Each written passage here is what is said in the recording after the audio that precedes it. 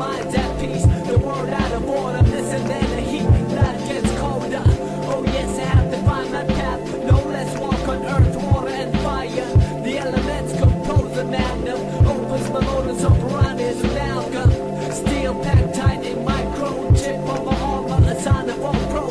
The ultimate reward is dining out of wars at odds with the times and wars with no lords. A freelancer, a battle cry of a hawk, make a dove fly and a tear dry. Wonder why a lone wolf don't run with the clan. Only trust instincts and be one with the plan. Some days, some nights, some live, some die in the way of the samurai. Some fight, some bleed, sun up, sun down, the sons of a battle cry. Some days, some nights, some live, some die in the name of the samurai. Some fight, some bleed, sun up, the sun down, the sons of a battle cry. A battle cry.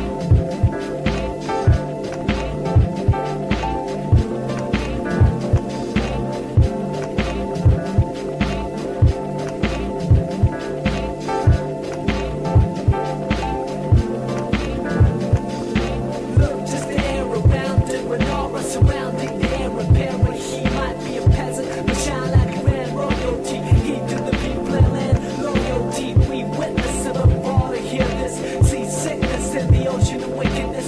Set sail to the sunset, no second guessing. Fall each down with the spirit of Wild West. The quote unquote cold stands a tester. Time for the chosen ones to find the best. Noble minds that never grace the face of hemisphere with the fear fly over the blue yonder, where the sky meets the sea and I meets no eye and boy meets world and became a man to serve the word to say the day, the night, and the girl too. Some days, some nights, some live, some die in the way of the samurai. Some fight, some bleed, sun up, the sun down, the sons of a battle cry. Some days, some nights, some live, some die in the name of the samurai. Some fight, some bleed, sun up, the sun down, the sons of a battle cry. A battle cry.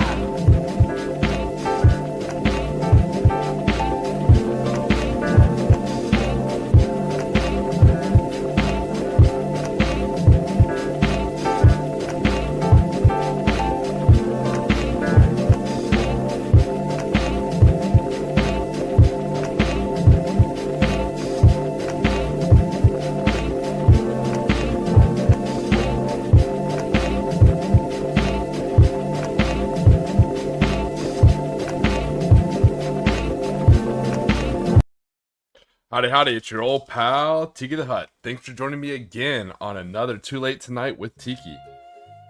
Alright, tonight on deck, we're building a American half-track. This is a M3A1. I think I was calling it M3 last stream. So it's a M3A1 half-track. It comes in the Island Assault starter kit. It's supposed to be for the Marines. I'm going to go ahead and build mine as a captured half-track, and I'm going to paint it for my IJ Army.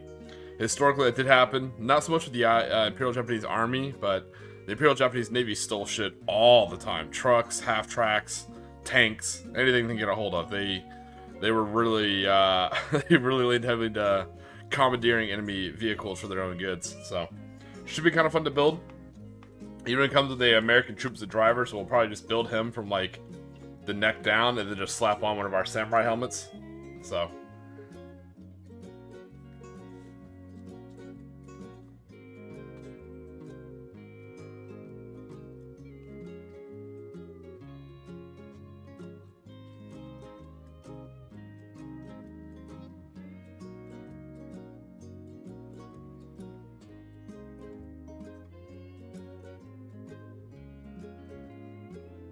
And the same thing for the machine gun emplacements. What we'll probably end up doing is just slapping on our Type 96 or Type 97 light machine guns from our sprue kits. The Imperial Japanese, they had a heavy machine gun, kind of. It was like a 12.7 millimeter. No, not really used that often. Their preferred medium machine gun, not for vehicles or something like that, but as far as fixed emplacement, was the Woodpecker, which was really, we'll go into why it was so useful maybe a little bit later on. But they also used a lot of these top loader mag fed, very similar to Belgian FN style early machine guns, very similar to like a Brin gun. They're Type 96 and Type 97s.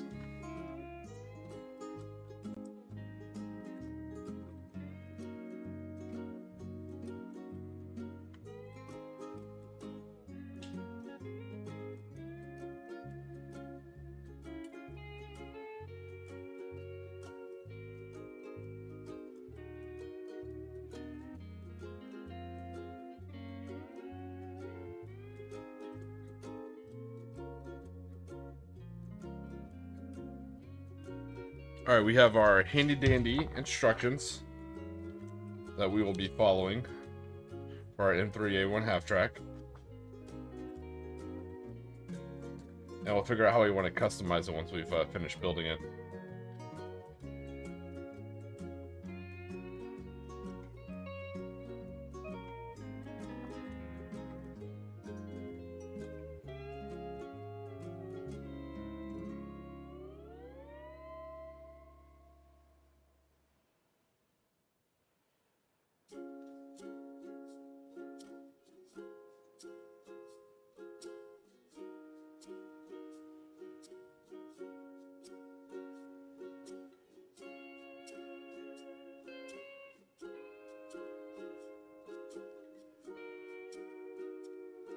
So I'm building this mostly for fun, just to kind of round out my army. Rules-wise, I was actually just having a discussion earlier in the day with Woodham, if you're familiar with him. Not to name drop or anything, but we were chatting about the current state of the IJA and the IJN in 3rd edition for bolt action. The Ho-Has, it's tough to use. I think it's because they have no, pardon me, it has no forward-facing weapon system. Like, if you look on this, you can see these ones. If you look here, you have your port, starboard, and rear-facing medium machine guns, but you also have that forward-facing possible heavy machine gun. The Ho-Ha has no forward-facing weaponry. Now, there is a full-tracked transport vehicle that if you pay the points to upgrade it, you can also put medium machine guns front and back on it, and that's super useful. But as far as the half-track goes, the Ho-Ha, it's more expensive than German handle mag and just less efficient. And the weapon's not facing anywhere, so. But it did lead me down the path to building, at least theory hammering. I had to finish building all my other Imperial Japanese armies. But there's another Imperial Japanese list I'm working on right now. It's based off like a, kind of a motor rifle unit. So right now it has a rifle platoon, a recce platoon, and a armored platoon. But I may kind of swap that up, seeing how I want to use it. I'm not quite sure yet.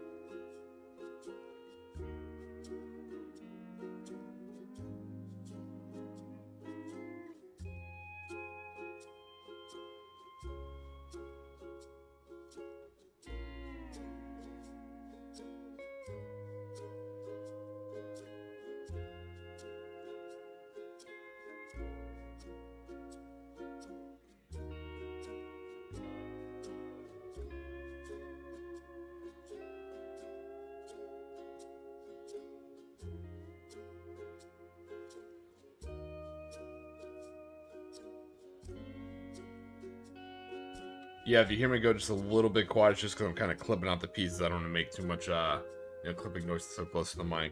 It's just the way I have my mic set up, so that's all it is.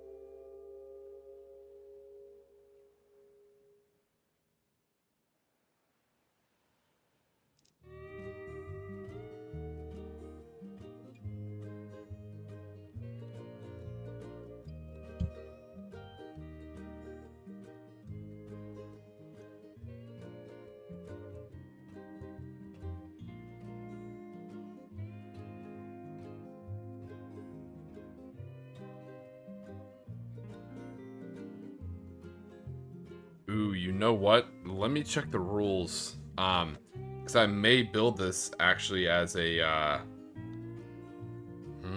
may build this as an actual hospital. I'm sorry, a mobile ambulance.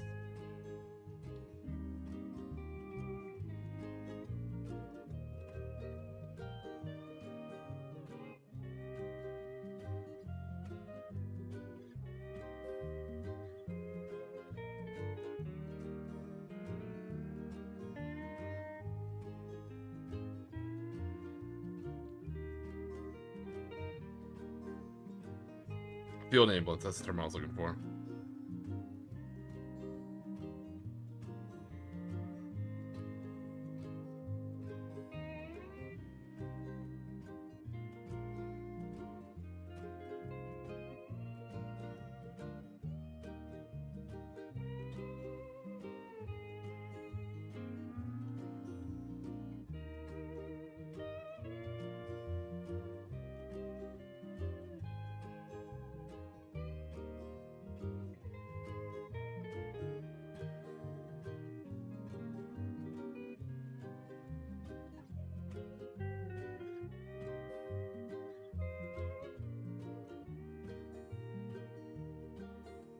I don't know if I want to do... Nah, I think I may just do it as a stock transport.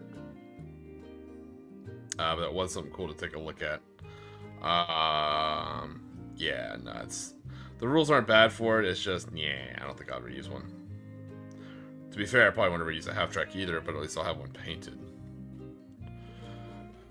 Which is always good, because even if you're not using a vehicle, I recommend actually building and painting them, because what you can do is you can use them as terrain or objectives for a tabletop, you know?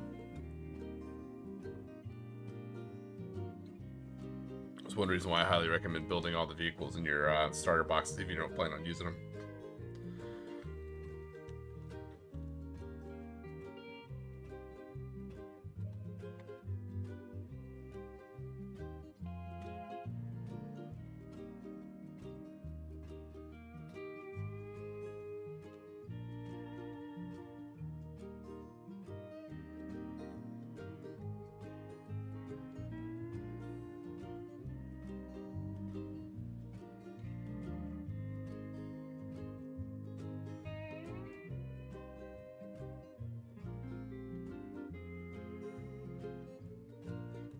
If anyone's actually ran a field ambulance, I'd love to hear about it.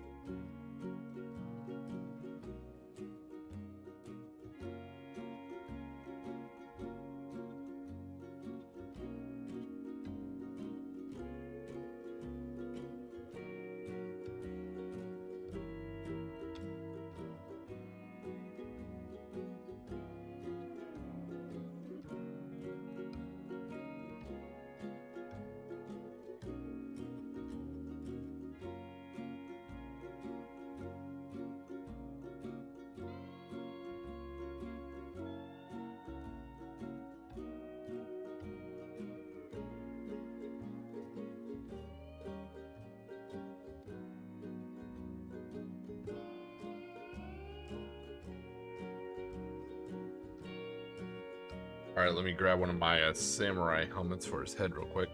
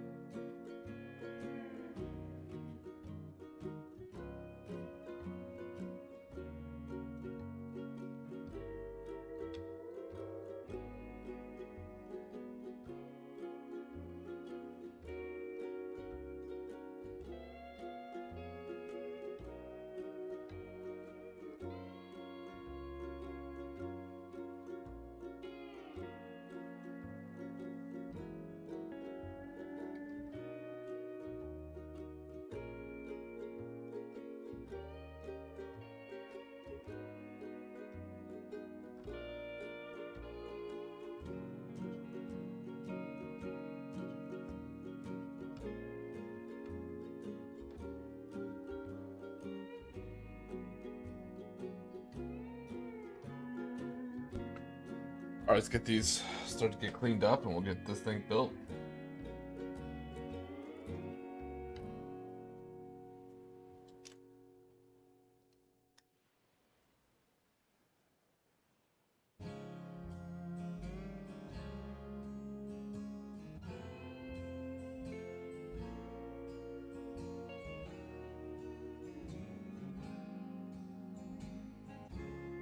So the new real Japanese list I'm working on, like I said, I'm kind of doing more of a almost like a motor rifle style construction. So I'm toying around with either being 2 rifle platoons and an armored platoon, or a rifle platoon, an armored platoon, and a recce platoon. So what gets me about the recce platoon is I plan on taking light trucks with Imperial Japanese. They only hold 7 people. So a regular light truck with a medium machine gun pintle mount is about 38 points. So unfortunately for the recce platoon, if your vehicle does not already, for the reconnaissance platoon, if your vehicles don't already have the recon rule, then all their vehicles, so every troop in a reconnaissance platoon must fit in an organic vehicle.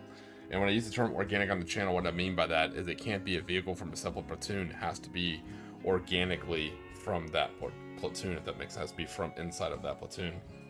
It's like if one rifle platoon has like 3 trucks, and your reconnaissance platoon only has 1 truck, but it has like 12 guys, and the truck only holds 7 people, you can't use one of the trucks from the rifle platoon. That would be inorganic transportation support. It has to be organic to the platoon, so it has to be a truck inside or a vehicle inside the reconnaissance platoon. So the only downside is, the cool side is any vehicle can get the the recon rule for for vehicles for the reconnaissance platoon. The downside is the vehicle doesn't naturally come with that. You have to pay 10 points. So it makes my cheap little $38 38 point light truck with machine guns into 48. But they do gain the reconnaissance rule, so you're like, not bad.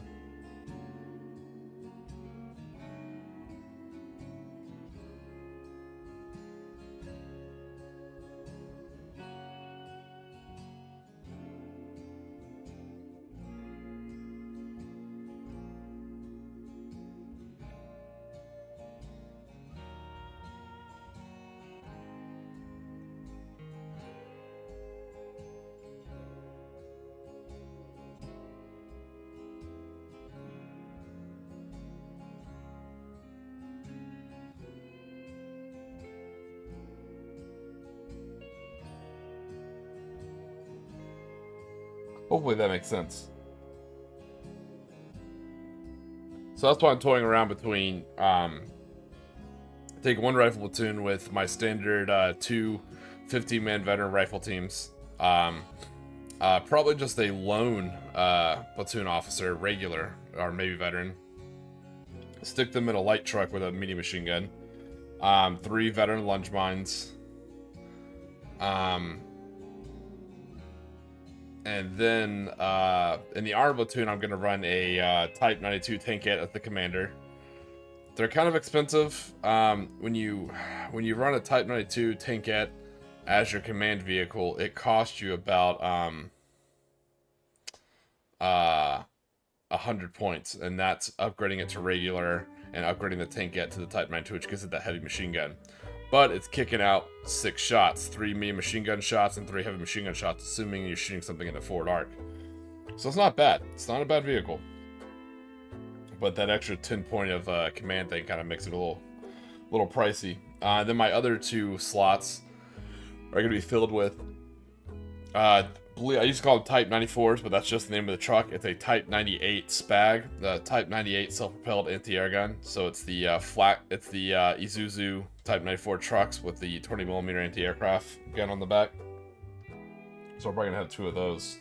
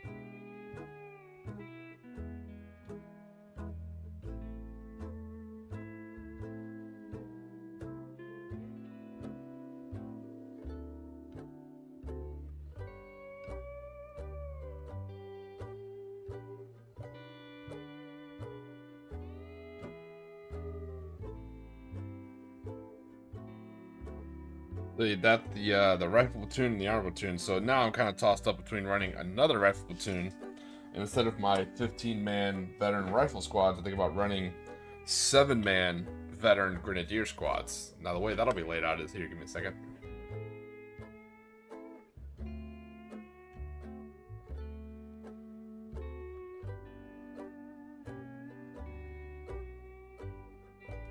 Sorry, I have some events planned for tomorrow outside, so I'll make sure I drink plenty of water tonight. So for the rifle platoon, I'm thinking building it as a grenadier squad, and making it a 7-man veteran. So that gives, and taking 3 light mortars. So that gives me 3 light mortars and, you know, a sergeant with a rifle basically. So as they're moving and shooting, they can either move and shoot their 3 light mortars, or if need be, they can put out 4 rifle shots. And they're still veterans, so if you try and charge them in close combat, understanding close combat isn't the same that the second edition was, but you still have 7 veterans that you have to that you literally have to fight to the death. So not a bad gig. I may run it like that. Same thing, a singular. Actually, I may end up running the platoon commanders as 2 guys, the officer and the senior NCO. Just run them both with SMGs and just keep them in the trucks.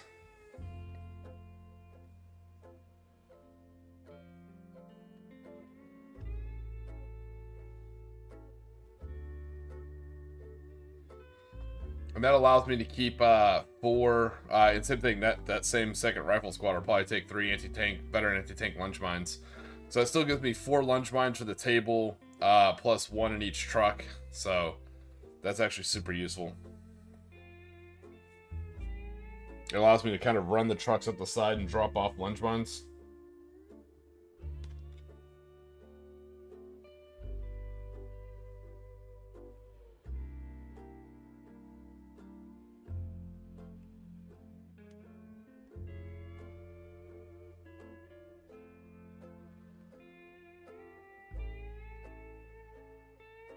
And the reason why I have such a low officer count is I generally just use them as moto surfing. They just stay in the trucks with the mini machine guns. Now again, mini machine guns in a truck is nowhere near as good as it was in second edition. You're only getting 3 shots. That's unfortunate, right? You're only getting 3 shots, but that's still more than you would get with an SG, you know, unless you had 2 guys within range.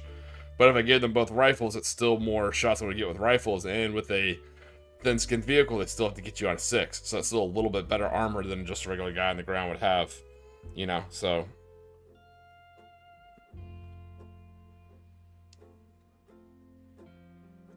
And overall, that list would give me 2 50-man veteran rifle squads, 2 7-man veteran grenadier squads, 2 separate 2-man veteran leadership teams with SMGs, 6 veteran lunge mines,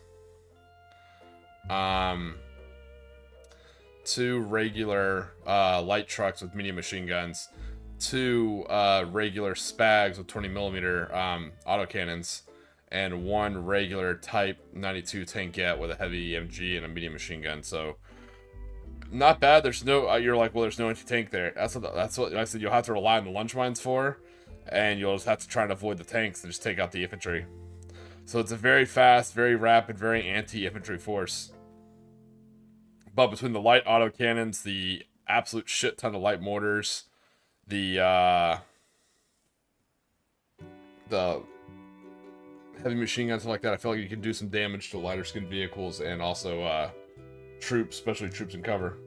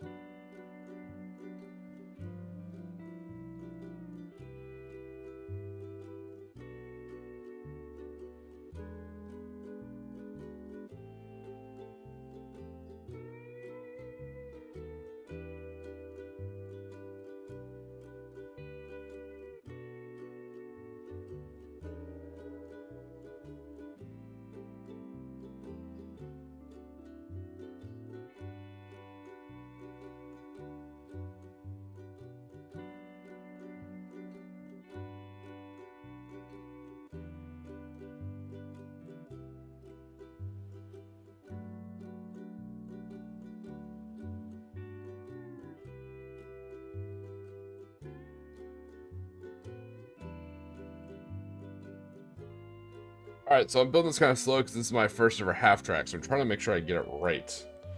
They don't look very intuitive to build, to be honest. So I'm trying to make sure I built this thing right. It did come with instructions, but like I said, they're not super... They're not bad, but they're not super intuitive.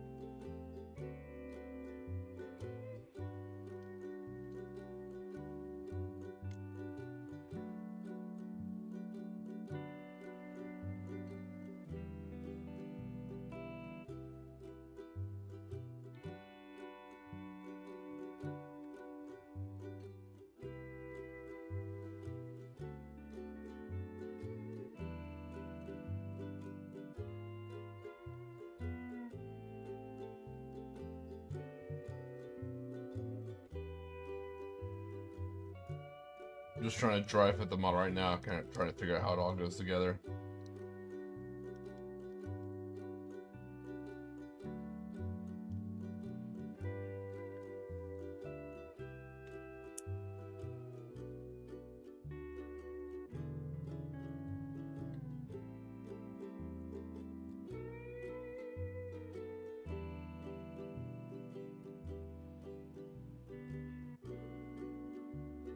So I haven't heard any horror stories about this model kit, not like the Some of the German armored cars, I hear absolute horror stories about building those. I'm not looking forward to building any of those, but I think I have some.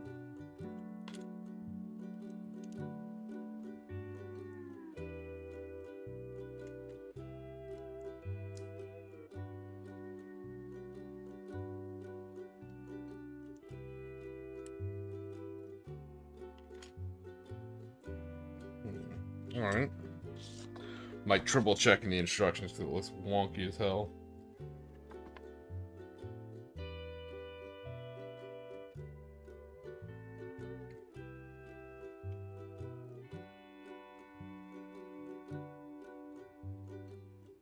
No, that's how they want you to build it. Alright, alright. That's why I always recommend dry fitting.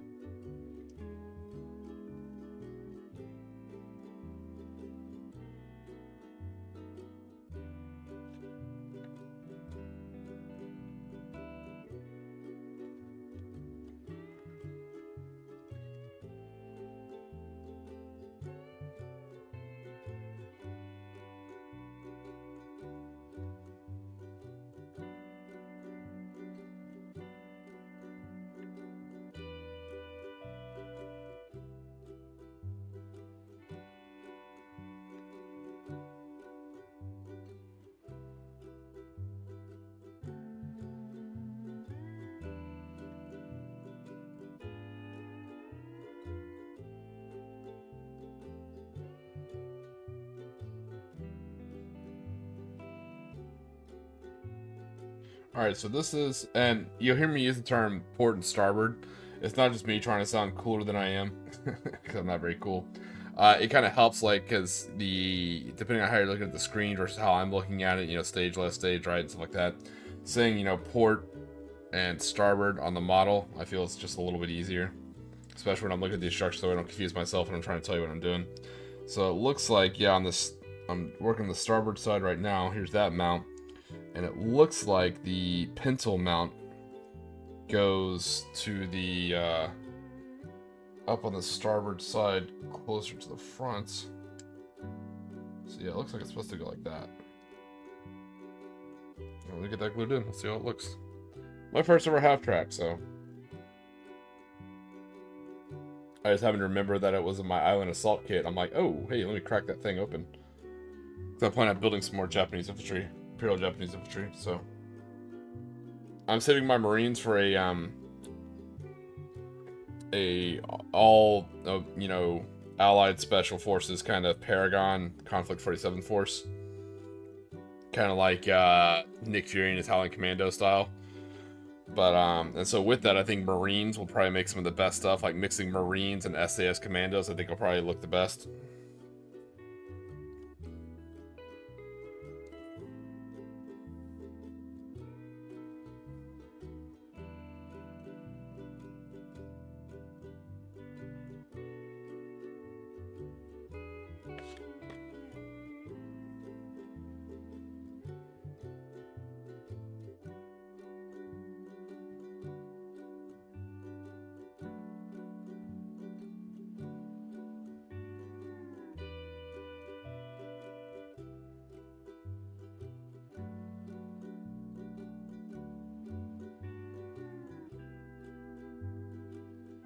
I think I'm going to have some fun. I think on these pintle mounts, instead of mounting my Type 96 light/mini machine guns on there for the Imperial Japanese, I think in those pintle mounts, I think this will be where I'll mount some samurai style flags. Kind of make it look like a leadership, like a command half track, like a communications, like a C2, I guess, a command and control style half track. There you go. Yeah, that's a good idea. I was thinking about making it look like a medical one, but I think that's cooler. If I do it like a C2 command and control style half track. Oh, maybe. Oh, yeah. I think I'm gonna pull a radio antenna off one of my Chiha kits and put like a radio antenna on this thing and make it literally look like a command vehicle. Because I probably won't ever use it as an actual HOHA, as an actual half track in the game. So I think it would make a great piece of terrain, you know, when you have to like put a bomb on the enemy's command point or something like that in some of the different scenarios. You know, instead of having a certain point you just drop a bomb on, or having just like a circle put down, because I think that ruins the aesthetic and ruins like the immersion. I think I'll literally just have this vehicle and it could be like a little command vehicle. Okay, yeah, that's really cool. Awesome, awesome, awesome, awesome. See, while you're building this stuff, you can just sit here and kind of think about stuff, and it kind of allows you to come up organically with ideas.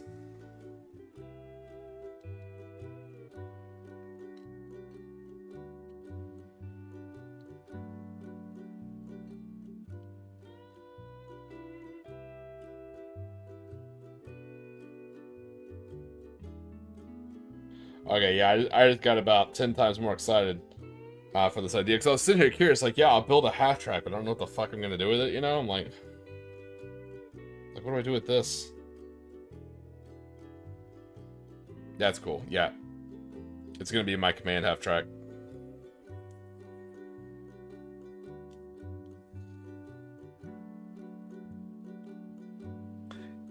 Yeah, because if you look right here, turn this down a little bit.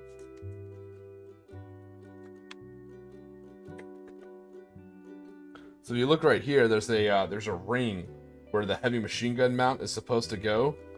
So I think where that is, I think that's where I'm going to put the Chiha radio antenna, because it's a circular one, like a hula loop. Oh yeah, I think that's going to be actually pretty damn cool.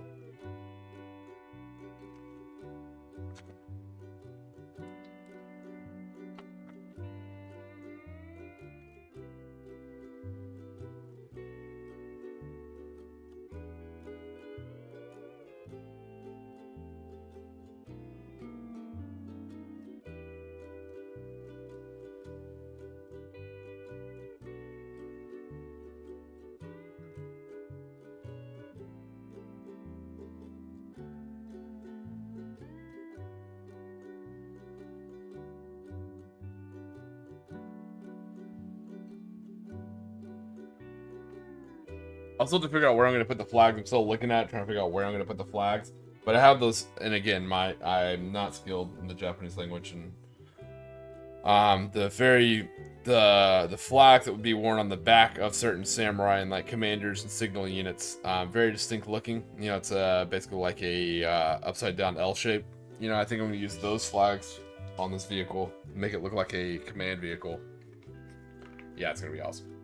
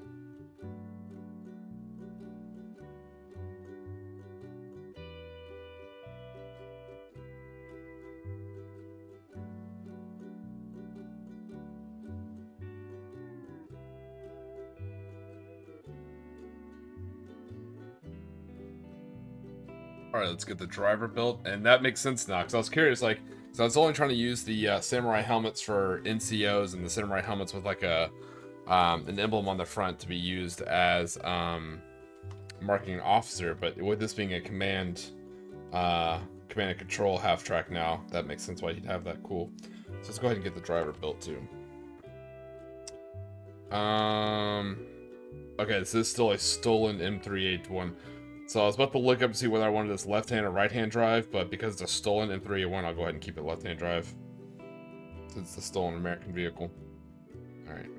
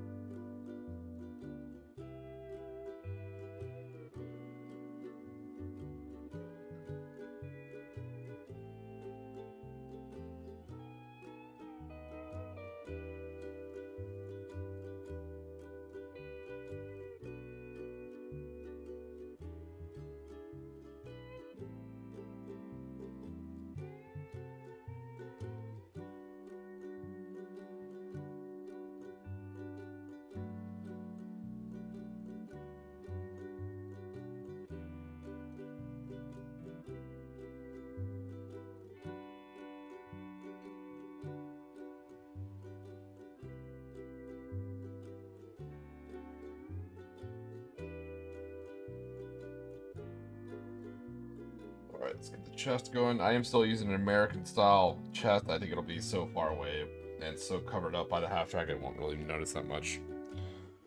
It's actually kind of fun because I'm planning out my special naval landing force. Show the book I'm reading. It's the special naval landing force. What do I call it? Sorry, I have some models covering, so it's hard to read. The Illustrated Encyclopedia, that's the term I was looking for, by Officer Dachi, a young Canadian author. Really good. I'm enjoying the book so far, learning a lot. Very similar to how Bolt Action is kind of more Hollywood than historical based. I know a lot of people don't like that, so people get upset about that. You know, kind of like a Rivet Counter way. But I've always felt Bolt Action is much more Hollywood style. And I don't think there's anything wrong with that. But you see how German, a lot of people paint their Germans either historical or the Hollywood gray. There's even a Hollywood Tiger kit. There's a lot of Oddball, Fury, all nods to great Hollywood stuff of that nature. And some of the rules sometimes mirror how units were portrayed in film. So same thing here, I think, with the Special Naval Landing Force. They're doing it 100% realistic, which, if I was doing it realistic, where my Imperial Japanese Army have khaki uniforms, I would do my Special Naval Landing Force in tropical green uniforms. But instead, I plan on doing them in their blue uniforms. They didn't wear very often. Sometimes they wore it. Particularly like way early in the war, like in the late 20s, early 30s, and a few other occasions. But I want them to look distinctly different from my Imperial Japanese Army, so I'm going to give them their blue uniforms. They're most be wearing blue, what we now call soft caps. There is North Star Miniatures has some Imperial Japanese Sailor metal miniatures in 28mm, so I made a couple of those riflemen to kind of put in disperse amongst the rifleman ranks to kind of make them look a little bit different. And but to build the majority of them, I'm really excited about this. Wargame Atlantics, I was taking a look at it. Their World War I Russian infantry box looks perfect because the officers actually have what almost look more like cavalry sabers, which makes sense for Russians and Cossacks and things of that nature. But Imperial Japanese officers didn't always carry katanas. Some did, especially officers who were 100% dedicated to the Special Naval Landing Force. the original naval landing force could be comprised of, so at the very beginning, just like because they took inspiration from the Royal Navy, they had dedicated Marines on vessels. I'm talking this like super early 1900s, right? Then they realized that's a little unsustainable, so then they just made naval landing forces, and they would dual train their sailors, you know, certain sailors from certain divisions on board a vessel, you know, for like engineering, from the deck, from, you know, steward, and a couple other departments. Every department would cough up a couple riflemen to form a naval landing force. Very similar to what the Americans did. A lot of people don't know this. Americans actually had TO&Es for naval rifle, I guess you would call them companies? Yeah, naval rifle companies. Where, you know, a destroyer could put out so many, you know, riflemen, and if you had a fleet, you could put out a larger amount. It's really cool. There's a video on it. I'll link it when I finish the stream. But the Imperial Japanese had naval landing forces. They're comprised of sailors, and no one wanted to do that shit because it's extremely dangerous. You know, it's very tough. They'd much rather be on a ship where they can get a hot meal, a safe bunk. No one wanted to do that. So then they realized, okay, we may need a dedicated special naval landing force. You know, because the Army, the Imperial Japanese Army is a huge rival with the Imperial Japanese Navy, and they're not about to help them out with protecting their ports and, you know, some islands. Imperial Japanese Army was generally busy at that time. This is like late 20s, early 30s in Manchuria and mainland China. The Imperial Japanese Navy was like, fine, the landing forces aren't good enough. We need specialized naval landing force, like 100% dedicated ground fighting troops that belong to the Navy. So they started opening a certain school. So part of their naval gunnery school, one of the courses you could take was land warfare. And so what's funny is a lot of the Imperial Japanese Navy sailors who went into that program, they were ones who did not want to do the Army. And so a lot of them were a lot older too. I'm talking like they were enlisted in their late 30s or early 30s. So you kind of run into something similar where the Americans were using that, the old treachery unit, you know, where old Asian treachery will beat, you know, young, brave. So you have some older people who fight a little bit smarter, and some of these NCOs and officers, there are some officers who went into the Imperial Navy and fully went the land warfare route and specialized as Special Naval Landing Force from the very beginning and became officers. So some of them still actually wore katanas. That's where I was getting to from this. But a lot of the other officers were basically just yanked off an open line billet from the Imperial Japanese Navy and thrown into commanding naval landing forces or special naval landing forces. They generally maintain their naval saber. So you'll see them in uniform, and they'll actually have a saber instead of a katana. It's not a fuck up, it's not wrong. It's just difference between the Imperial Japanese Navy and the Imperial Japanese Army.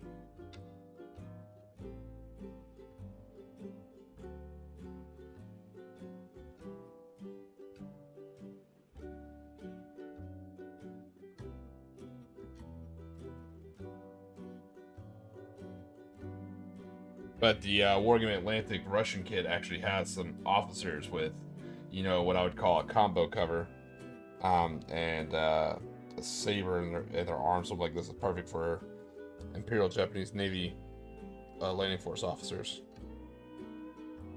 All right, so all we're doing is we just glued the legs, the body, the arms, and the steering wheel. Alright, so now we're going to add our very first piece that makes this different from the straight instructions for the M3A1 half-track. It's not much. We're putting on our samurai helmets. These samurai helmets do come from Warlord Games. They are produced in the, or they can be found in the Pike and Shot samurai box. They are 28mm. I like using them for my non-commissioned officers. tank commanders and such, and then my officers also have the samurai helmets, but they generally have a device on the front. And I plan on having like one device for infantry commanders and one device, helmet device for armor commanders.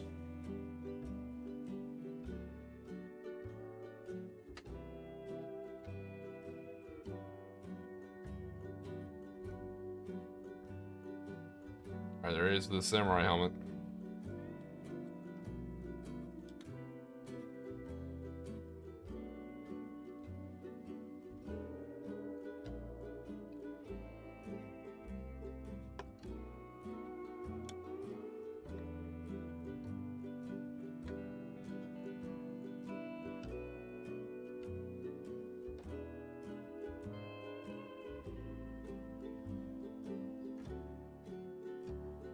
Alright, next we're moving on to the chassis. So this is kind of the top part. We have our seats and we have our driver. Now let's cut out our chassis.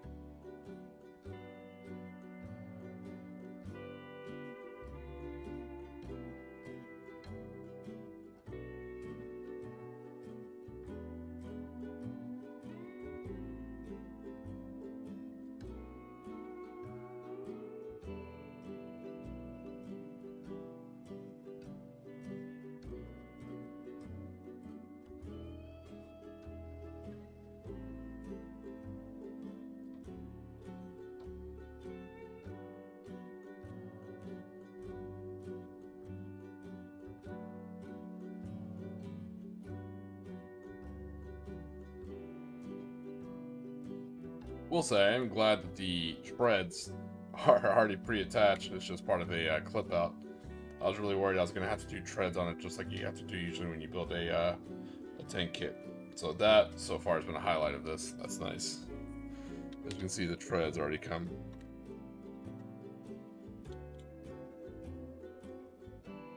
Treads already come ready, which is nice. Anyways, ever tried to build a tank kit where you had to like put the treads on, knows it's kind of a pain in the ass. A lot of dry fitting. If you don't want to be upset later.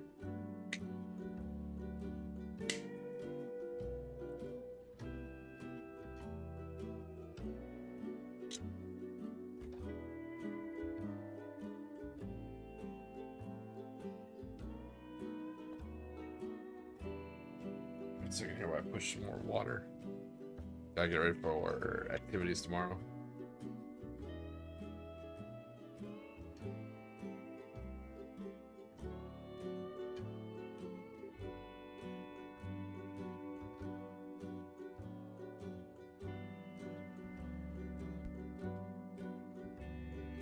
All right.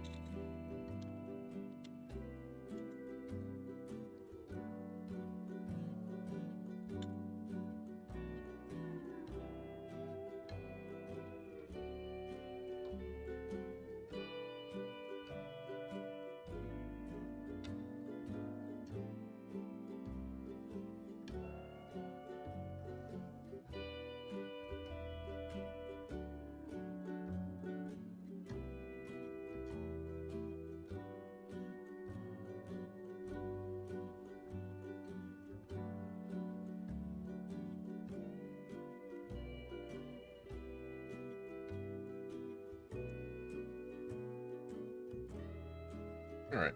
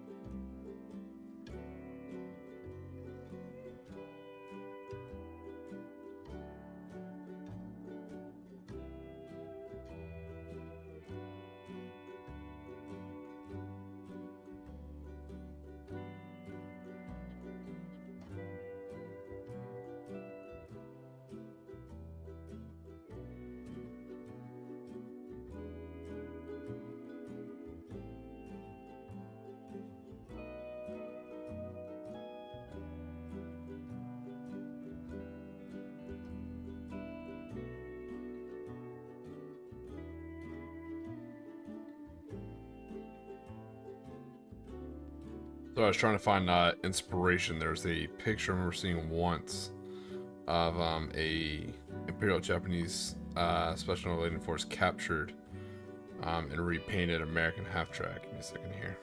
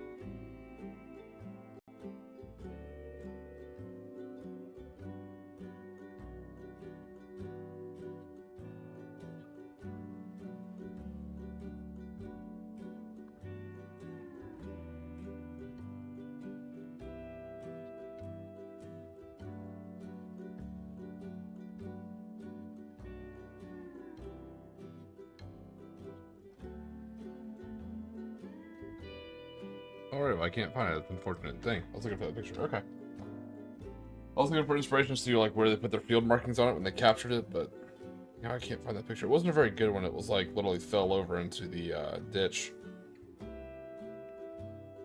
But it would have been nice to see.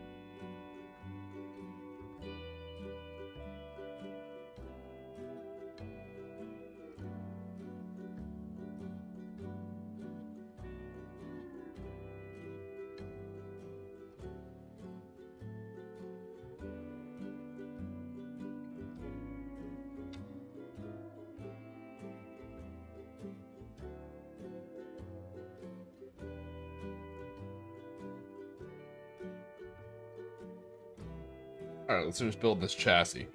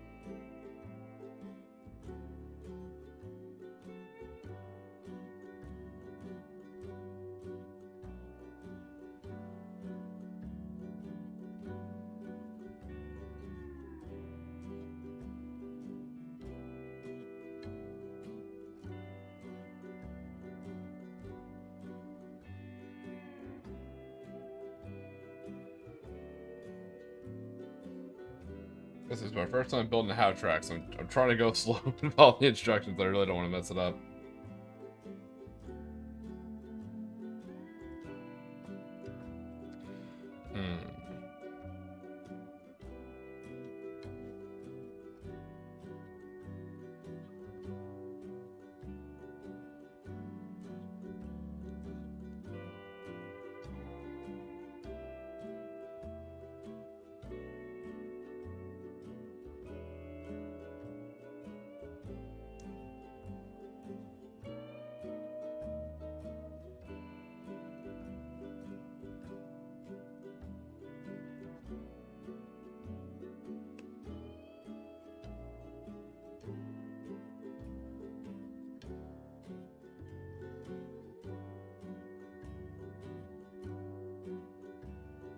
Oh, that actually went in very nicely. Nice. Now we're doing the wheels first, and we'll do the treads. Give that a second, let that dry a little bit.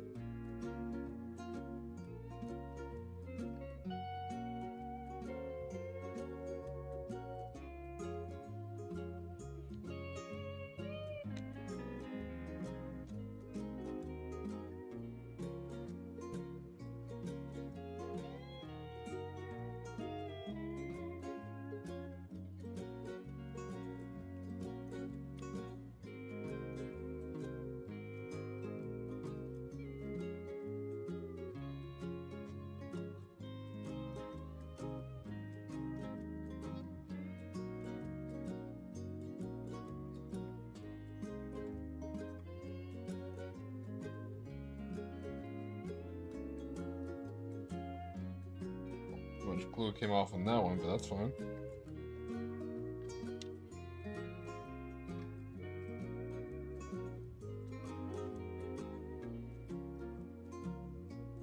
All right, we are wheeling and dealing. Let that set for a little bit, then we'll pop on the treads. We're ready for the third stage where we put the top part on the actual chassis. Then we started adding in firewall for the engine, the dash, the back door, all that kind of fun stuff. And then we'll put in the hood, the doors, radiator, all that kind of things. So yeah, it's actually going together a little bit easier than I thought. I couldn't remember if I heard good or bad things about it. Now I think about it, I don't think I really heard anything about it, which is okay too.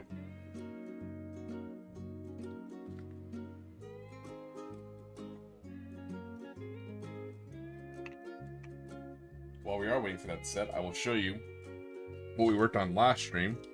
We did some trash bashing.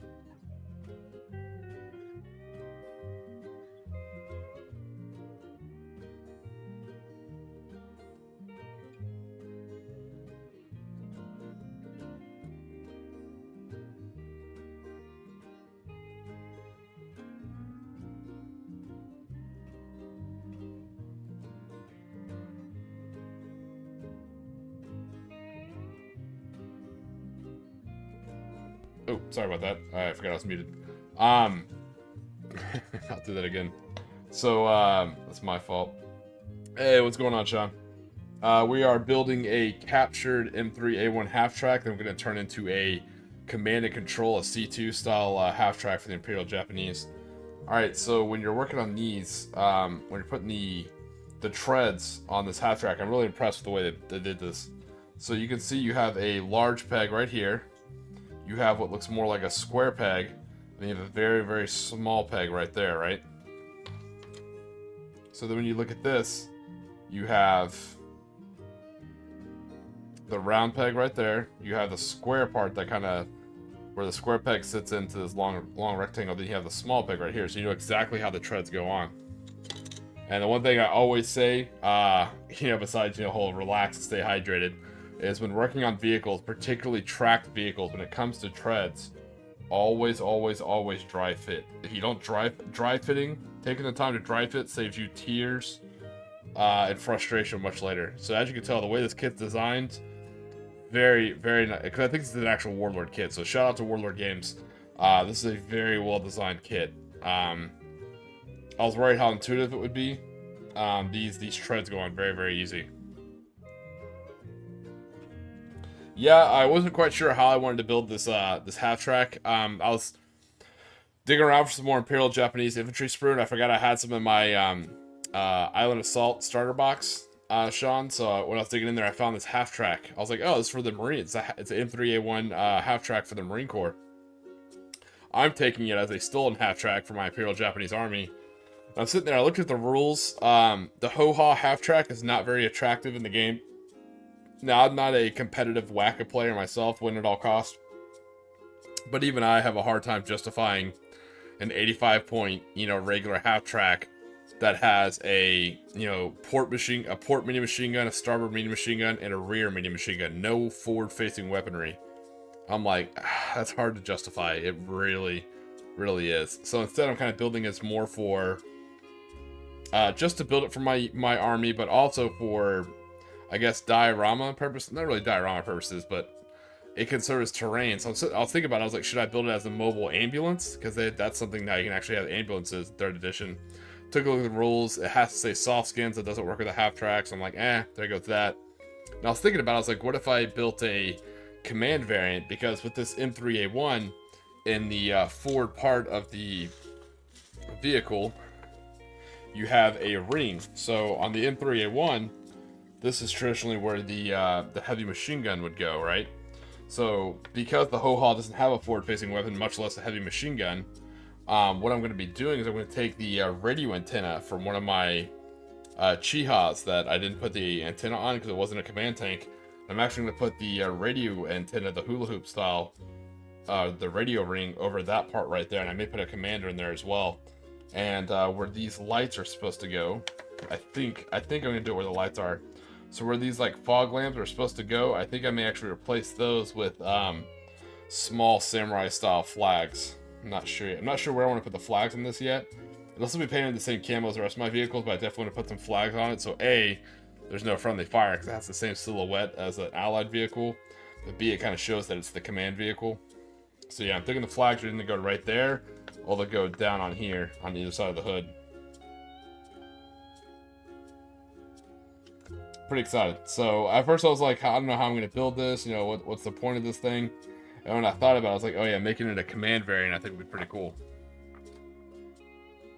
It'll make a great thing for terrain as well, because it can be kind of like a mobile command bunker or something like that. So it could be a good piece of terrain where, defend or have enemy infantry capture it, because it's a disabled command half track, could have intel and stuff like that in it.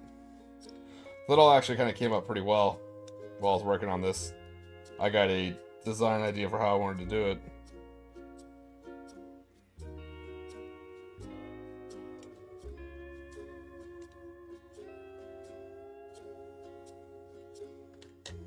Now that's strange. On this side, that square part is actually filled in. So you can see there's the 2 holes on either side. So this is the right side. The other side's blank, and that's fine. But on this side, that square part's actually filled in. I wonder if that's a misprint or a mistake. Interesting. Let me kind of carve that out a little bit.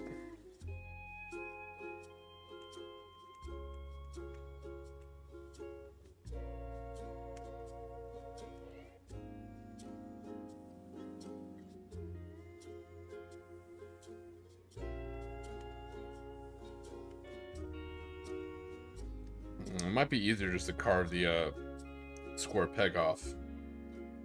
This is why I always dry fit. I probably wouldn't have noticed that if I glued it and put it on. I'd been like, what the hell? Why isn't it working?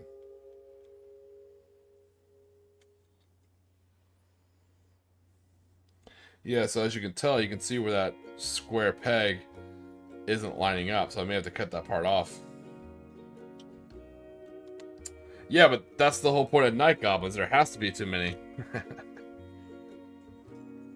Oh, do you have any goblins riding spiders?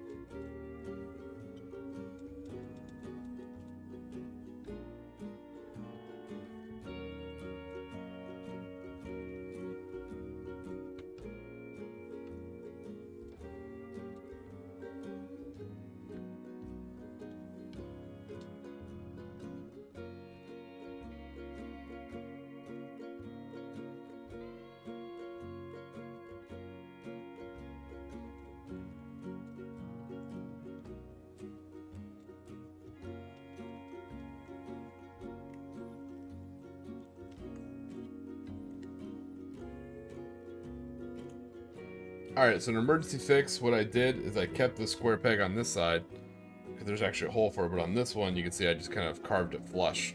So we'll see how that works. The port side's fine, so when you dry fit the port side back in, yeah. Port side, driver side, whatever you want to say. It's hard saying driver side because, you know, vehicles from different countries aren't necessarily left-hand drive, so I will stick with port and starboard. Oh, yeah. So it's not as nice of a dry fit, it's a little bit more wobbly, so I'll definitely have to use glue. You can see the right one's secure, but the left one's a little bit more wobbly. But it does fit, so that's good. We get these tracks in. So, again, lesson learned. I always say it, and I'm glad I did it. Followed my own advice for once. Dry fit. Always, for these vehicles, always dry fit before you glue. I promise you it's worth the extra time. I've never been upset that I took the time to dry fit. But there have been times I've been upset that I didn't take the time to dry fit.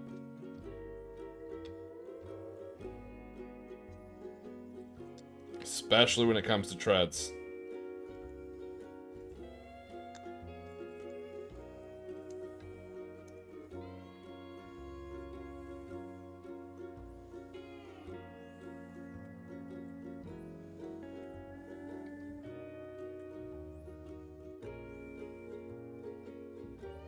Oh, okay, nice. Yeah, I wasn't sure if the night goblins were also road spiders or not. Like if they had their own like special spiders or not.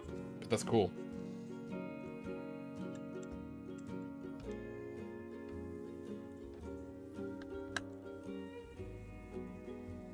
Yeah, man, just relaxing. Cause I was sitting here, I wanted to build this kit, you know, because I saw it yesterday and we talked about it.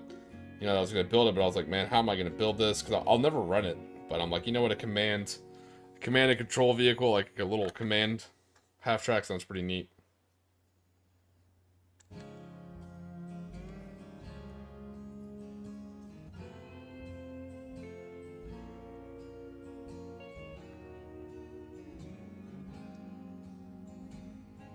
Because that way it can double as a nice piece of terrain.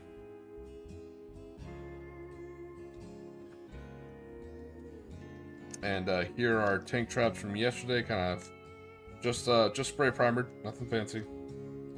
So I hit these boys with a chaos black spray primer. So you can see scale wise they're kind of perfect, so that's nice. Yeah, those are our trash bashed tank traps from yesterday.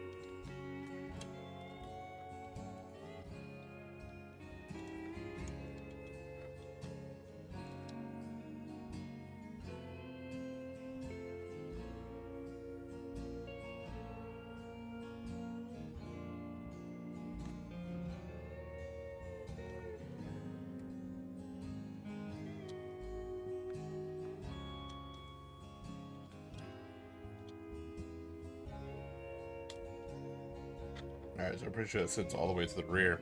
It's kind of almost looking more like a fire truck at this point.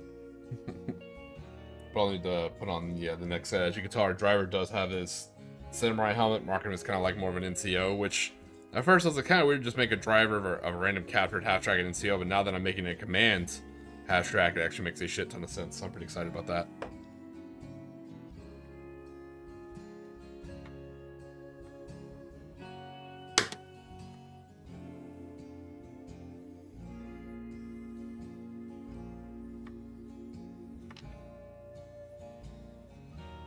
I may end up, if there's room and if it's covered enough, I'll have to see how it looks when it's built. I may end up putting another guy in that ring turret up top and having it be an officer. That may be kind of cool. All right, let me take a look at what else needs for the next step.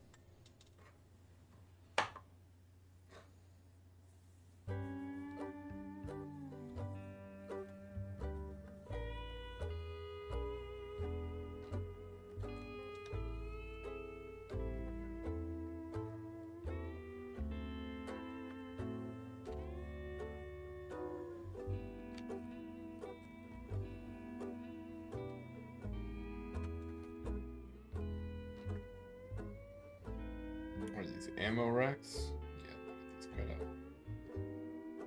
4 ammo racks and the back door.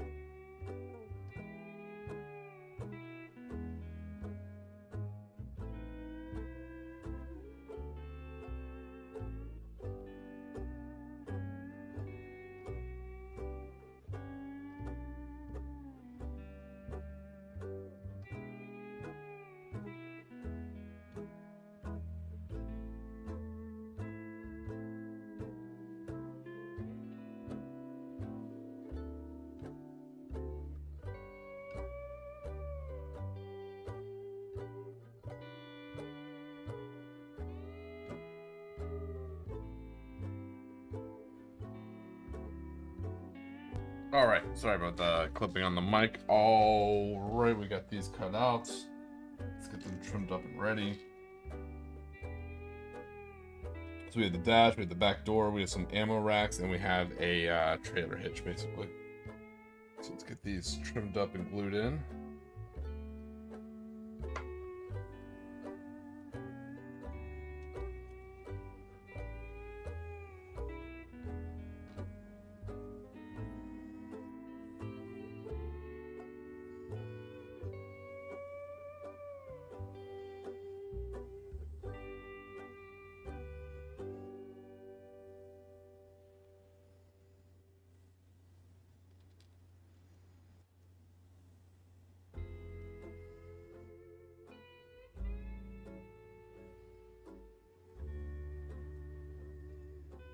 So once I get this built, I'll definitely put it in order for the Oregon Atlantic Russian Infantry, so I can get started on my Special Naval Landing Force.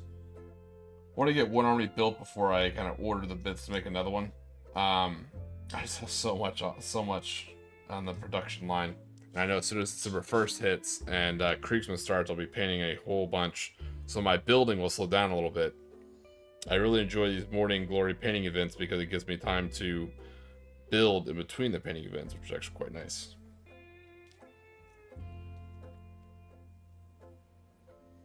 Hoping for the building event to have 7 Chihas, 2 Kamis, a Hago. So those are all tanks. This C2 half-track, hopefully 2 Scorpion light walkers and a Locust medium walker.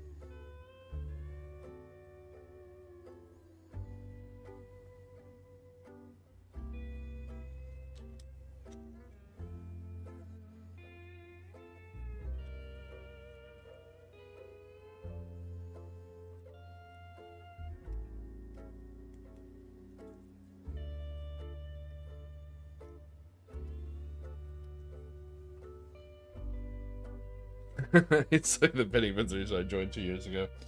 That totally makes sense for me. I get it. No, it's a great sense of community accomplishment. So I jumped around. So when I first joined, I had the last army built, 'cause I got rid of my Imperial Guard a while ago. I had some Gene Stealer Cult that I never fully built, and I think I gave them away to, who did I give them away to? I think Bob the Gene Stealer, so I sent him to. I sold him to him, actually. So first contest I ran with the Gene Stealer Cult. Second time, or the most recent contest we had, Trooping the Colors, I ran with the Heretics, because I finally built a 10-man Chaos Legionnaire Chaos Space Marine kill team. I built it out of a tactical Space Marine box for Red Corsairs. So now I basically hang out with. Now I actually paint for the Heretic and Renegade faction.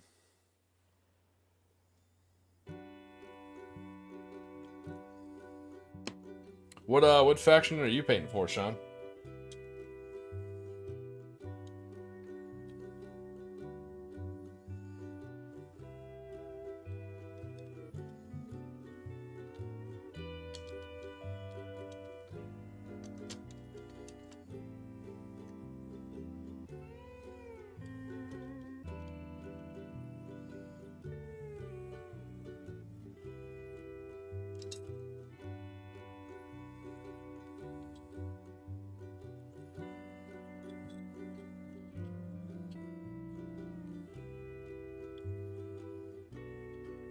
Oh no. I made a mistake. Sorry, I gotta fix that.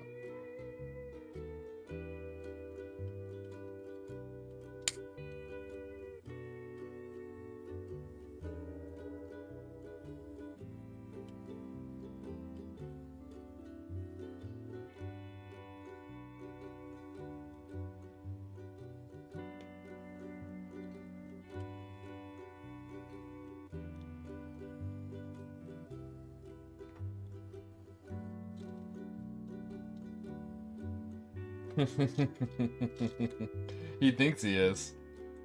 He's too busy getting all his other Gary Stews in line.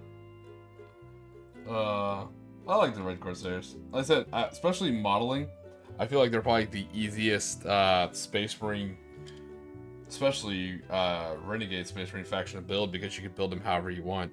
You can mix Chaos bits, Loyalist bits. You can grab Horus Heresy 30k bits, old Tactical Marine, anything Firstborn, and you're basically in the ballpark. So that's why I tell you, if you have a bunch of like leftover Firstborn stuff, they ever get rid of them, just build a Chaos faction Red Corsair, should be perfectly fine. Because you can, like I said, my guys even have Loyalist plasma weaponry, so that's what they steal more often.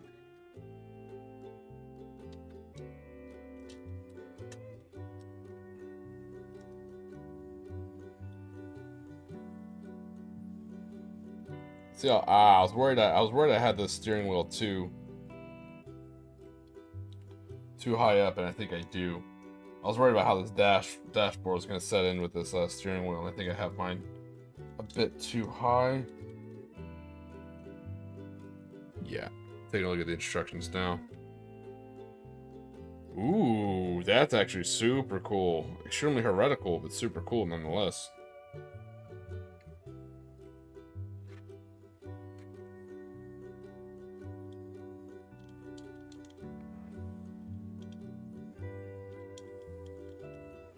Yeah, they're gonna have to break his arms off and redo it. So I did dry fit. I did follow the instructions, but the steering wheel is just too high up, I guess. So what I'm gonna have to do is break his arms and steering wheel off and set him down much lower.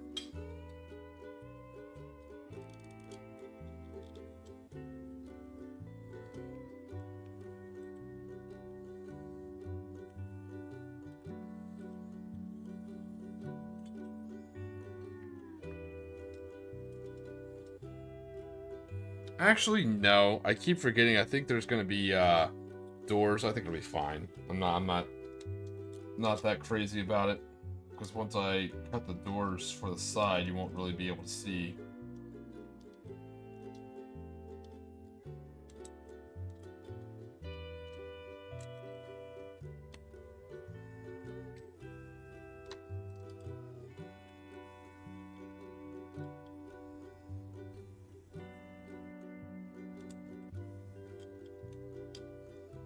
Yeah, I think it'll just be like a little mistake I'll always have and just be like, eh. Their arms. Wait, he's like, hey, where's my money? Where's my money? You got you got money for spaceships? Where's my money? You owe me money. Where's my tithe? No, I actually just turned some friends on because they were wanting to get into 40K, and they tried to start with Horus Heresy. They said it was too long and drawn out. I'm like, I could see that. I told them maybe start with Eisenhorn, but they said they wanted to see more Space Marine stuff because of Space Marine 2. So I started them on books in the Badab War. I'm like, if you want like a good Space Marine story and you don't want Horus Heresy, you know, then I would go with Badab War. And right now they're really enjoying it. One guy's like, hey, I really like these Mantis Warriors, and I don't have the heart to tell him what happens to the Mantis Warriors. I'm like, ooh.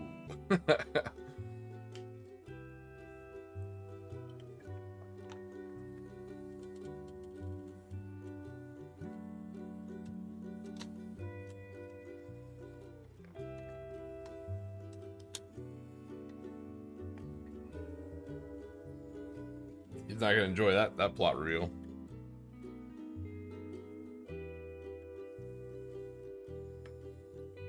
One was like, hey, there's still astral claws. I was like, kind of. They're kind of still around, but not really.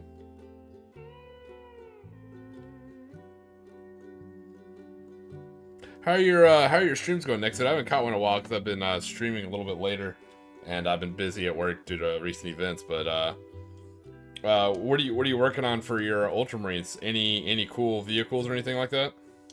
Oh, actually, well, I have you here next vid. I'd love to get your opinion on Space Marine Outriders. How do you feel about that? How do you feel about making the jump from Space Marine Bikers to Outriders?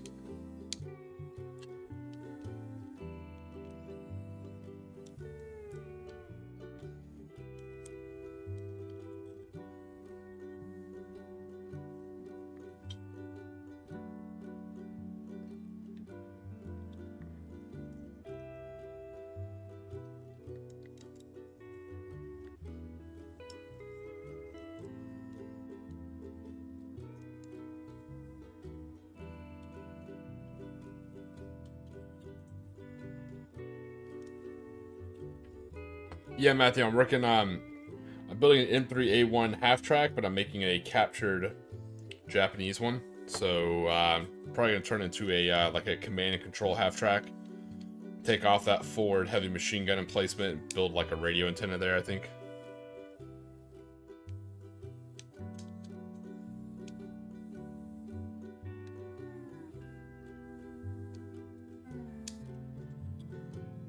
Now, so here's my question. Are land speeders completely out of the lore now? Like, I was curious, did land speeders only go to scout companies, or are they just like completely gone now?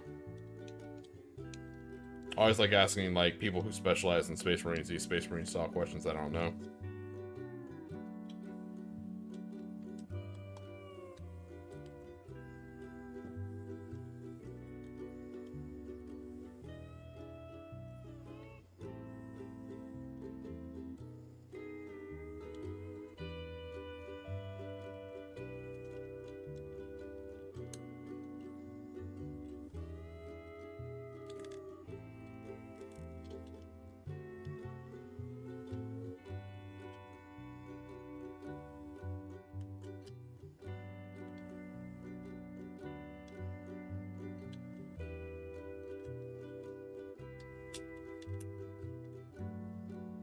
So what I'm doing off camera is I'm fiddling with this damn steering wheel. Because when I glued it, I followed the instruction, I held it like right in front of him, but apparently it's like supposed to be a hell of a lot lower. I wasn't really on the instructions, but there we go. Alright, so I got the steering wheel out of his hands.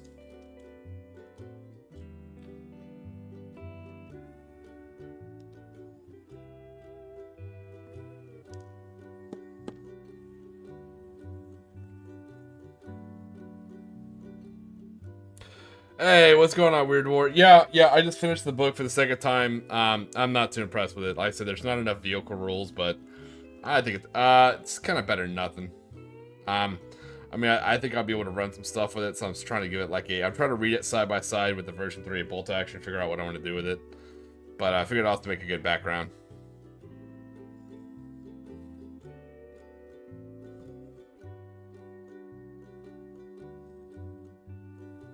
Yeah, and you can't see the full cover of the book, guys, but it actually does have. It has multiple vehicles on the cover. It has like native canoes and a seaplane, and there's no rules for it. So,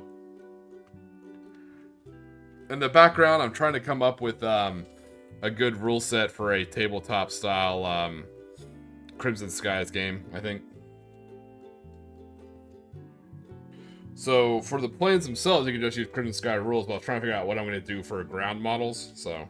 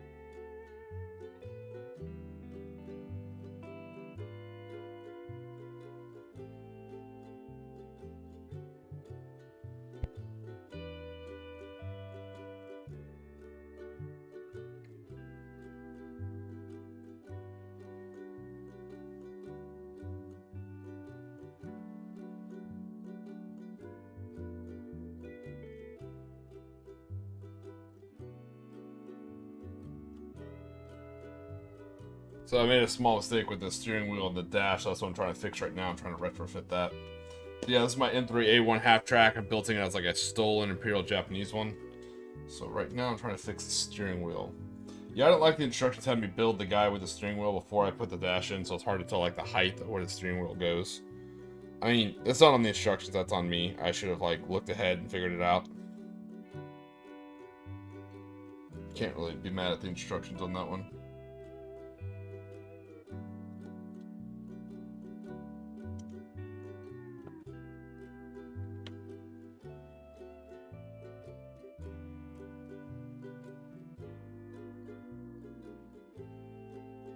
No worries.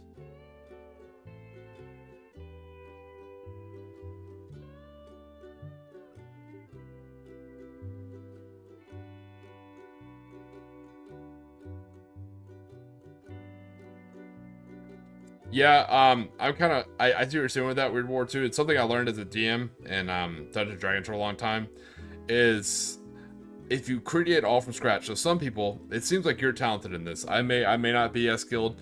So I feel like sometimes when you make your own rules from scratch, a lot of times your bias can seep in sometimes, and sometimes you'll make a lot of shit OP. And sometimes it kind of gives that smell of DM NPC, if you know that term, you know, Dungeon Masters and non-playable character style thing. It can lead to Gary Stews and Mary Stews. Sometimes, some people who are mature, that doesn't happen, but, you know, for your first time making tabletop rules, sometimes it can be a bit wonky. So what I do, what I find works, is I like to, just like you see this pulp book right here, I like to collect as many tabletop, you know, tactical games or RPGs I find mechanics that I like, and I keep those rules. So when I want to kind of design something on my own, I have books I can go back to, and like a good Red Corsair, next vid, I can steal. I can take things and, you know, it's kind of like my model, just kitbash these rules together and come up with a good game. Because that's how I did my, what I think is very well, it's one of the few things I think I did well, is my naval combat rules for Dungeons & Dragons. I really redid the naval combat rules for Dungeons & Dragons 5th edition. It worked extremely well. It saved the Salt Marsh campaign setting.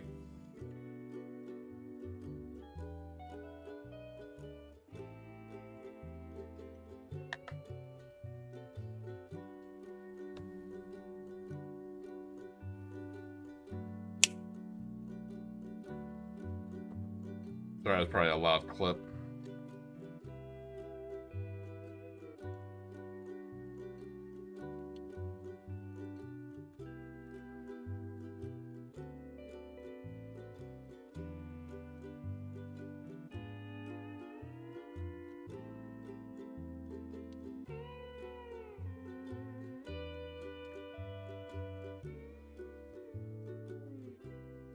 Alright, yeah, having to redo this whole steering wheel with the damn dashboard really kind of set me back a little bit, but that's alright. That is the adventures and fun of kit bashing. Sometimes it does not go the way you expect. And you have to improvise, adapt, and overcome.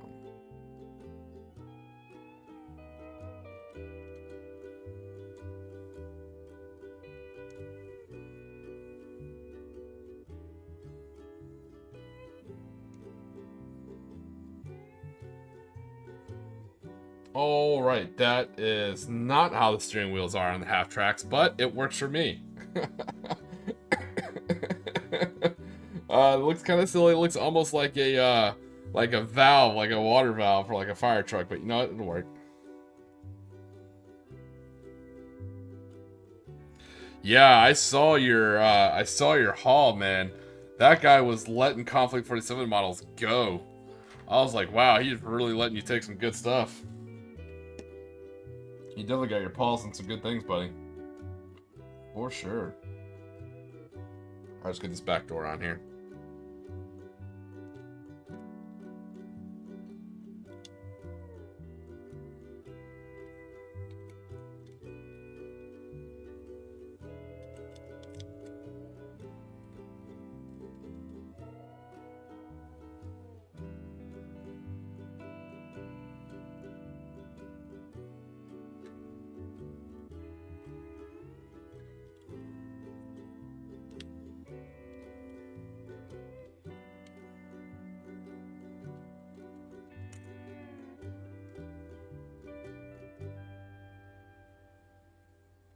Oh, thanks, man. Way too kind, but thanks, man. I appreciate it.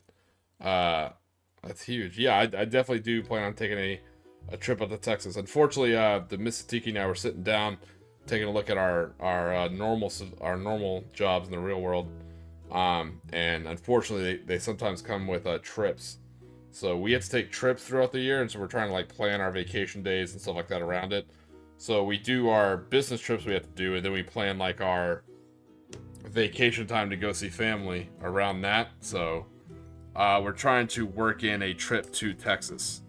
So when I do that, I don't know if I'll go all the way out to Austin. I may offer to meet you halfway if that's cool with you, Weird. I've been to Austin a couple times. Not my favorite city, but you know, also it's a kind of a long drive to go all the way out to Austin. But I'll probably meet you halfway if that's cool. And we can meet up and do some wargaming. Swap some models, because I think I got some models for you. I have a, I'm working on a custom Tiki the Hut model for you and some other stuff that I think you'll like. Like some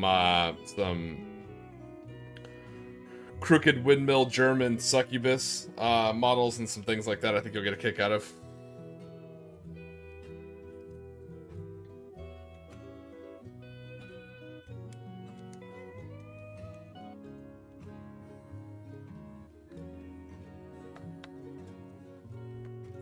Yeah, Austin's a fun town, but yeah, you ain't kidding.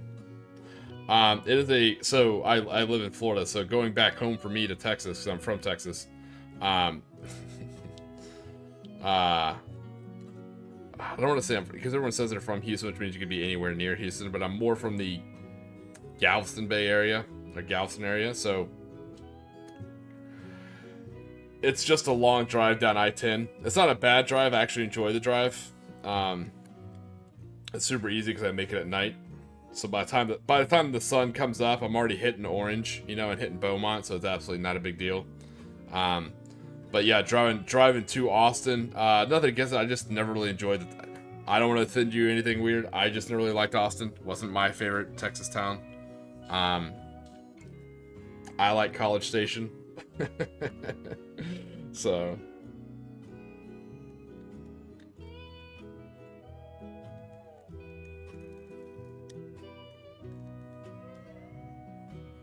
I mean, who doesn't like 6th Street, of course, but, you know, not really my thing anymore. Like I said, when I visit, I'll definitely be hitting the Hill Country. So I want to go see the World War II Museum. I went there as a kid, and they did a great reenactment, so now I want to go now as an adult. You know, the Nimitz Museum and stuff like that. Maybe go hit some of the vineyards. I usually always went, when I made my trips to Texas, it was to see family and, of course, to go to the Texas Renaissance Festival. But we haven't been to that in a while. Still fun, but not gonna lie, once Dead Bob kind of passed away, I didn't go to the Texas Renaissance Festival as much. It's still fun.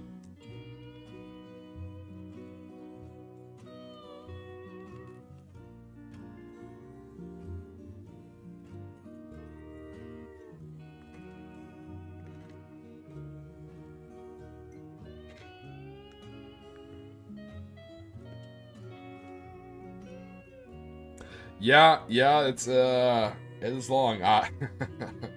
I've had to make the drive from,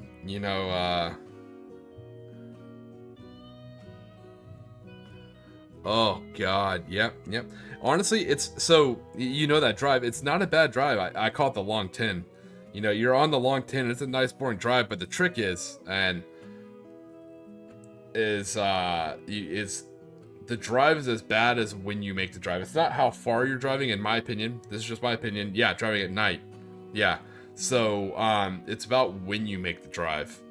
Working for DOT, that I know that now. So I'll leave at like crazy early in the morning, and so that way I hit the trouble areas. Like I'll hit like Mobile. I'll hit Baton Rouge. I'll hit like all the kind of like trouble spots along I-10. I'll hit them at like off-peak hours. So like I said, and the same thing, I stop like every 200 miles just to dehydrate, rehydrate, and pump in some gas, and I just drive through the whole night. So literally by the time the sun comes up, I'm already, well past Orange and probably into Beaumont. Stop for some kolaches, good times, some boudin.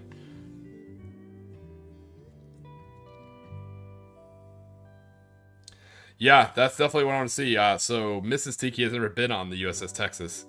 I was on it all the time as a kid, so I like to show her that.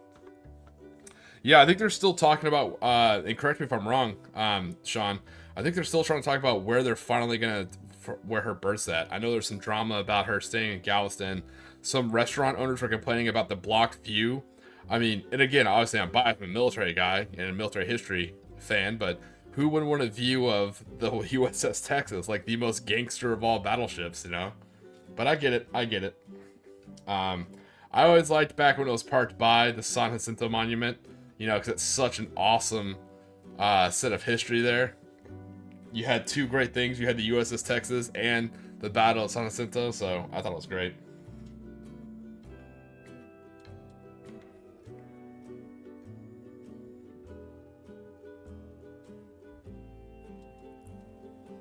But yeah, that's my trick for making the Texas to Florida drive. Along I-10, man, you have to hit it at night, and you have to basically do your rate per travel. Do like a dead reckoning and figure out when you're gonna hit the hot spots, when you're gonna hit the big towns. And same thing on that drive. The cool thing is when you drive from Florida to Texas, when you pass through Mobile, you actually pass by the USS Alabama too. So you actually get to see two battleships, which is really cool.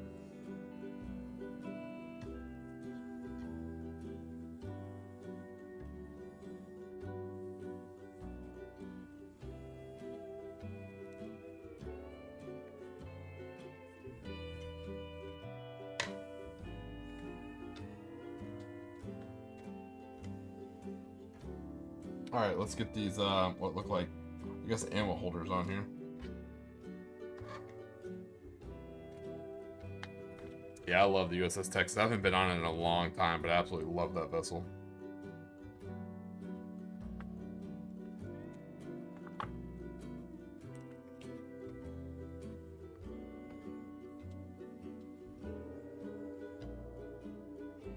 I think Galveston still has one of the last Rainforest cafes left, and I think it's the one with the little river ride in it too. Galveston's such an awesome place. Cracks me up.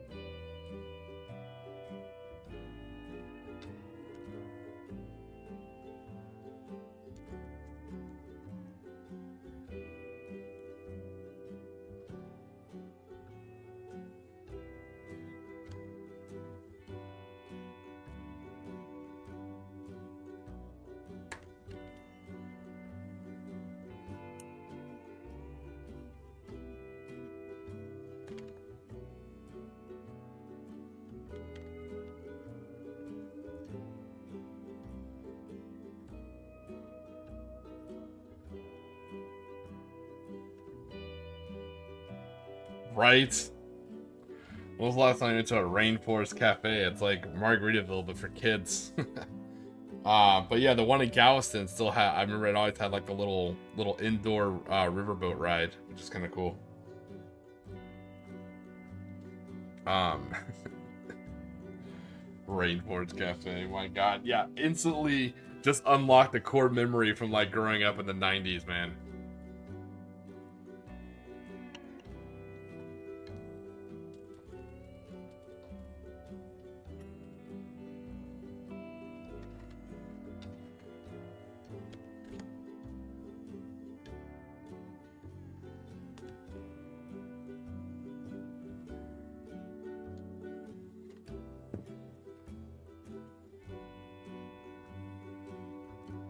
Yeah, definitely. Let me know about that. It's a good idea. So I am running my Weird War 2. You probably saw my post. I'm running my first, I guess, quote unquote official event as Tiki the Hut. That's kind of like my own persona.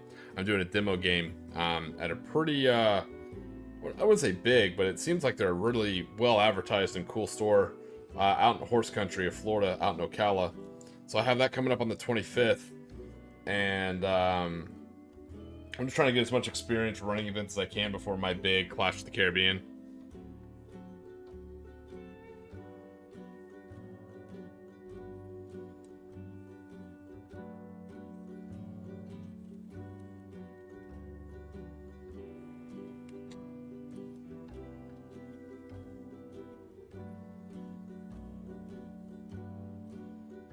So I'm pretty excited about that. That'll be pretty cool to see. And I'm kind of toying around with what event I want to do after that. I'm kind of toying around about if I want to reach out to the SS American Victory that's docked here in Tampa Bay. See if I can do an event on board that vessel. That way, you know, like the proceeds of that I know are going directly towards a military museum. It's kind of a cool way to do it.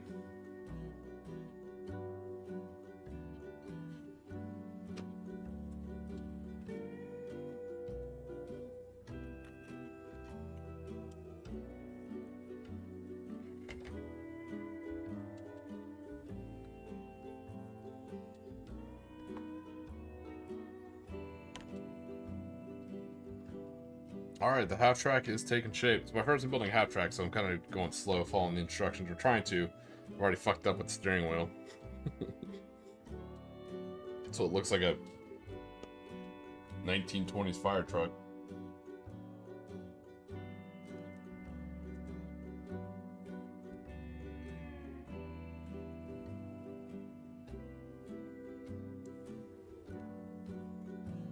There we go.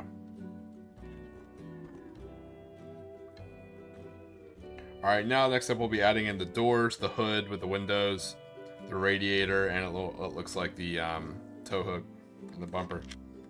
Alright.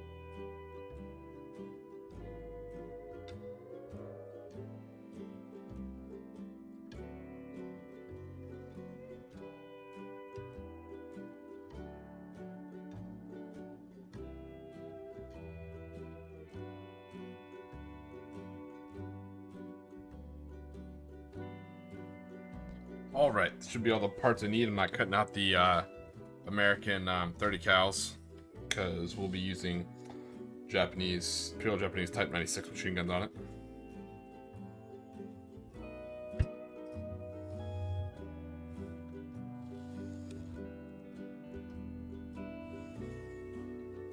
It's funny you mentioned that, Sean. My family's still in that area, so they just showed me the and I know you know this. They just showed me the Texas 5A stats on what school's competing with what school this year for the playoffs. So, you know, I had, like every other Texan male, I had to play football in high school and shit like that. So it was funny looking at some of the same schools. Like, man, I haven't heard some of these high school names in a while. Some of them come from Houston, some of them come from other areas.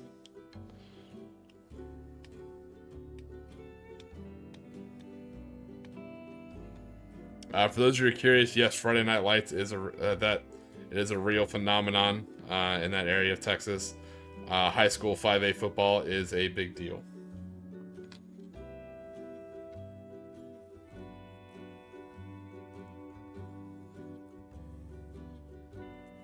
Oh, okay. I didn't know you were there. Weird. That's a lot better. Yeah, I'll go out there. I don't want to go into downtown Austin. I don't like big cities, especially not that city. I love the caves. I like the bats, but not a big fan of the big city. Yeah, I can make a trip out there.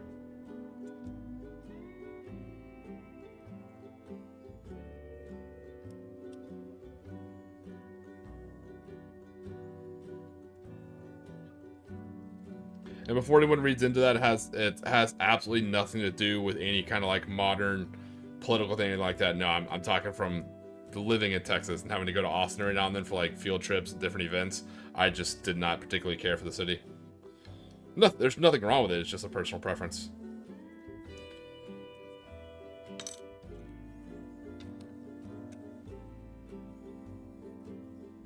Austin's always been a weird city. But that's not a bad thing. Some people like it, you know. Some people like that it's a weird city, and that's perfectly okay. You know, to each their own. I did not like that city.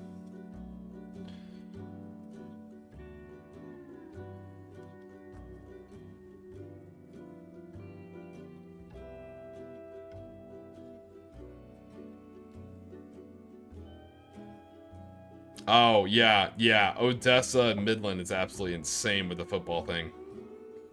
Yeah, they're absolutely crazy about it.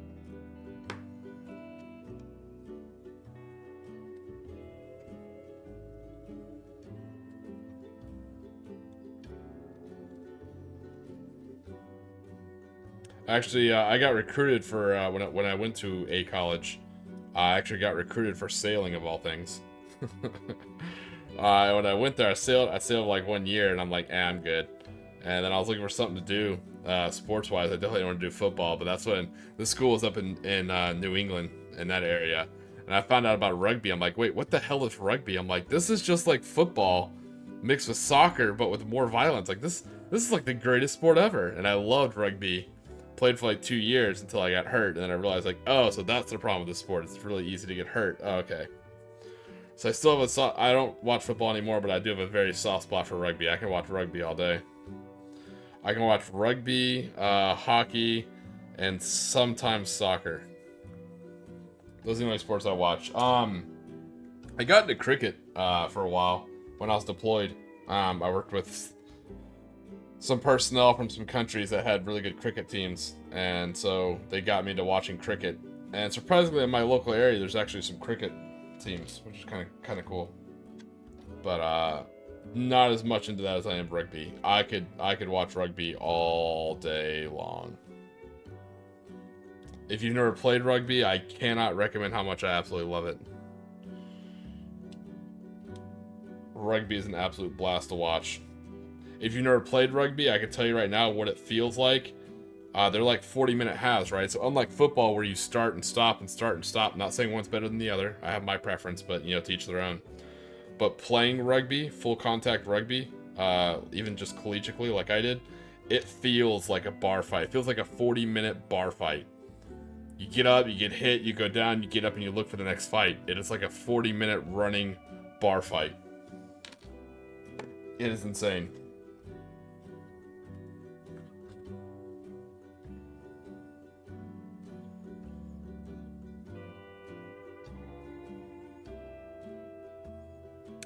Yeah, HS, not to join in on the, you know, Texas loving crew over here, but, that is one of the cool things about Texas is geographically, you kind of have just about everything.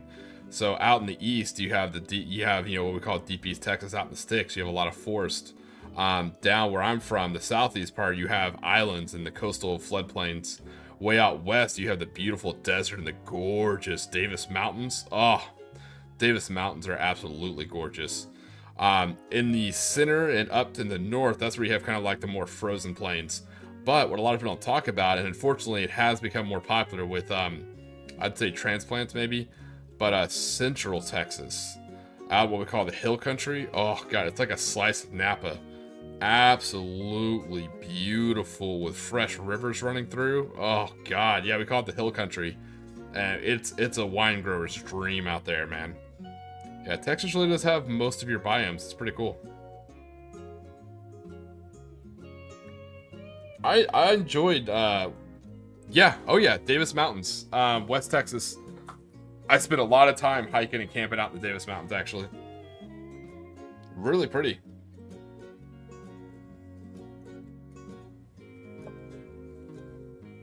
And Texas has islands, which is really weird.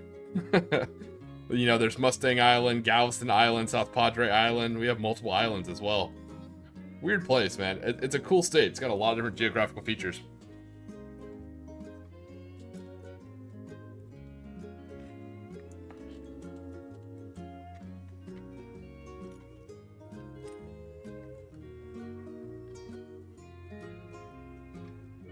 Yeah, so it's funny. Coming up, I'm teaching a class on land nav, and this is for civilian students for aviation personnel. So I'm teaching terrestrial navigation and the basics of celestial navigation for those of you who know what that is. And it's funny is I got my start doing land nav, you know, in Boy Scouts like many people, but not just like on a little weekend camp. And I try and explain this to my Mrs. Tiki all the time. When it came to land nav, I learned in deep East Texas. I'm talking in the sticks. So you go out to where it is just miles and miles of pine trees. Everything looks the same. There is no distinguishing features in a giant like pine tree forest. So you really have to get really good at land nav and really be confident with your shooting, your azimuths, and your numbers and your pace count. So I said I cut my teeth doing land nav as a kid in giant acres of pine trees. So that's why when I do land nav in other places, like, this ain't nothing. You know, I remember being like a 10, 12-year-old, like, terrified, lost out of my mind, you know, trying to save the last couple of sips of my canteen, trying to figure out where the hell I was. Oh, man. Deep East Texas can be terrifying out in the sticks, man.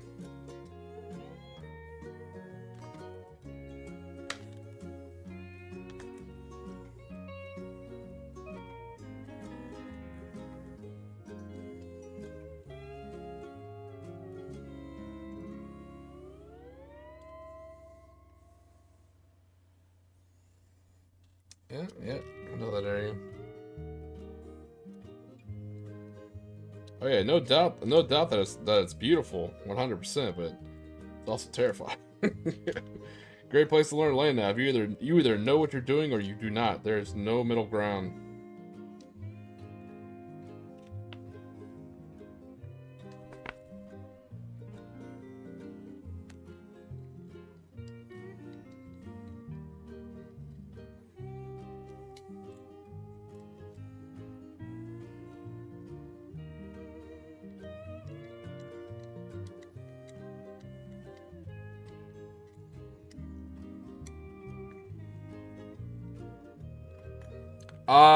Not saying it's not adventurous, and I know Alaska's not always cold and snowy, but I now that I'm older, I camp for fun, and I do not do cold anymore. That is my one thing. I'll go out in the desert. I don't mind cold desert nights, you know, but no, I don't do Arctic style camping anymore.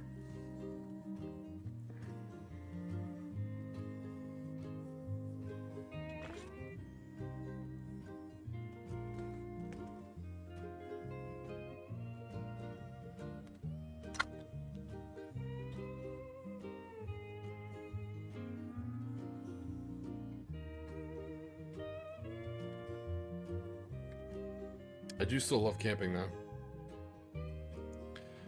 But yeah, cold mountainy Arctic stuff. No.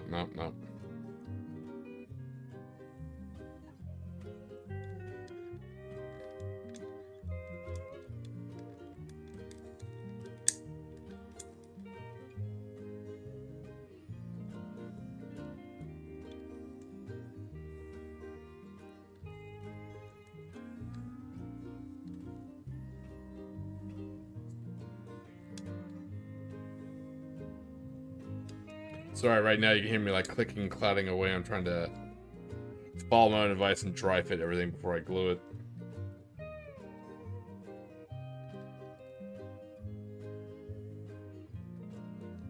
Alright, there we go. Yeah, that makes more sense.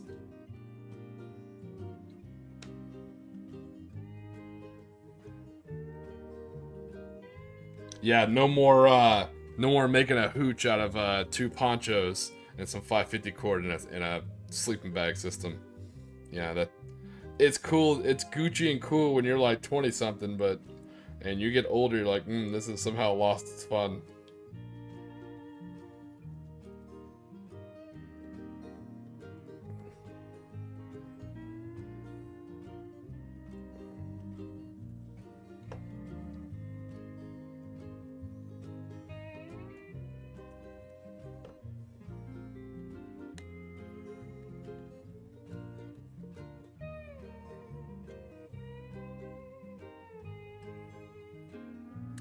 Yeah, I think that's what the hole is. I'll put the model back down so you can see.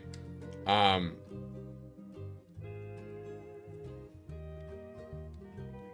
just trying to get this damn radiator on. It's been fighting me.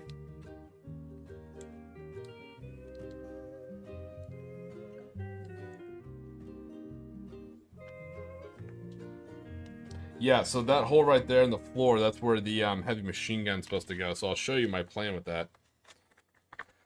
So the ho-ha, the Imperial Japanese rules for the ho-ha is it has a port, starboard, and rear-facing mini machine gun, which this has as well. But the American M3, it has that ring on top of that heavy machine gun. So what I'm gonna do is I'm gonna take the ring radio antenna from the Chiha kit. I'm gonna turn this half-track, this captured M3A1 half-track, into a Countess ho-ha, and I'm gonna, for decorative purposes, I'm going to make it a command half-track, like command control, like a mobile bunker. So this will actually be where I'll mount the radio ring antenna. And then down here, I think, is where I'll actually put 2 flags on either side to mark it as like a command vehicle.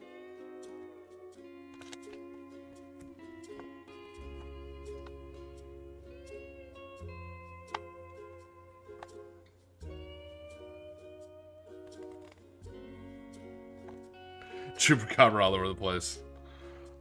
There's a hilarious story. I took Mrs. Tiki out camp one time out here, in Florida, out by the river. We had a tent and dogs, so it wasn't like, super roughing it, but it was on a what do you call it? An equestrian trail, so like a horseback trail. Like I grew up calling it cavalcade, but they call it equestrian down here. I don't know. I don't argue with them.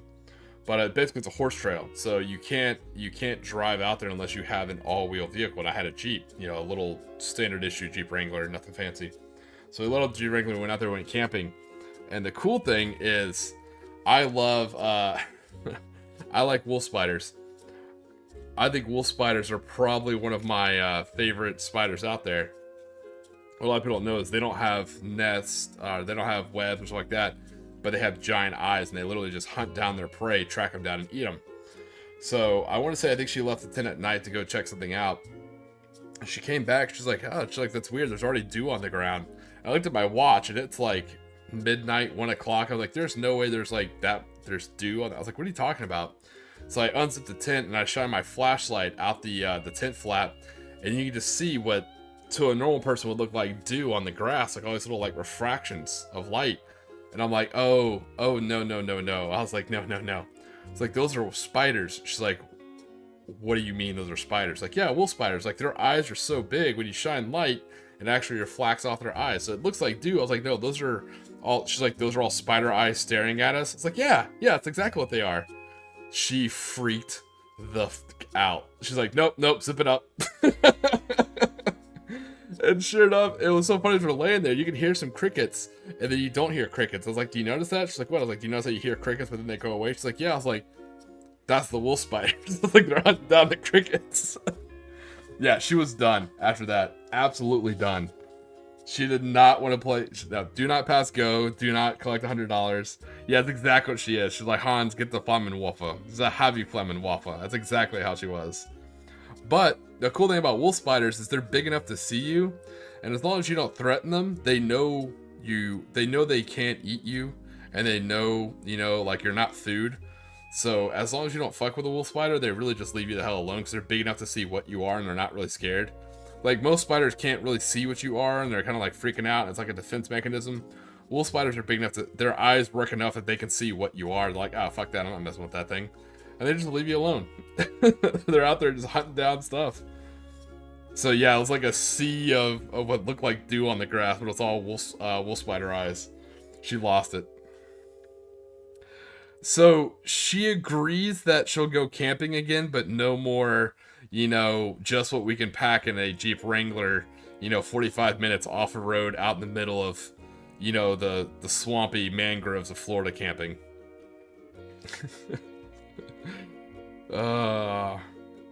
Cracks me up, man. So yeah, you guys tune in for like me building models, but I always have like these asinine stories to tell.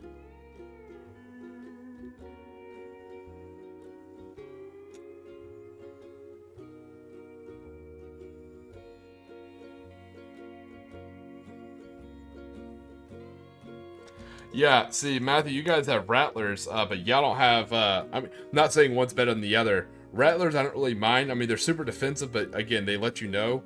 The snakes I hate, and the only snakes I actually do kill on sight when they're on my property, and I'm not like an angry, weird, mean person, but these are one things I don't stomach, especially because I have dogs, are water moccasins. Water moccasins are absolutely aggressive, highly dangerous. They do not play games, and I despise those damn snakes.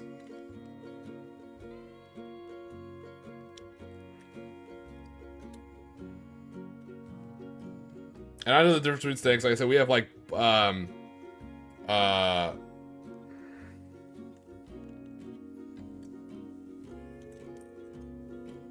all sorts of snakes out here. Some of them are pretty friendly, you know, and pretty nice. I don't mind them, you know. But the water moccasins I do not play.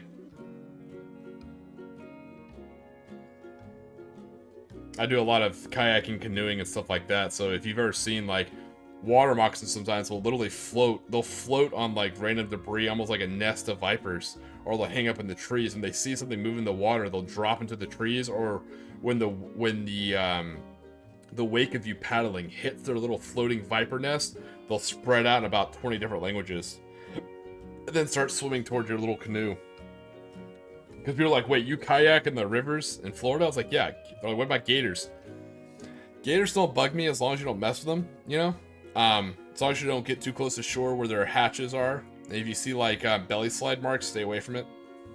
But water moccasins are the serious danger when you're kayaking.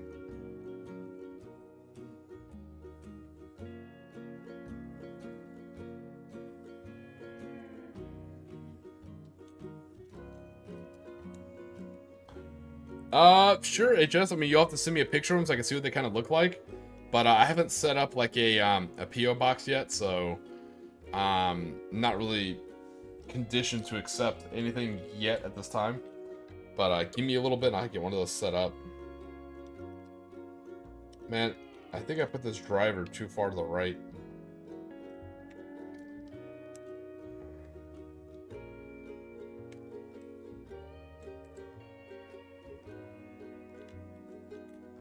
There we go. I had to pull out the driver so I can kind of situate him over a little bit, so the door can fit. See, that's why I try and dry fit everything. That's very generous, man. I appreciate it. Like I said, and whatever it is, I'll make sure I get you the same amount in return in like merch. May not be much, but you know, it's my way of kind of making it even.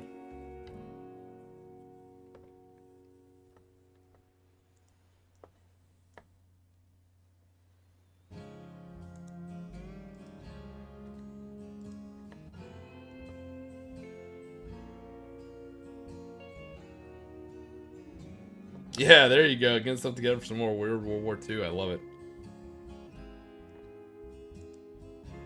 But speaking of merch, let me do my customary. I know you're not asking for trade, but it's not really a trade if you think about it, because it just benefits me. You're giving me awesome models, and then I'm also giving you like merch that you can just use as advertising for me. So it's kind of like a win-win, to be fair. But yeah, it is midway through the streams, so let me drop my link in there. A lot of you guys have already supported, which is awesome. You guys never have to. But let me just drop this in here for anyone else who's new to the chat or new to the channel and wants to see it.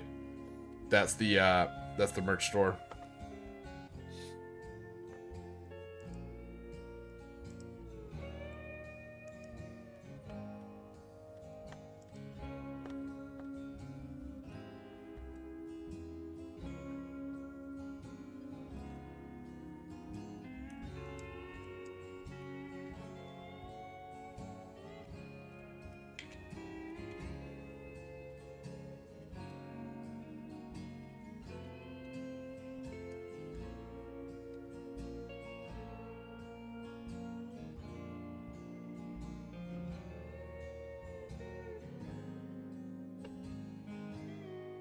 Yeah, he 100% is.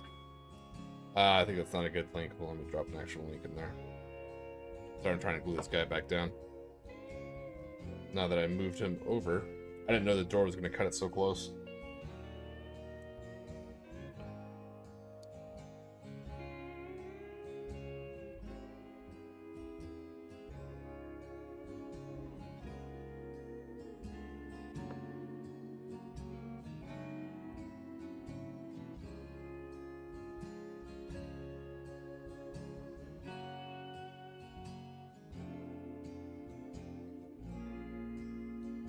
There we go. I had to move the driver over a little bit.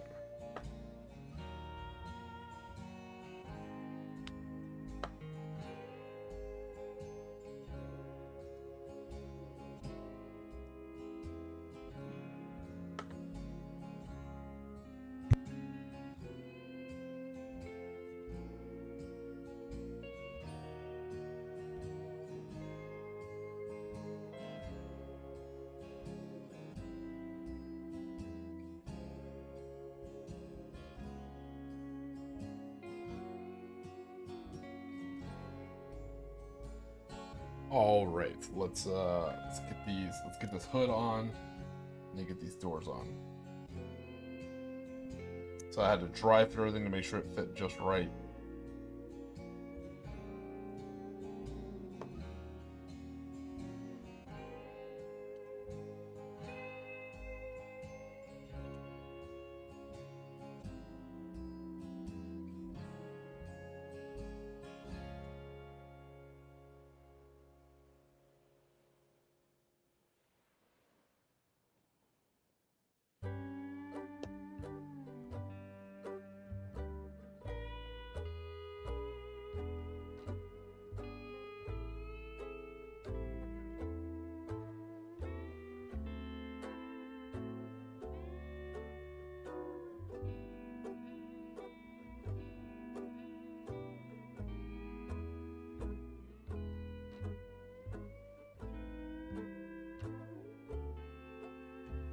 All right, there's our hood.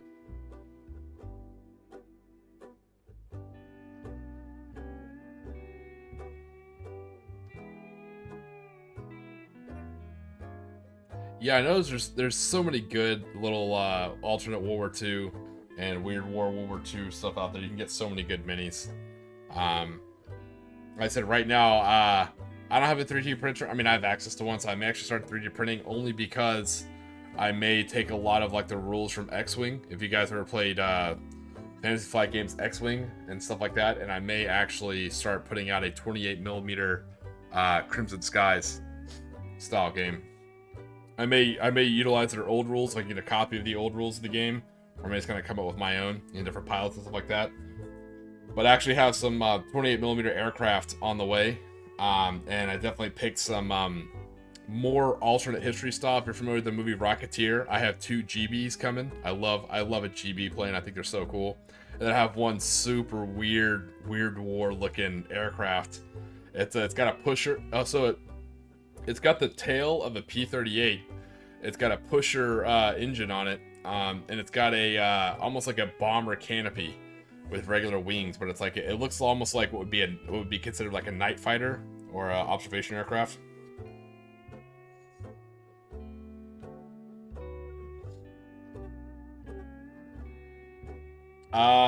Yeah. And when I listened to that song, by the way, HS, I thought it was funny. The one you sent me last stream, I added to my notes. The by the Dead Milkman. Yeah. So I'll add it to my notes. Weird War. I'll take a look at it. I'm always looking to steal pretty good ideas for Weird War stuff for the Japanese.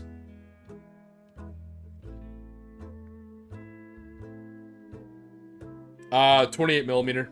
So standard 28, not heroic, but just regular 28 millimeter.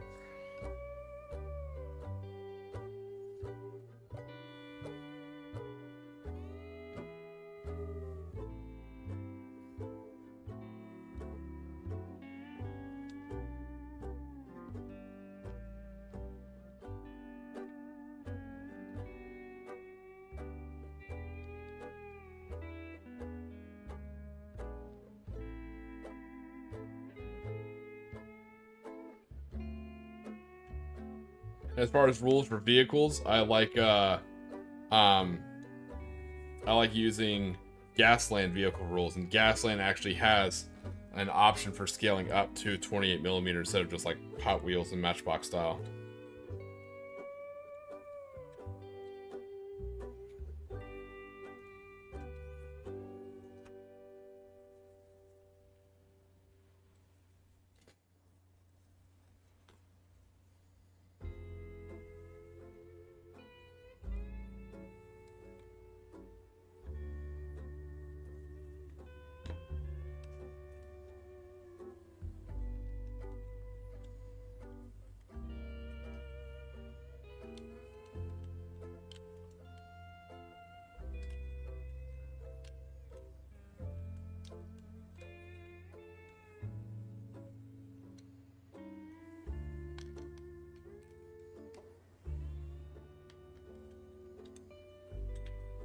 Oh no, hold on.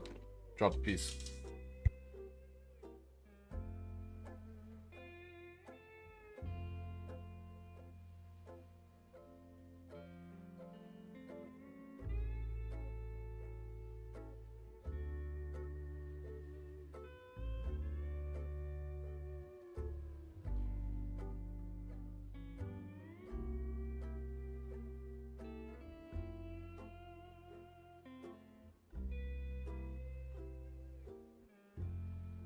I also ordered my my models from Etsy to use as my Kempo Tai for my Imperial Japanese Army.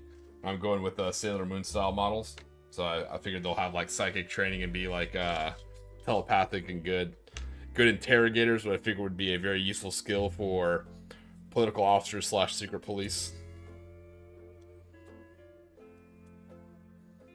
So the models will come in, I'll literally just put submachine guns on them.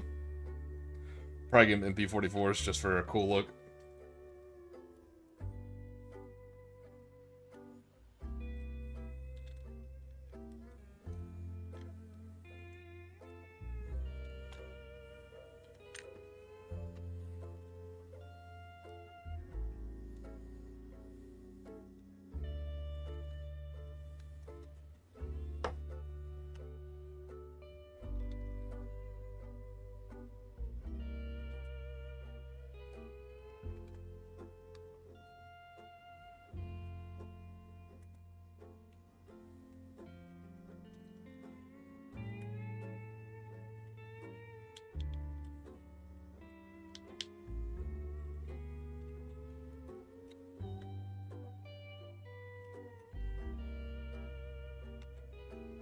Alright, there we go. There's our door and our hood. Cooking now.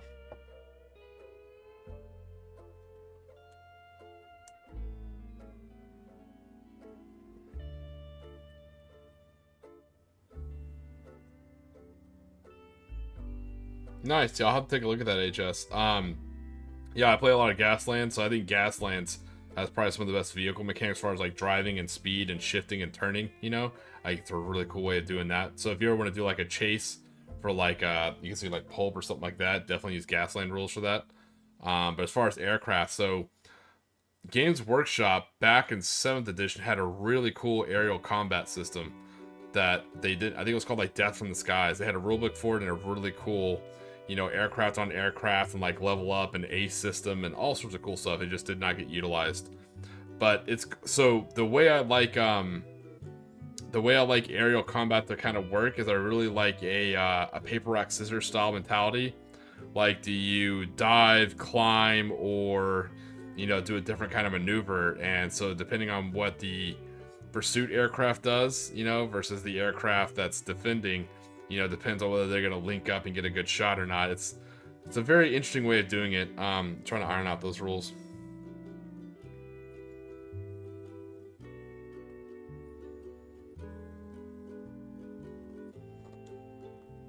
Ooh, Car Wars. Now that's a term I haven't heard of in a long time. That's kicking it back old school. I think that was like, wasn't Car Wars Steve Jackson back in his like old era?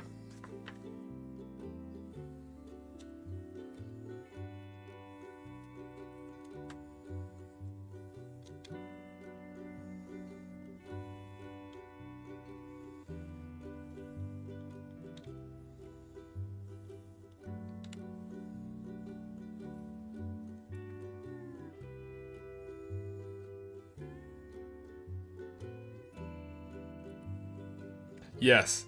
Yeah, Gaslands took Car Wars and they took every type of motor vehicle media that they could. So they took from Death Race, Mad Max, Twisted Metal, Vigilante 8. They took from everything, man. With absolutely no shame. They wear it on their sleeve proudly.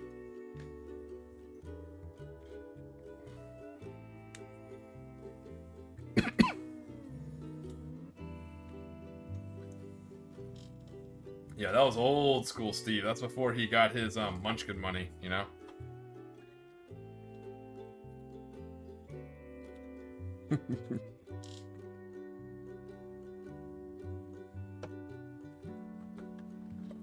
I never met the guy, so I don't have an opinion on him. But I'm sure if that was your observation, I'm sure you have the observation for a reason. I never met the guy, so I can't defend him or qualify any of that statement.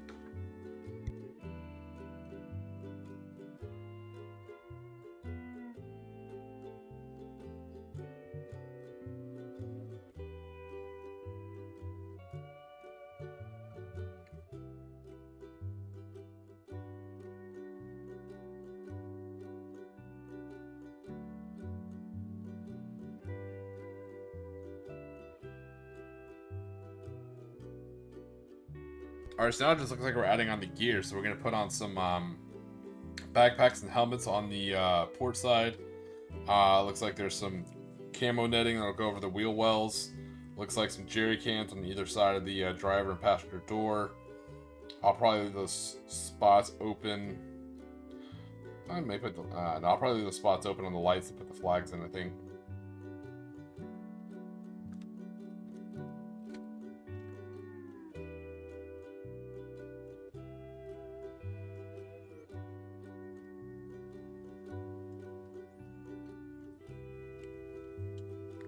Which is why it's important to never get popular. Stay true to kind of who you are.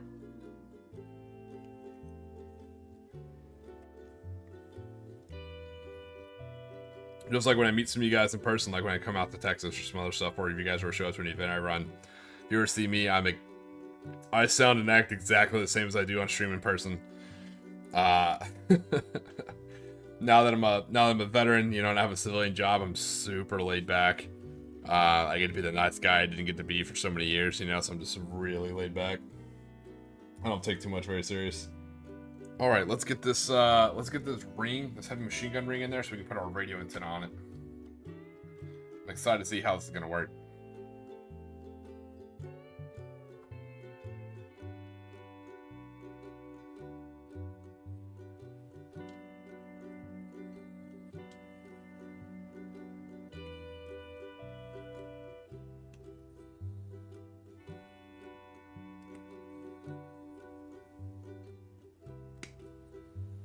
Has anyone here ever been to Adepticon? Is it worth it? Is it fun, or is it kind of like changed over the years? If someone's been, I'd love to get a first-hand opinion.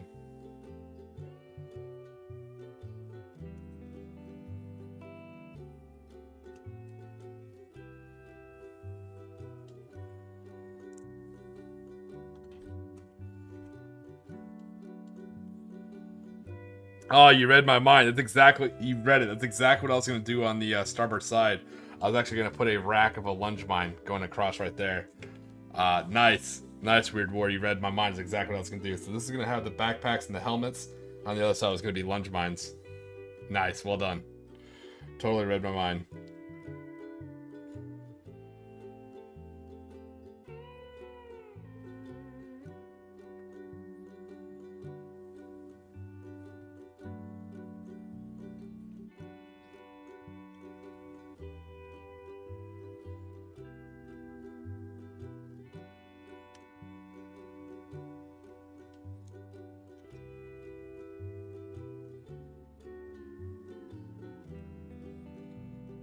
Yeah, I don't think I've ever been to a quote-unquote con. I've been to, like, obviously medieval fairs and Renaissance festivals like that, but I've never actually been to a con, so I'm not quite sure how they are. Probably should go to one.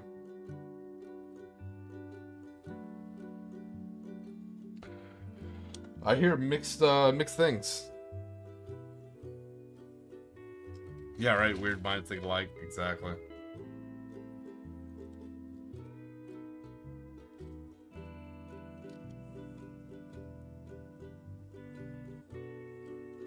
Oh, okay, I see how the pole in this works. Okay, cool.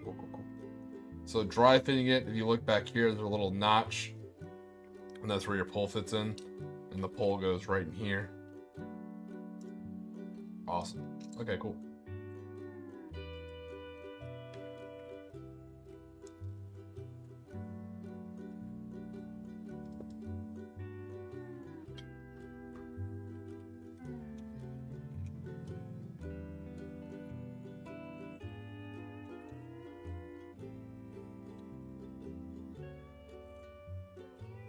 So I'm excited. This is the part I've been waiting for this half track. Is it is finally time to start kit bashing, which is what I've been wanting to do. So we're just about to finish with all the stock Allied/American M3A1 builds per the instructions. So now we're going to start kit bashing, adding the stuff that's going to make it uniquely belonging to the Imperial Japanese Army, who have stolen it and will use it for Imperial Japanese Army things with their Imperial Japanese Army friends.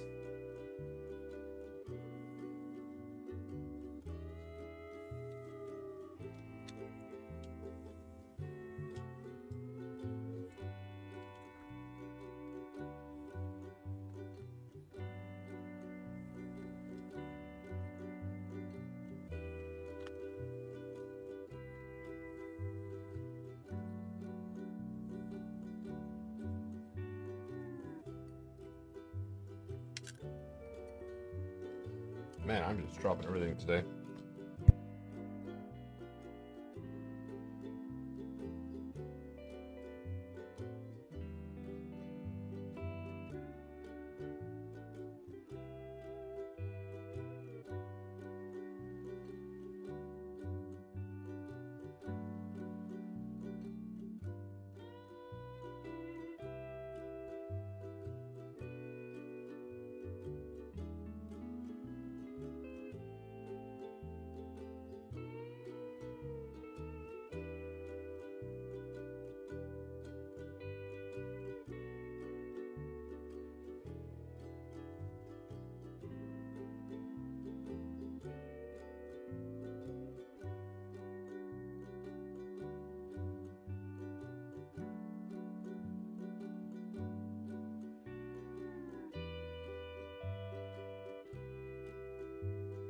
That's hilarious, like a little food truck vendor. That's pretty good.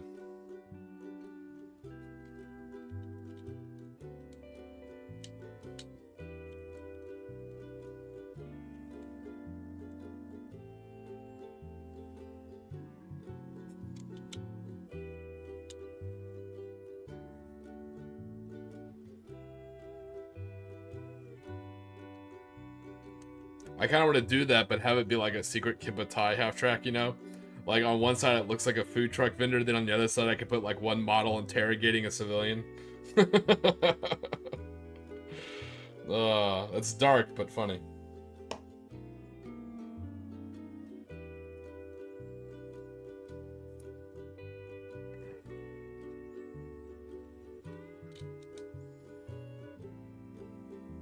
Are you thinking like rickshaw cabs, maybe? But it's like, come, we have noodles and questions. Many, many questions.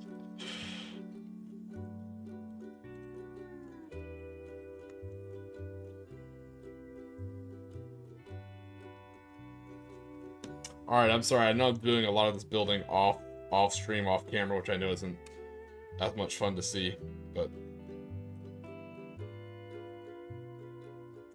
I kind of have to like octopus hold this thing to make sure it glues right, so that's why it's kind of off camera. Yeah, it's a little too dark for my taste. Weird. But yeah, you're probably right. It's like, why does everything cost 731 yen? What a weird pricing.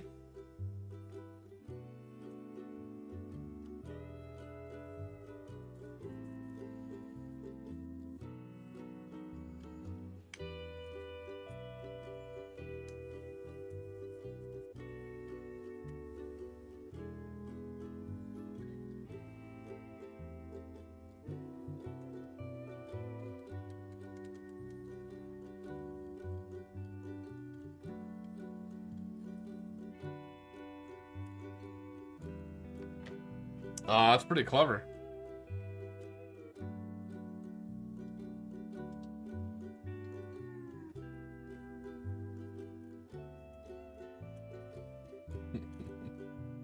That's fine. Hey, that's cool too. I said, yeah, that'll never bug me. That's mostly what I do it for. Like a lot of times things won't be in camera, or you know, I need to adjust this or that. I do it just to kind of knock out my my pile of gray and just chit and chat with people and just swap stories and crack jokes. So I try and keep as much on the camera for people who go back and watch it, you know? Apparently some people do. I'm watching like the watches go up. You know, like the stream will finish, will be like 32 people watched it, and I'll log in tomorrow and it says like 50 or 60. I was like, oh, are people watching it after it's live? That's interesting. I didn't know that. Not rickshaws and motorized little things. Oh, shit. I know what you're talking about now, HS. I cannot think of what that's called, but yeah, I know what you're talking about. The little three-wheel things.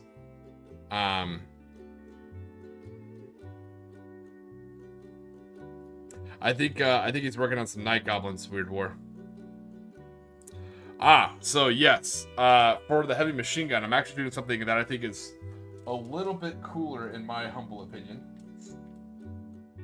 Let me mute this while I grab it.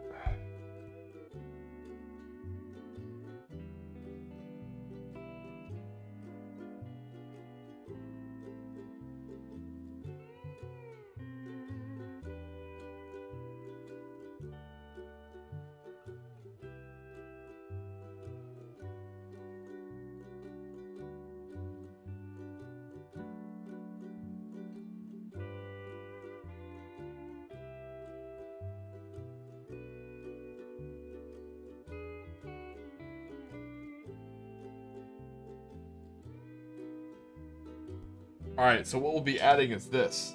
We're going to be adding the radio antenna from a Chiha sprue that I didn't use for my non-command tanks. We're actually turning this half-track into a C2, a command and control half-track. So I'll probably put this radio there, and then I'll probably put an officer in there too.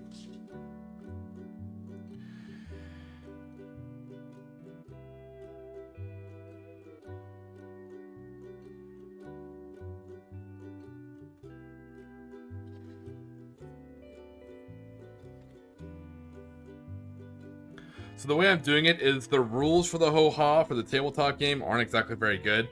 When I put the machine guns on there, like I said, it only has port, starboard, and rear. For the points cost, they're pretty expensive compared to other countries' half-tracks. So it's not a very usable model for the tabletop. So what I'm decided to do instead is to make it a command Chiha, or a command half-track, or a command ho-ha. And the reason for that is I can always use that as a piece of terrain. Either like, hey, move up and capture the intel left in this disabled vehicle, or, you know, as a mobile command center or something like that, it gives me a really good terrain piece.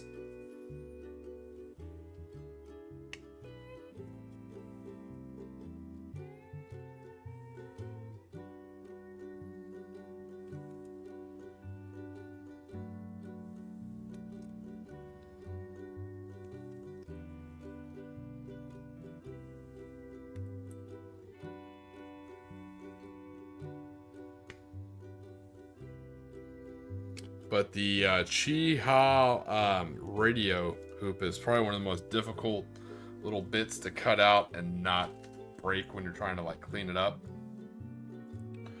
So that's the only part I wasn't looking forward to. Let's see if I can get this done.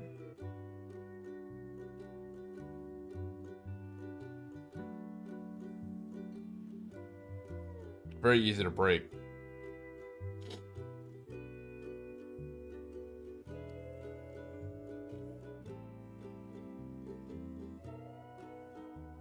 Yeah, no, you're exactly right. I'm probably going to end up doing that.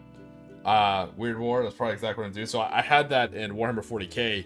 I had my Command Valkyrie set up like that. So my Command Valkyrie wasn't a little too dark HS. Again, probably accurate, but a little too dark. I had my Command Valkyrie for my Warhammer 40k, my Imperial Navy guys. The troop compartment on that Valkyrie was actually set up like a aerial command center, which is pretty neat. It was like a forward air observer aircraft, so it had like a lot of radios. It had like a little hologram, a map, all sorts of cool stuff.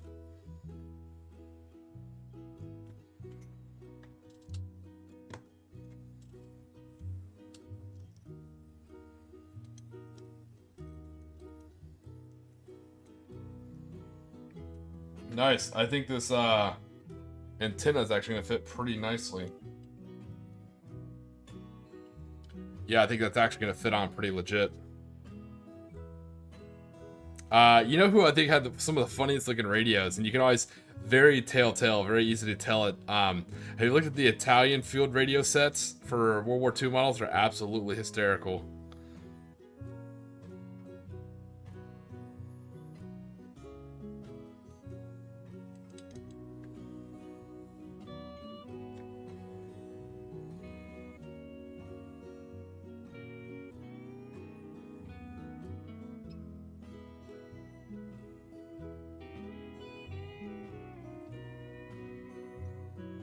I have. They do look pretty cool. I will give you that. I think aesthetically, I think Dust has cooler looking walkers than Conflict 47.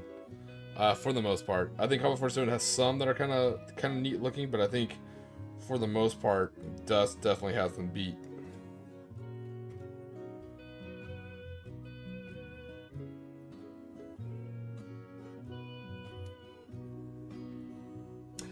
Right, yeah, when I was first mentioning it, I wasn't sure how I felt, HS, but yeah, just dry fitting it actually does look even better than I thought. And what I'm gonna do is I'm gonna get a, I'm gonna cut out a commander to be standing in that turret too with binoculars, you know? So it'll actually have like a, I think it's gonna be pretty neat. Let me cut out the commander and see how tall he is.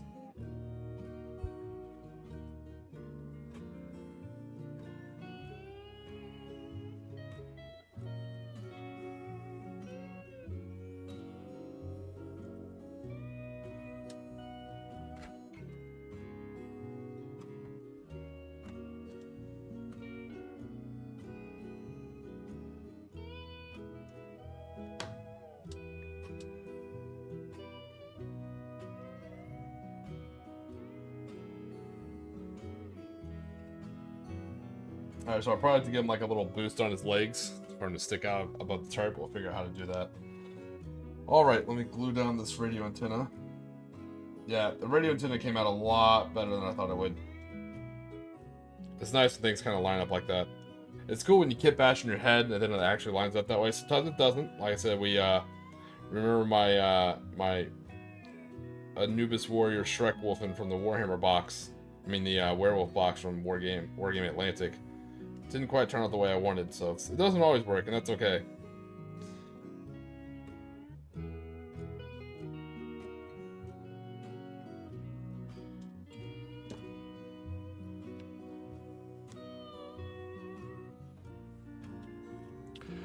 So, one of my favorite ones, Weird World War II, you may remember this. I never got a chance to play the game, just because it wasn't set up. I didn't have a living room set up for it, but for the Xbox 360, for the Kinect, there was something called, it was Steel Battalion, but it wasn't the regular Steel Battalion game. It was Steel Battalion Heavy Arms, or, I don't know, heavy something, heavy duty maybe? It was a Kinect exclusive game, which I think is what made it kind of weak. But it was set in like an alternate World War II, and they had like these vertical tanks. That's what they call their walkers, and they had like World War II. Had a lot of cool like diesel punk World War II aesthetics to it.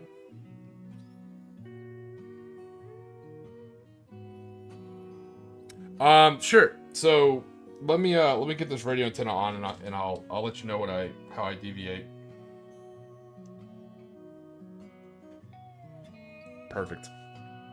So HS, where I will deviate from it is I plan on, once I get a little bit bigger and I get more of an area going, I'm going to be running a campaign. It's not really deviating from the lore, but it's adding an additional battle space. So what I want to do is I want to talk about a fictional war in 1947 taking place in South America.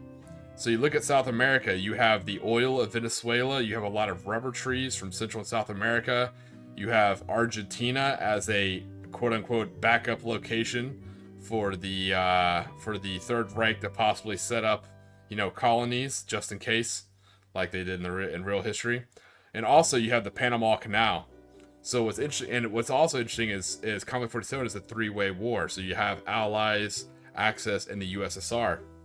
So the reason why I like building a fictional campaign in South America is you also can bring in all three factions.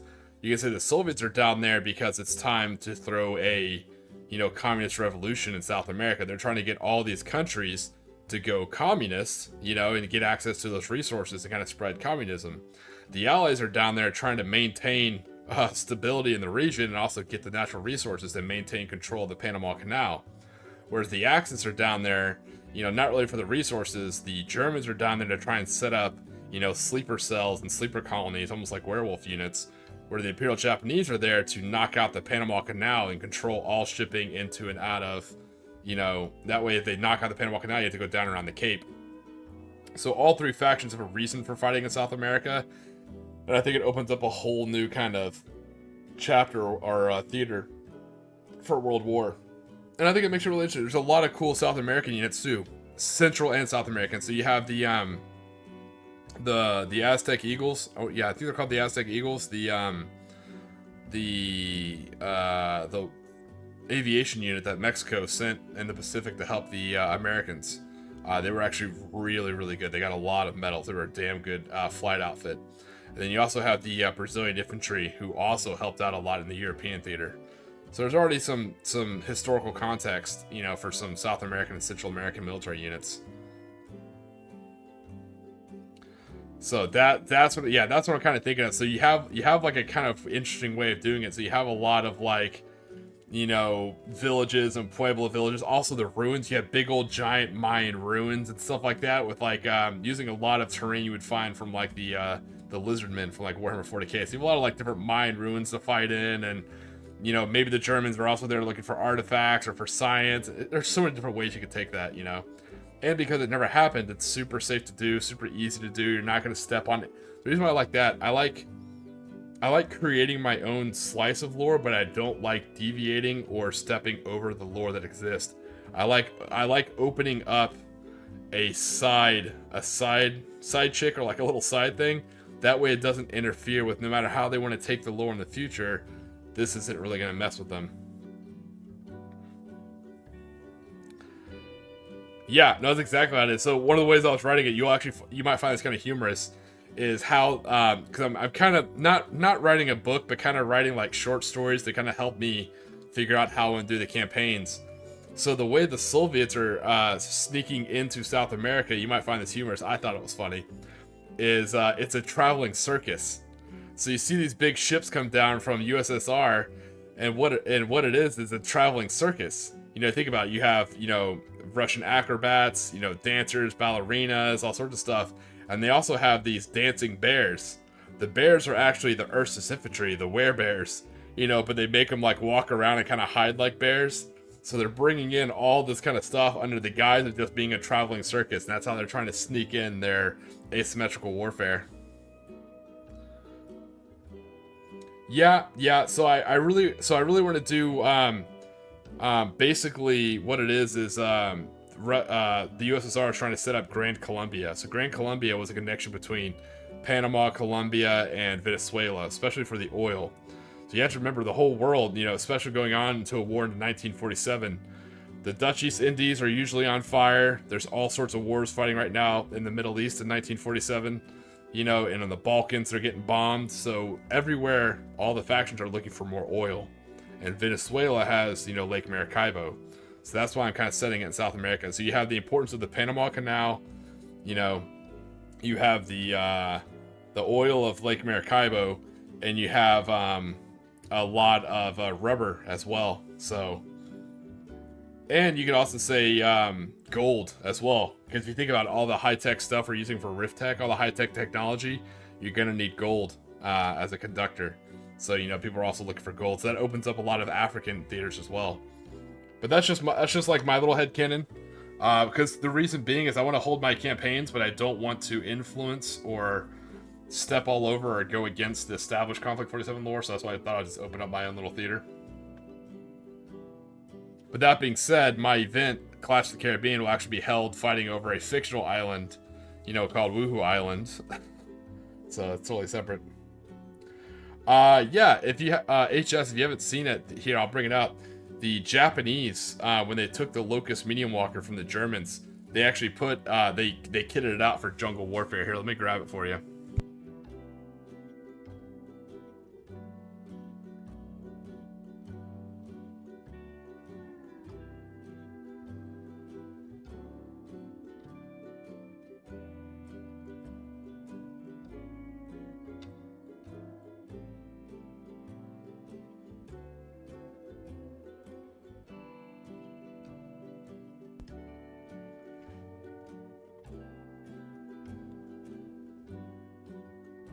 Yeah, so here's the medium Locust Walker for the Imperial Japanese. With mine, I went ahead and went with the medium AT gun and the 2 auto cannons. But you could tell it's actually been kitted out from the original Walker. They took the jump parts, the jump ability off to make it less complex and easier to repair. They added in the shoulder armor, obviously, to make it a little bit more Imperial Japanese themed. And they replaced the fists on the side with a pincher right here and a buzzsaw right here. So this thing is literally made to just cut through the jungle.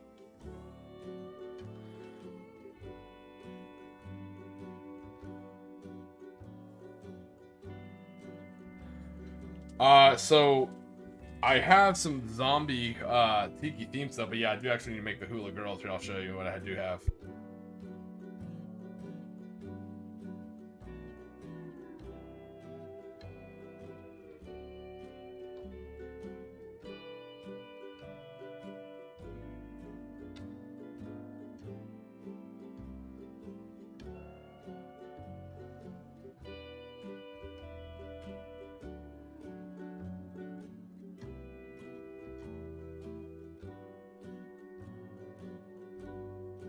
Alright, so here's some zombies and here's some troops for scale. So these are the Mantic. So these are the Mantic Kings of War zombie. The way I did mine, I put Tiki mask on them. So these, I guess these will be like my male zombies. You can see they kind of have like a little bit of the skirt and stuff like that. But you can see all the wounds and stuff like that. They turned out well. So yeah, these are definitely my my current Tiki Terror zombies. So he has a hand and stuff like that. But yeah, I definitely need to make zombie hula girls. There will be a zombie hula girl shirt. I can't say that 100%. Yeah, then just here's like a light mortar team and just a rifleman.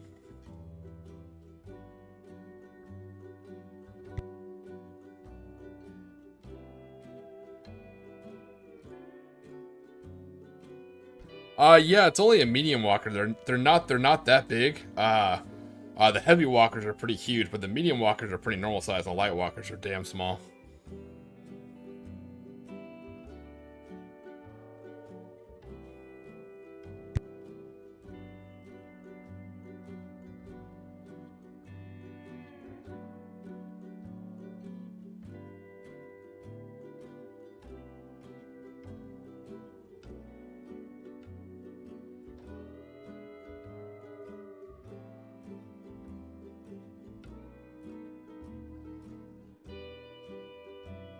So yeah, another modeling tip while I have them out, something I do is for my special teams that are different from just regular riflemen, like machine gunners or loaders, I always put like a little tuft on their helmet to make them kind of stick out a little bit.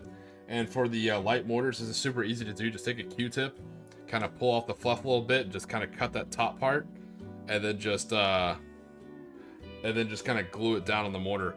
I'm taking a look at that right now. I think they said I think by the end of the month, I believe, for the shipping on those. I'll double check the order, and I'll shoot you a DM on what your shipping is. I appreciate you getting those stickers, by the way. But yeah, I think it's supposed to come at the end of the month. Because I meant to send something to someone in the UK, and I fucked up the address, so I sent it to myself. I'm like, oh, well shit. So I had to send him a new one, and that's when I took a look at the shipping time.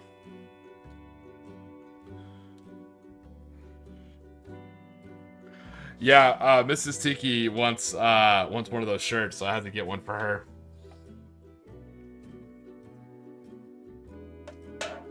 But yeah, for this mortar effect, that's super easy to do, and I highly recommend it for your light mortars because it really makes them pop.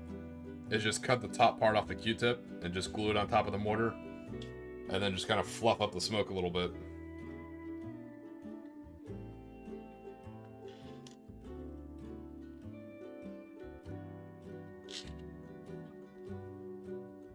Alright, let me cut out the machine guns, get the machine guns in place, and I'll put on the rest of the accoutrements for our command half-track.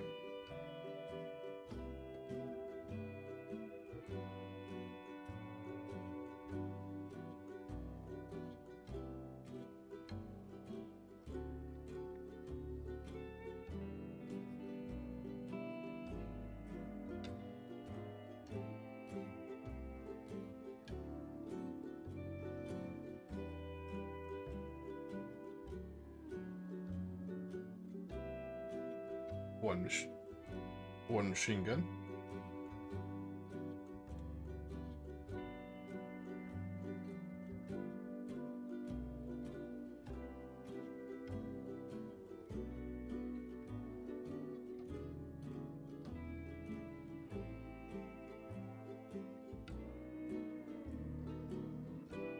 Yeah, another one, weird World War II. Have you taken a look at North Star? They have all sorts of pulp miniatures.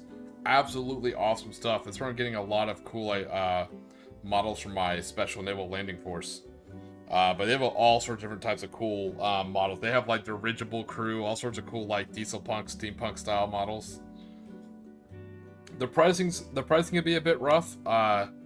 It's in pounds. I'm assuming the shipping is from UK, and they're metal, so that kind of hurts a little bit. But other than that, it'll be all right.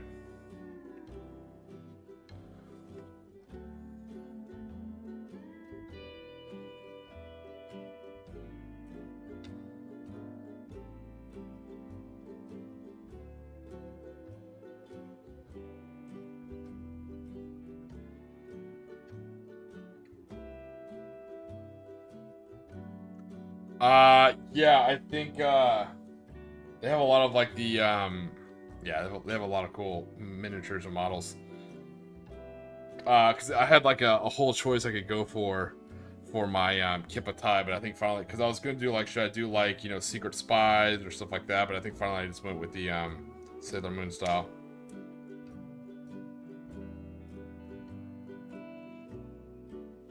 It's funny, Nathan X, you'll see him pop up on this channel all the time. He got me hooked on XCOM 2 for a while, like during the hurricane when I didn't really have a lot of power. You know, I could only be like running one thing, you know, and I had no internet. I was playing like XCOM 2 on my laptop with mods. Luckily, I downloaded all the mods for the hurricane hit. So it was funny, I was getting ideas on how to customize my Imperial Japanese to make them more Conflict 47 looking by downloading mods and trying them out in XCOM 2. So that's where I got the idea for the samurai helmets and a bunch of other my ideas. And one of the cool ideas I got for the Psionic Troopers, if you ever played the game where they have like psychic powers, is I made them look like, you know, Sailor Moon style. I'm like, and I got that idea from Red Alert 3. I was like Yuki. I was like, oh, that's really cool. You know, they could go to the school to develop their mental powers. It's like if you had a telepathy and an unsuspecting, you know, like younger looking adult female in a student costume. I was like, it's very unsuspecting. What a great secret police, style tactic they do. That's kind of cool. They can blend in when they need to. So I was like, oh, that's cool. So I did that design. I'm like, I kind of like the way it looked. I was like, yeah, I think that's what I'm gonna go with.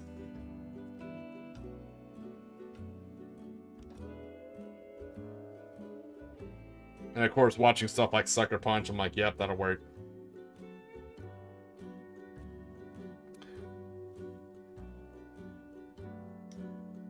Yeah, if you're looking to get into the feel of Conflict 47, or you're looking for something to watch, while you're doing some Conflict 47 models, yeah, Sucker Punch is always good, even though it's all over the place aesthetically. It just has some really cool ideas, kind of. Overlord is really good. Rocketeer, the first Captain America movie, or the first Avenger. Those are always some good ones. The Mummy movies, Indiana Jones.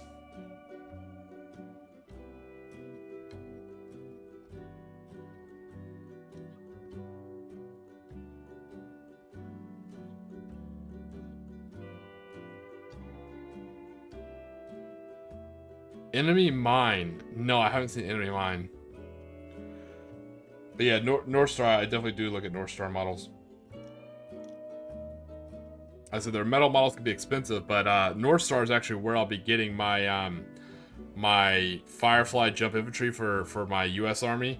I won't be using the Warlord kit. I'll actually be using the North Star kit because they look just like the Rocketeer. The Rocketeer is my favorite comic book character of all time. I read those comics since I was a kid because I think they came out in the 80s. So yeah, I can literally have a whole squad of Rocketeer style jump infantry. That's definitely what I'm going for.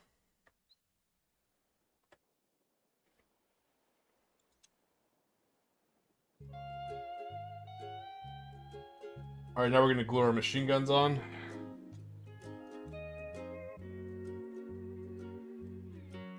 So speaking of old movies and old shows, something I highly recommend, and you can find it on YouTube. It is free on YouTube. There's two versions.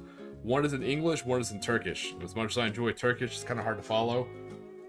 Curse of the Golden Monkey. If you like Indiana Jones, Curse of the Golden Monkey is a phenomenal TV show. It's very old. Very, very old. But, oh my god, is it so good to watch. Oh, you met Dave Stevens? Oh, man. Insanely jealous. Yeah, I love his style. For those of you who've seen the Rocketeer movie but haven't read the comics can be pretty good. Oh, let me be straight here. And again, it's just me. I like all Rocketeer stuff, but I agree with a lot of other people. The Dave Stevens Rocketeer stuff is top notch. The newer stuff is not as good, but it's kind of like pizza. You know, when it's good, it's great. When it's bad, it's still kind of meh. But the huge difference you'll see between the comics and the TV shows is in the movie. Sorry, not TV show. The movie. In the movie, he has Jennifer Connelly is Ginny, and that's his girl. You know, she's pretty. Don't get me wrong. I mean, she could stop traffic. But if you read the comics, you find out his girl, his love interest for the Rocketeer, is just straight up Betty Page. So it is absolutely phenomenal. I cannot recommend those comics enough.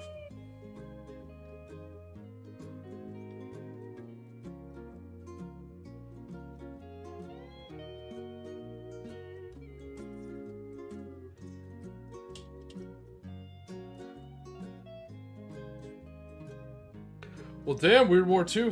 Who haven't you met, man? Damn, you're like the coolest guy in town. I'm insanely jealous of that, yeah. Betty Page is 100% an icon. If you guys don't know who it is, I recommend on a, I guess, incognito tab with no one else around, take a look. I mean, it's nothing too bad. I mean, she's an icon of like the pinup era, you know? She is the icon. But, not something to show in front of your kids, I guess. I don't know.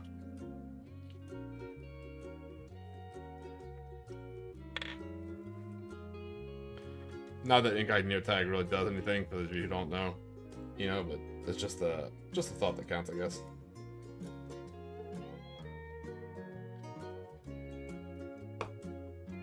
Where someone's like, actually, when you open that tab, it doesn't do anything. I'm like, yes, I know.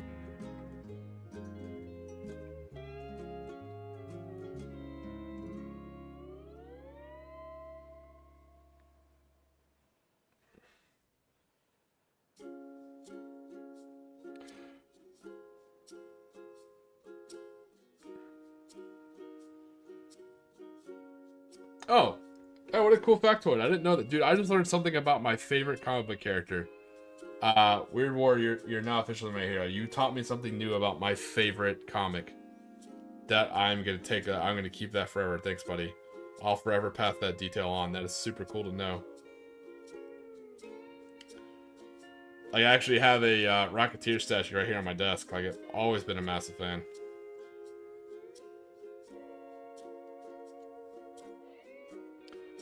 Listen here, Mad Larkin. Alright. Alright, boys. Here we go. This is what we're looking at so far. This is the Command Ho-Ha. I captured, Nice! 1-1-1. You know, for that 10-point disadvantage you're at, dude, that's an amazing stat to have. Damn good on you. See, I knew your tactics would win you through, even losing those 10 points. But here is our count as Ho-Ha, our captured M3A1 half-track. You can see the Type 96 machine guns in the appropriate firing arcs. Port, starboard, and rear, and you can see we turned the heavy machine gun mount into a command turret with the radio antenna.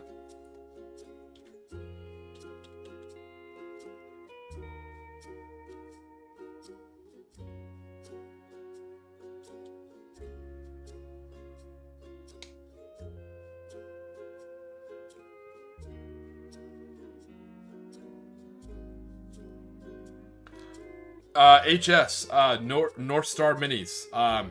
Look up Pulp, and they literally have Rocketeer jump infantry, and they come with SGs and stuff like that. You know, so if you want to add the flamethrower, you can, but North Star already got you covered, man. If you want to do Rocketeer style infantry, they already have them ready to scale and everything. They have them both flying, you know, like with the flag if you want. They have them in a flying pose and also on the ground. They have them with the Thompsons. They have them with the broomstick Mausers, C96s, everything you could want, man.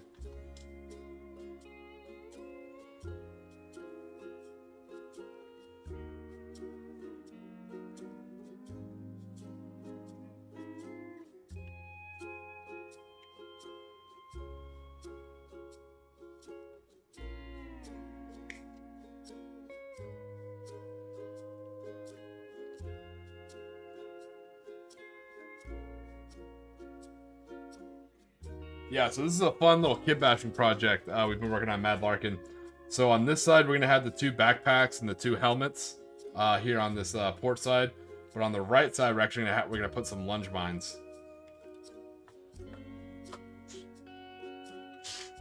So I'm pretty excited about that.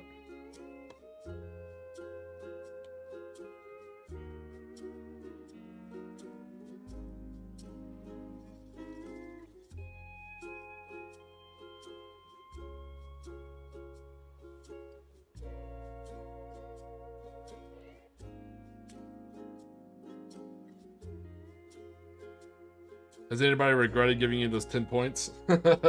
Like, yeah, I'll give you the 10 points, and then you beat the brakes off, and they're like, oh, I regret that.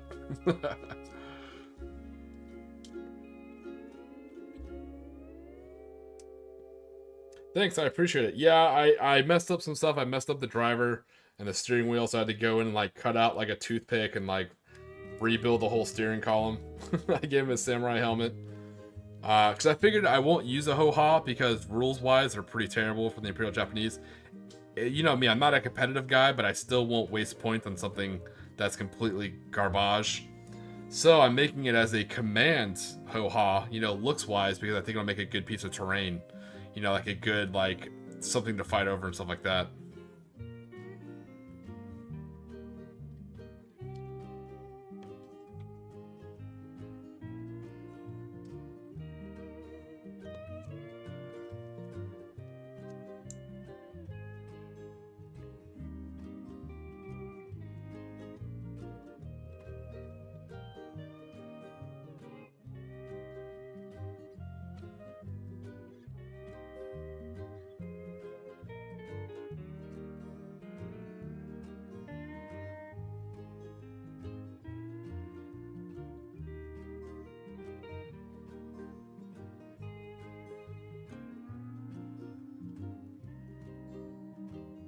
Alright, so what we're working on right now is I'm actually cutting out the flags that kind of signify that there's a command vehicle.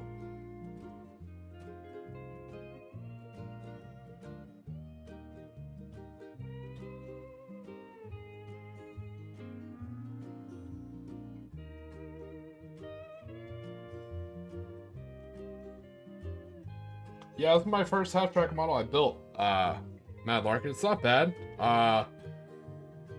Some of it was pretty intuitive. Some of it kind of wasn't in like the small instructions I got, but it was mostly user errors. Nothing wrong with the models or the instructions. It's just me being dumb. It's okay. I just had to go in and like rebuild some stuff. Not a big deal. What I will tell you is I will actually paint this in at least 2 different colors, unlike MG and his desert, 8th Army desert painted ho-ha.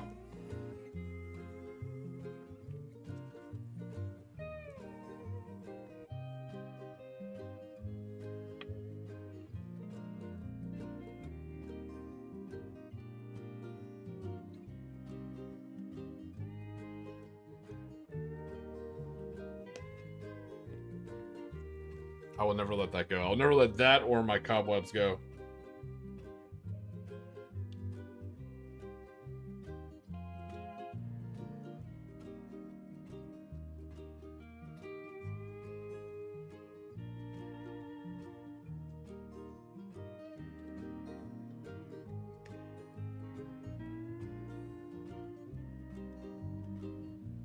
All right, there we go. Look, now we got our little Japanese flags in the front.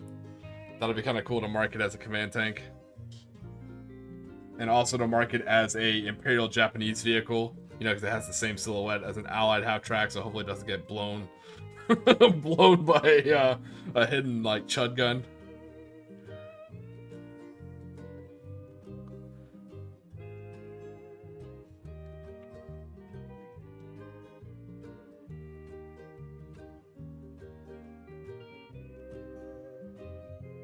Yeah, luckily, Firefly infantry squads aren't too big, so you don't have to buy, like, a shit ton of them, just to have one squad.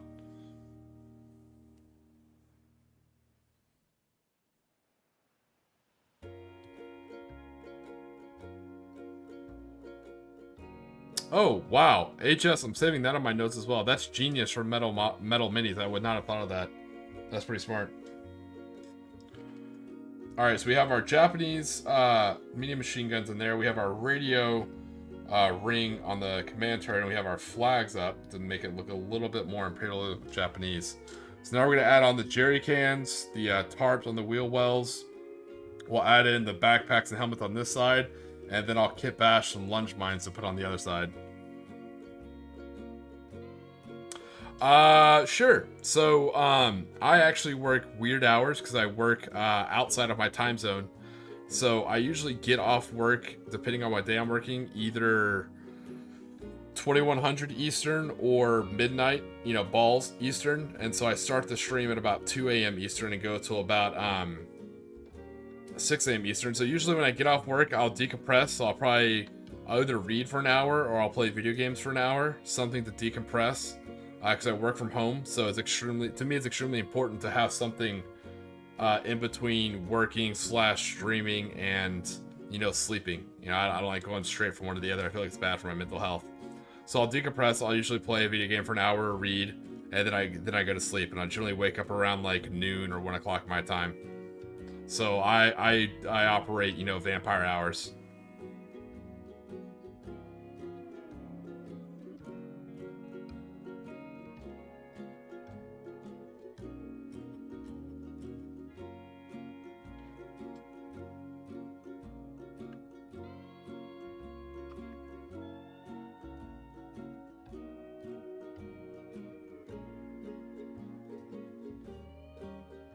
Alright, let's cut out these extra bits and get them on here. So we're going to have camo netting on the wheel well ready to be used. Jerry cans right there. Up on the door. 2 backpacks and helmets. The helmets I'll actually put the little green tufts on. I think that'll be kind of cool. And I'll put lunge buns on the other side.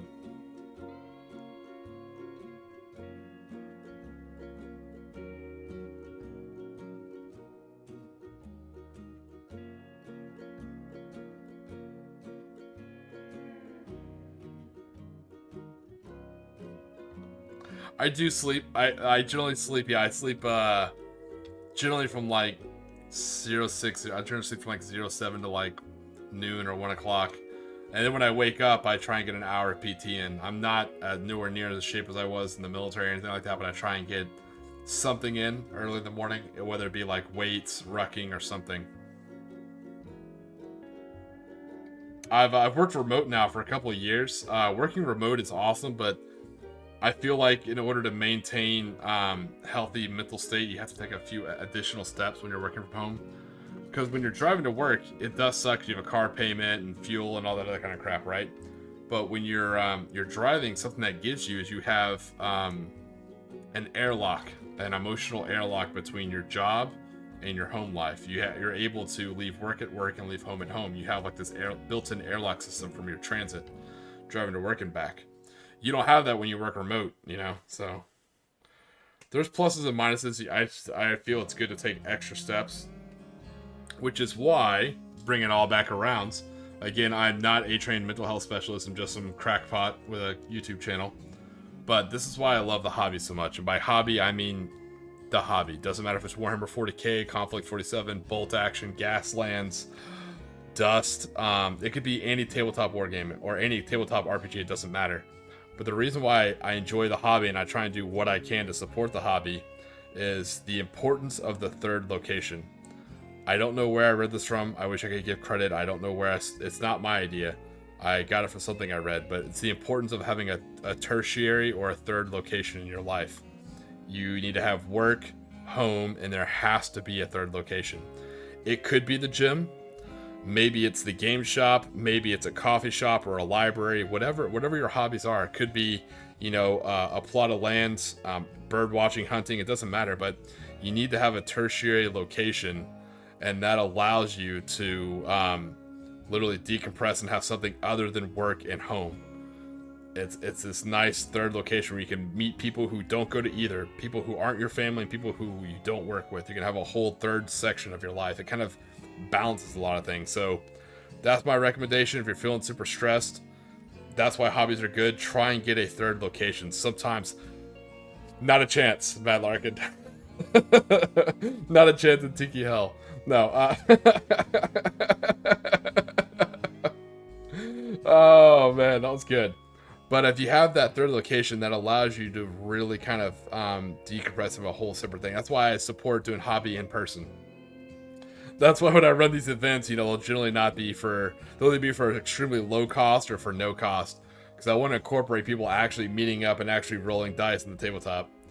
So, Lark, if you do hear something that sounds like a very odd, clunky lever, that's actually the lever action of my 1887 12 gauge. So, you know, the walls are only drywall, so it ain't gonna stop them shells, buddy.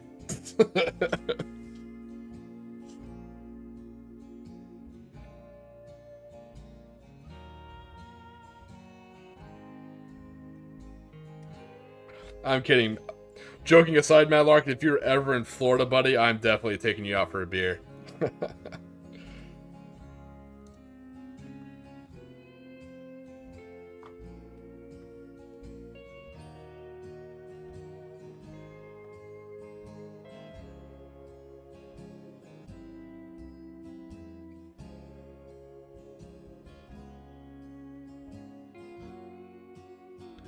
Yeah, shooting range is a great way to blow off steam, 100%. But yeah, it's different for everyone. Everyone has their own style, and that's awesome.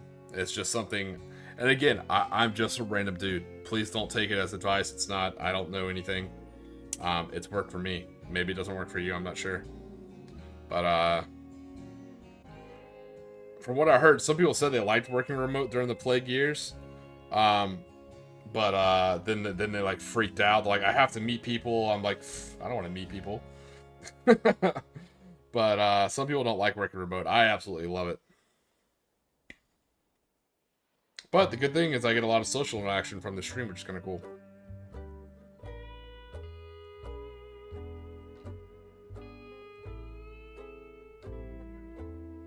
Church is sub-genius. Oh, funny.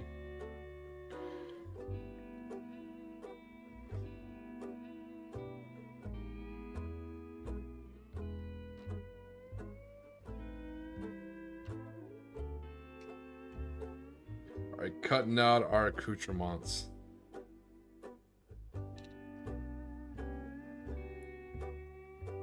So we're cutting out our scrim netting, our camo netting. We're cutting out our tarp. You know, we're cutting out our backpacks, our helmets, our jerry cans.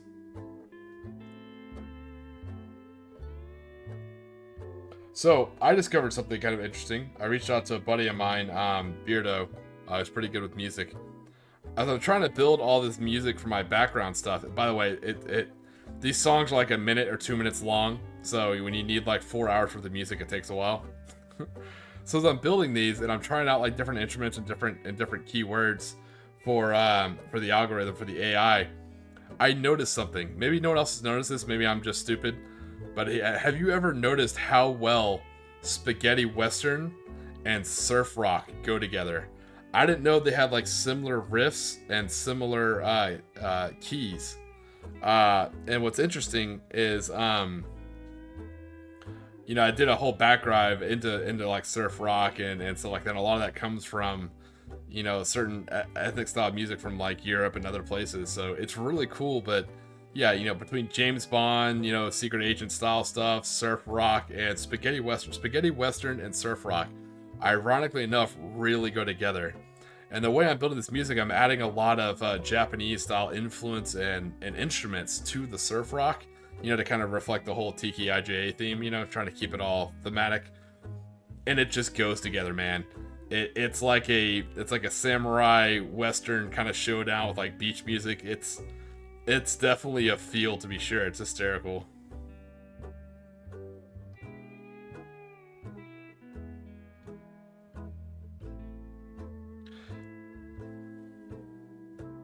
Yeah, for the Mizraru or whatever, that Mizraru song, yeah, that original riff came from an old Lebanese guitar riff. Yep. No, yeah, Nathan, you're right too, man. I absolutely, yeah. So, Weird World War II. There is a scene. No, I do like the Cramps. Yeah. But there is a scene called Hula Billy. Hulabilly. Like, I love rockabilly. I'm like some psychobilly, you know, but Hula Billy is definitely my go-to music style. It is really, really good.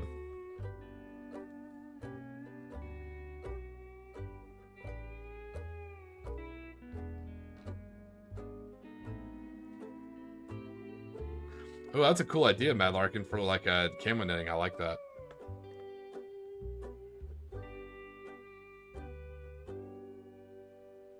But Nathan, yeah, you're right. I'm not an introvert, but I can enjoy like solitude. I know some people don't. I recently learned some people don't. But I do. It doesn't bother me. But yeah, I noticed that for a lot of people, it really bugged the hell out of them. I loved it. I thought it was hilarious. Didn't bug me whatsoever.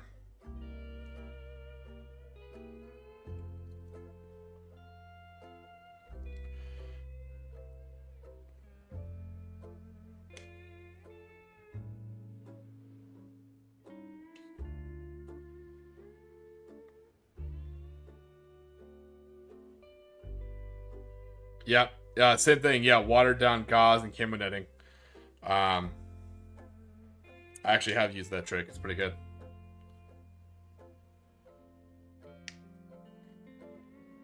But I think I'm gonna try and get some dollhouse furniture. So I'm tracking down a rumor. Those of you in the States, sorry for those of you overseas, I'm sure you have your own stores. I'm not sure what they're called. But those of you who are in the States, if you go and check out, I want to say it's Michael's. They have some winter holiday decor set out. They're these little houses, right? You know how they usually have like the Halloween town and the winter holiday town, or Christmas town, whatever you want to call it. They have like all those little buildings. They can be kind of expensive and they're a weird scale. But right now they have cheap wooden buildings that are just about 28 millimeter scale. I saw the idea on Reddit. I'm going to go check it out tomorrow, see what I can pick up. But it looks like they have barns and some couple like storefronts. They look like wooden 28 millimeter stuff. So this way you don't have to actually order from TT Combat or build it out of MDF. It looks like it's usable. And same thing, I can take a like a saw and stuff like that and kind of like cut out and put some battle damage into it and stuff like that. So I definitely might be kitbashing some terrain with that. I'll let you guys know what I find terrain wise. But also speaking of Mike, I was gonna say something else about Michaels. I'm trying to remember what it was. Damn, that came up because I was gonna say something about getting something for camo knitting and shit like that.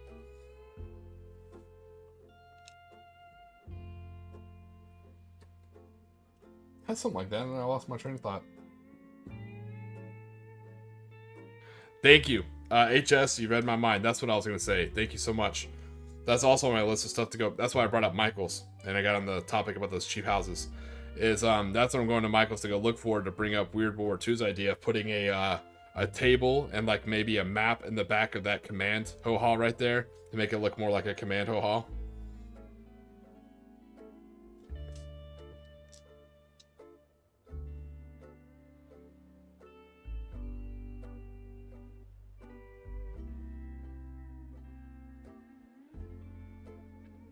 Yeah, so the thing is the train stuff, it's not bad, but it's priced so much where I'm like, I'd rather just build it myself.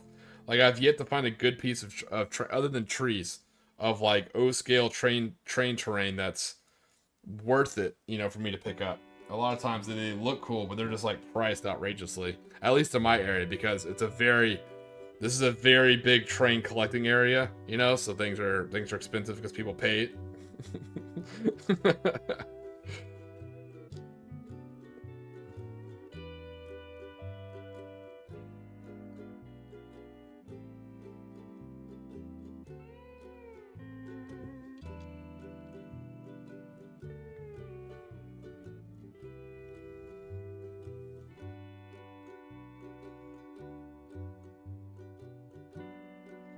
Yeah, I know. I only use my 3D printer for my drone fabrication bits. I don't like to I don't know, if I get something for one thing, I don't like to like cross use it for something else, especially if it's like professional use. So I may pick up a 3D printer for personal use. It's just, I don't know. I feel like once I do that, then that's gonna send me down. I watched it happen to MG2. Once you do that, it sends you down a rabbit hole. You know, there's nothing wrong with it, but I feel like once I'm able to print anything I want or need, it's gonna change the way that I kitbash. If that makes sense. I mean, I'll still be doing kitbashing, but I'll always have like the perfect thing to use. It's kind of weird. I understand people, and like I rely on people with 3D printers because I buy a lot of stuff from Etsy. But I just don't know if I want to do it myself.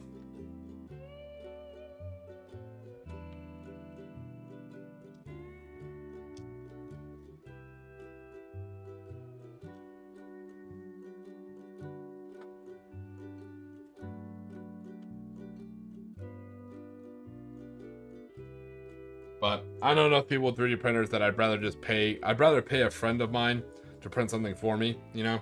That way I'm still getting the benefit of 3D printer and I'm helping out a buddy of mine. But that's only because everyone's financial situation is different. I work a lot, so I'm able to do that, and it's a benefit that I have. But I know not everyone has that situation. I can appreciate that. So some people, it's more economic for them to get a 3D printer, and that's completely understandable.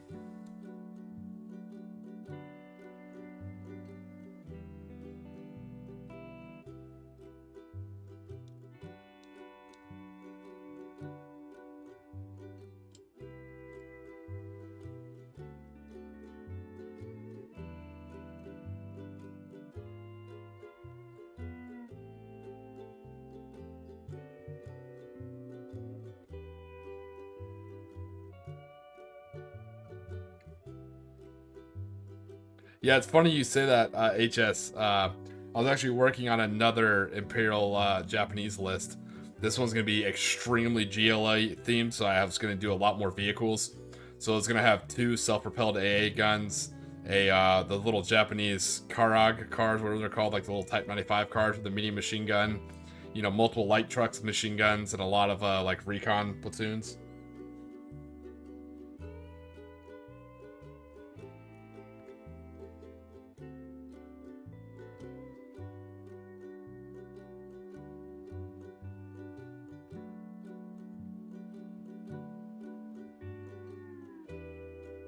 So the way I see it is like if I need a real song made, I'm not gonna do it with my AI thing. I'll pay someone to actually make. If I need something real, but if I'm joking around, I'll use my little AI program. If I need something like a serious model 3D printed, instead of doing it myself, I want to reach out to someone who's been doing it for a couple years because they have this expertise that would take me, years and a whole bunch of failed, messed up models and time that I don't have to try and get right. So I'm much better reach out and be like, hey, I need this model at this scale. Use whatever the right kind of resin, the right kind of material is, and the right temperature and all that other stuff. Let it cure appropriately, and then send it to me, and I'll pay you for it. Because when I'm buying 3D printed models from other people or from friends, I'm also buying their expertise. It's not just the model I'm buying, because sometimes it saves money over buying stuff from big name stores. Sometimes it doesn't. But I'm paying for the custom model, and more importantly, I'm paying for their experience. That's experience I don't have, and to be honest, I already have so many hobbies. I have deep sixed and sold off a lot of different hobbies over the years. So the last thing I want to do is add another hobby, I think.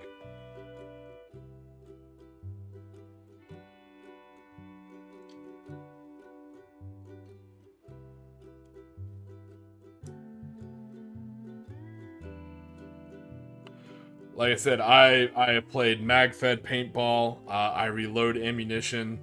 What other hobbies? I played everything from Dungeons and Dragons to Fallout, Wasteland Warfare, Gasland, Zona Alpha. I've been slowly condensing my hobbies, trying to scale down, not just for economics, but also for just space.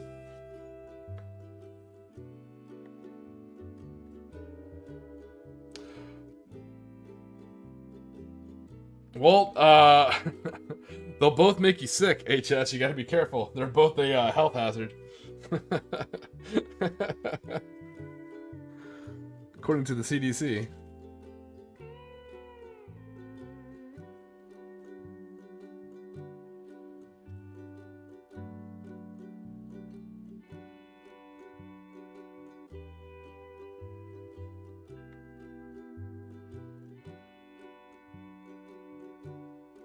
Oh, I still have some of them too. I have all sorts of, because I got into it and then I saved it and I used it, for training purposes as well.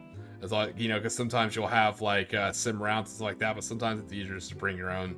If people have match, you can just bring your own paintball markers, no big deal. But yeah, I have all sorts of mag-fed paintball markers.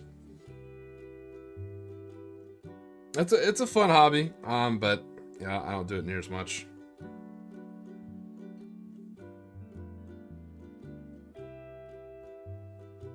Ironically, mag-fed paintball. So that was a good thing about mag-fed paintball is you don't go through paint as much. You're not going through like a 200 round hopper in like 10-minute match. Your magazines last a long time, and it makes it a little bit more realistic.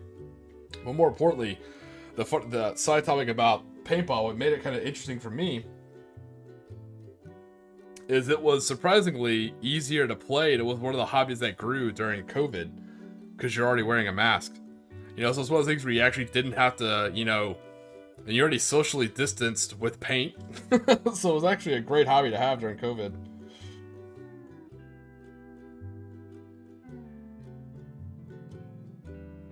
I felt like paintball had a little bit of a renaissance during COVID.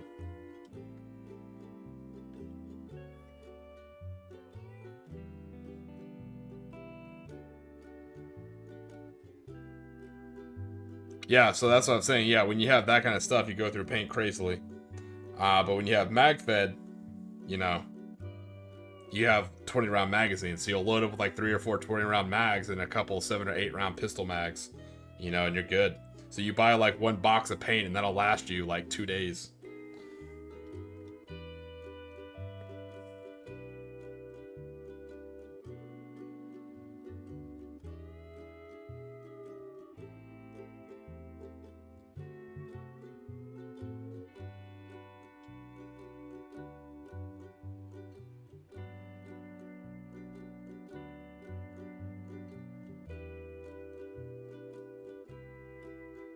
And I can say a fun little fact. That's the only time I've ever quote unquote cosplayed, I guess, in my life. It wasn't really even cosplay. It was a holiday event for paintball. It was Georgia versus Florida, and so we met up in Georgia. And a lot of people either wore like a lot of people wore like funny costumes because it was around November, so it was like we did like a Nightmare Before Christmas theme because it was between October and Christmas for us, anyways. So everybody kind of wore like, some people wore like Christmas, like Santa Claus outfits and stuff like that. I dressed up in a Fallout costume, which I thought was funny. And I just used a pistol and a riot shield, so that was kind of funny. I ran around in a vault suit. But it was that cheap-ass Spirit Halloween vault suit. And people had like First Strike paintball rounds. I'm telling you right now, I paid for that. I had welts for days. That fabric did not absorb any of those shots.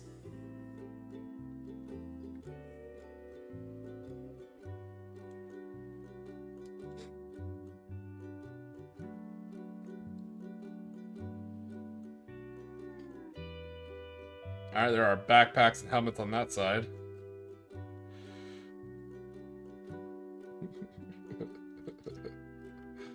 Yeah, I'll leave that web slinging story to yourself.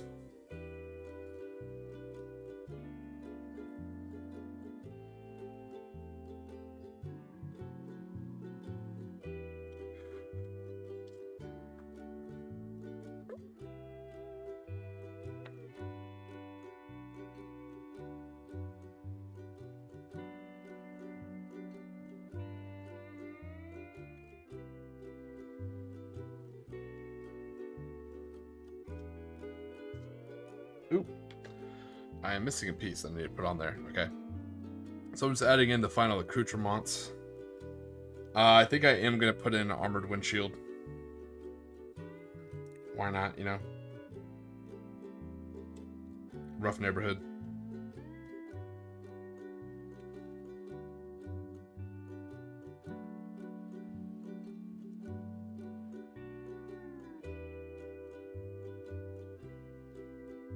There's a lot of optional ways to configure these half tracks because, like I said, the Americans and the Allies use the M3A1 half tracks for like 50 different configurations as well. Just how the Germans use the Hand Mag too. So, and again, this came as part of the Island Assault starter box. You guys saw the bunkers and spider holes in that terrain thing yesterday. So, since I don't collect an American Army yet, I decided to use the half track for another Japanese vehicle.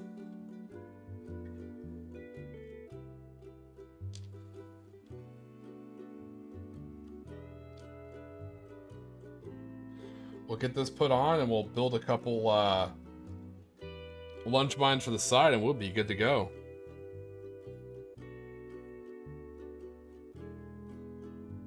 Ah, the old meat chopper. Yeah, that'll do it.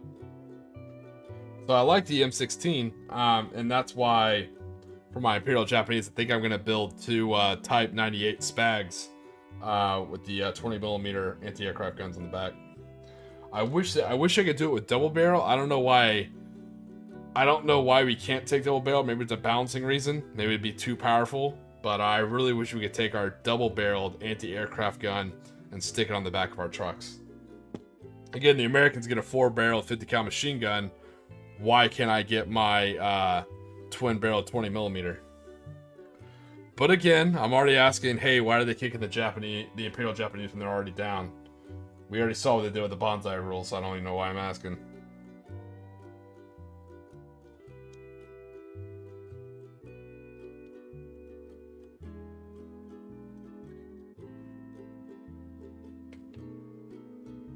If I use the anti-aircraft mount on the ground, I can put a second barrel on it. But if I put it on the truck, I get 1 barrel. Kind of weird.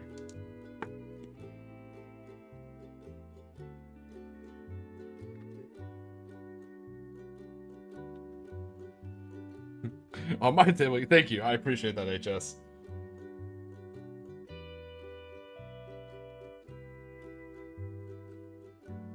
It's alright. I like to do my little bit of Imperial bitching and minging, you know, at some point in my stream. That'll be it for today. There we go. Nice, some armored windshield for it.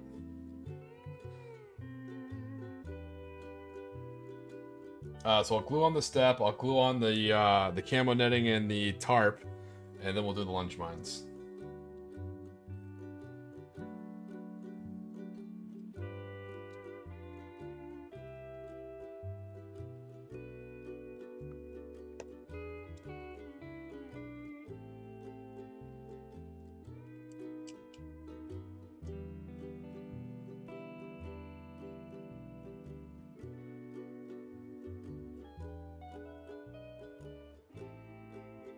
Man, that was really. I think it's because I put the jerry can on first, but putting that step on was actually really difficult. There it is. There you go. Now it's flush.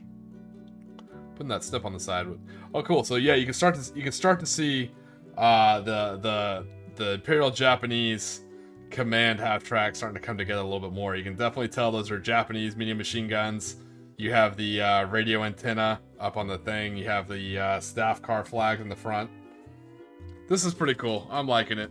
It looks a lot more Imperial Japanese than I thought it would. I was a little worried.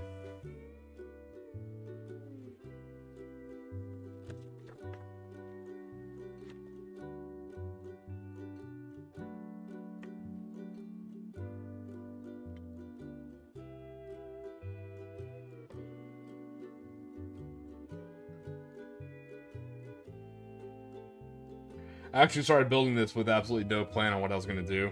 And then as I was building it, I thought about making it a command variant.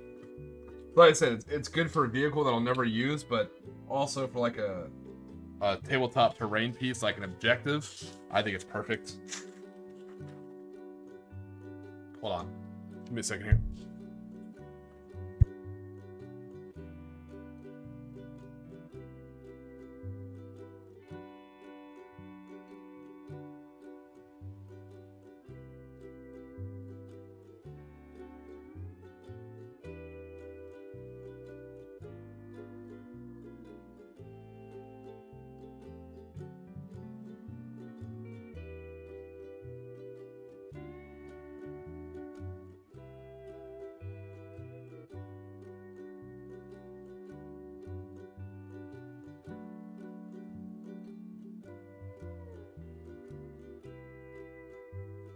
Sorry, I dropped the piece. My chair rolled over something and it tripped up and I dropped the piece. I'm just looking for it real quick.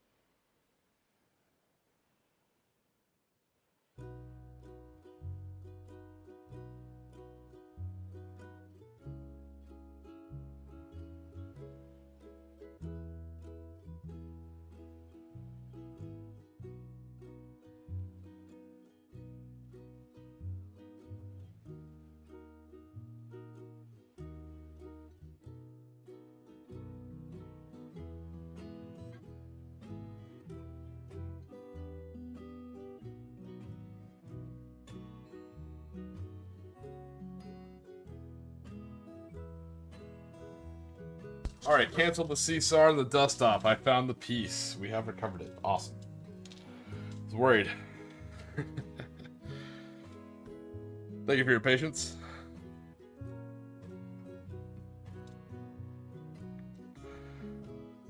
Alright, Weird War, take it easy, brother. I appreciate you chatting with us. I know she's curious, like, does he ever sleep? I do occasionally. You know, once the Tiki drink seep in, it knocks me out. But thanks for chatting with us, brother. Take it easy and I hope you sleep well, man. And I'll shoot you a message when I wake up.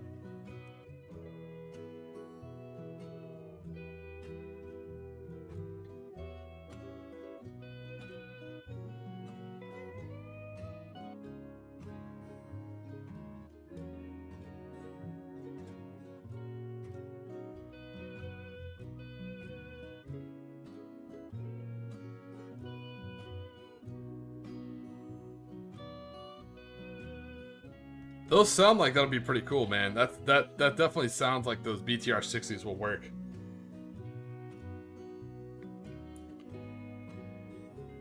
You'll have to send me a picture when you get those built. I definitely want to see them.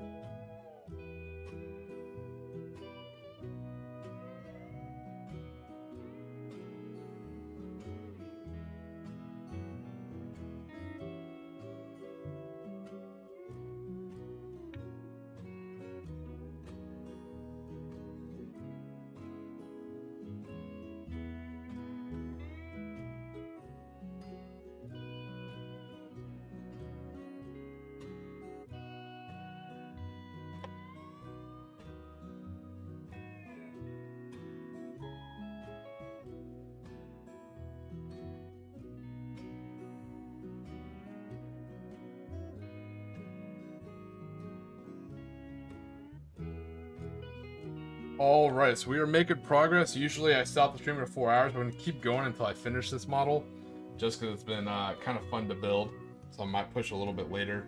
Now that we have those on, all we have to add is just, I got to kitbash 2 lunge mines to put on the right side, the starboard side, and then I'm going to cut the head off this officer, put on a samurai helmet, and make a better base for him and put him over there standing up in the turret. And then we'll be good.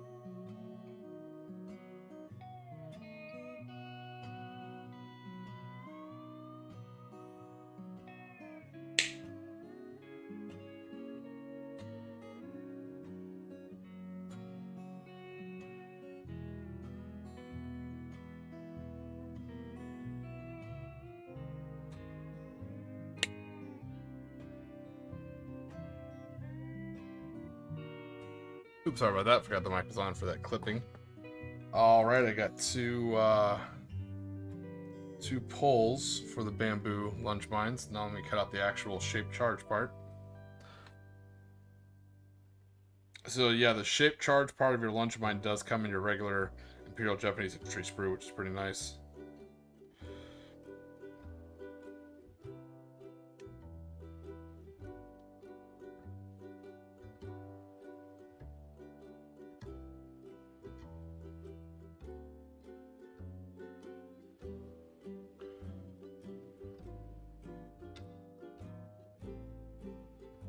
Oh, that's so cool you're using glue in the dark pigments. I've tried it on my Cyberpunk models. It didn't come out the way I want, so I haven't tried it again, but you'll have to let me know how it turns out, man. That's awesome.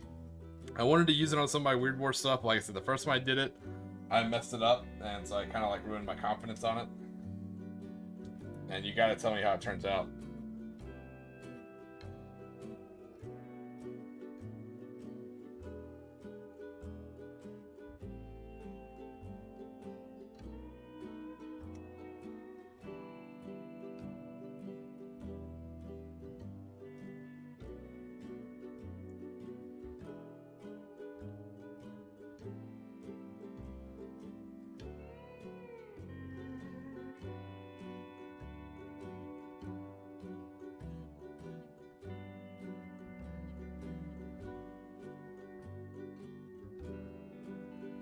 That is pretty cool, man.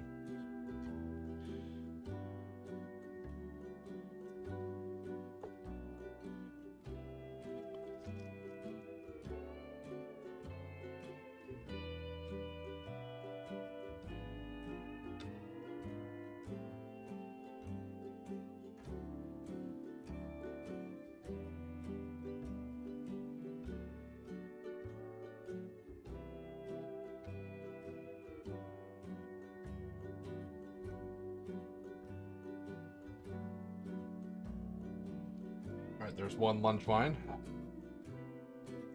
Grab my second one. And they are to scale, actually measured with a lunge mine model, because the lunge mine that you get in the kit, it's actually a guy holding it in 2 arms, so you're using it as like a flag. You can use it as a flagpole or a lunge mine with a simple alteration.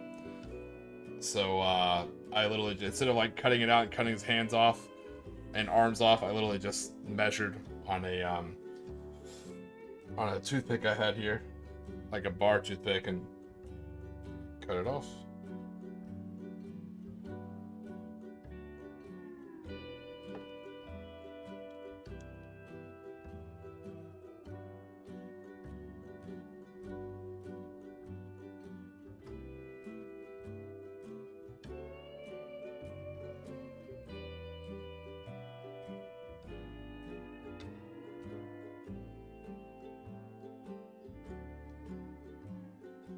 There we go. There are 2 lunge mines, and I will turn the vehicle around.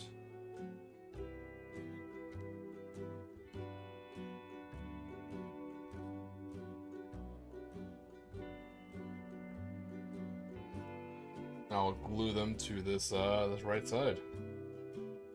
That's probably gonna make it look very, very Imperial Japanese. Having 2 lunch mines, that'll definitely do it.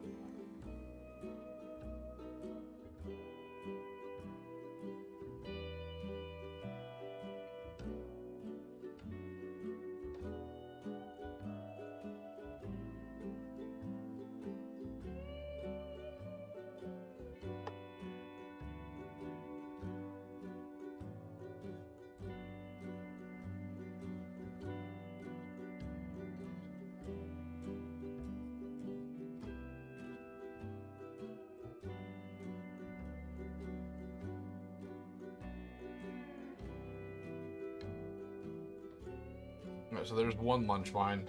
My other one's falling apart, so I get this one fixed. And I'll put my other lunch mine on there. Yeah, it's definitely going to be a very delicate model. Like with all the little custom bits glued on it, it's very, very delicate.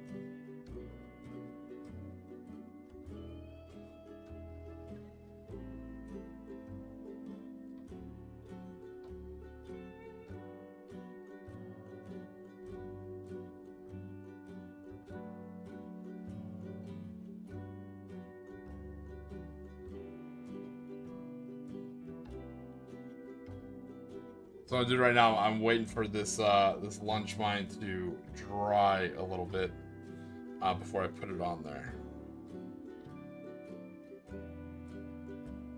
The other one went on well. This one's wanting to be a little bit more difficult, so we'll get this lunch mine put on there. We'll kitbash our officer,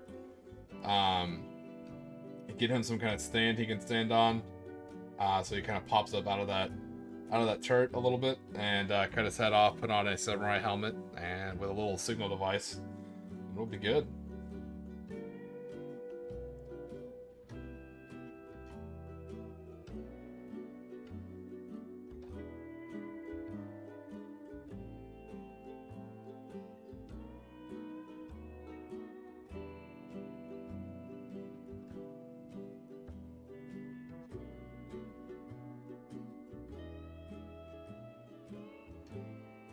Alright, let me try and attempt to put this one on.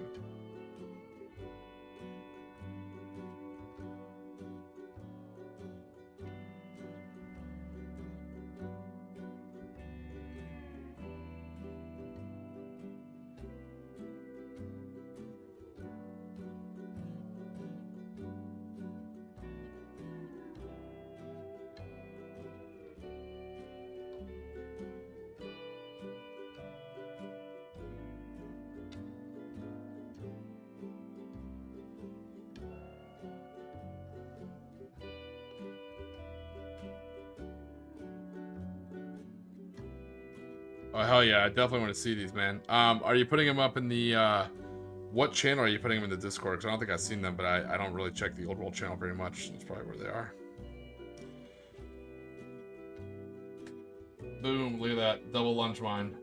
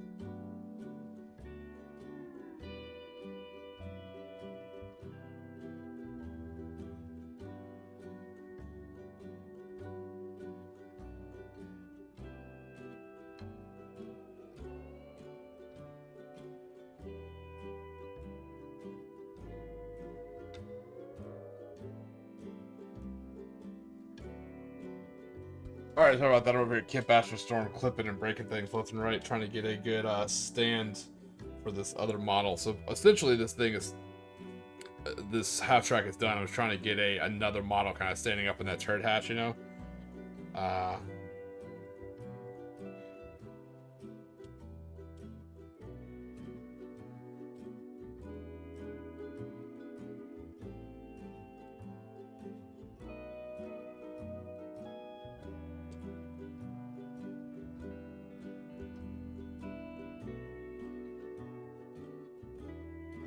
But also on the plus side, watching Morty and stream the other day where he had those ducks for his pin markers, I'm gonna use these guys. These actually come from some stir sticks, some Tiki style cocktail toothpicks and stir sticks that I have. So I'm like, oh, let me just cut these things off and use them as pin markers. Very on brand, very Tiki.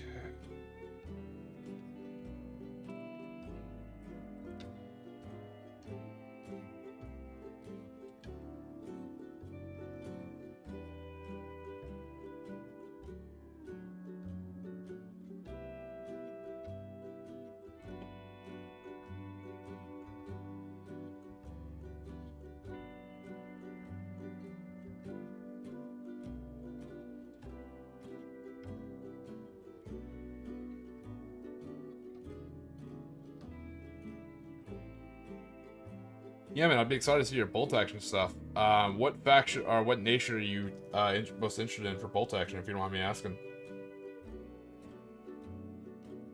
You might have already told me, I've forgotten because I have the memory of a goldfish.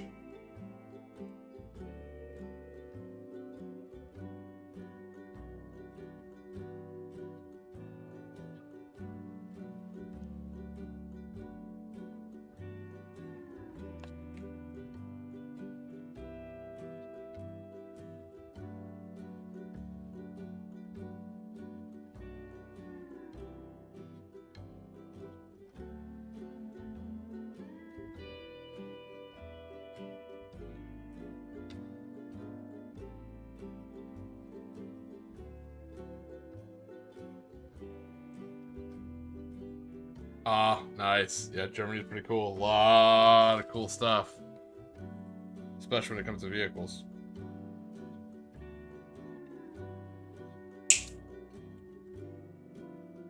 And if you're interested in playing, they have really good rules right now, too.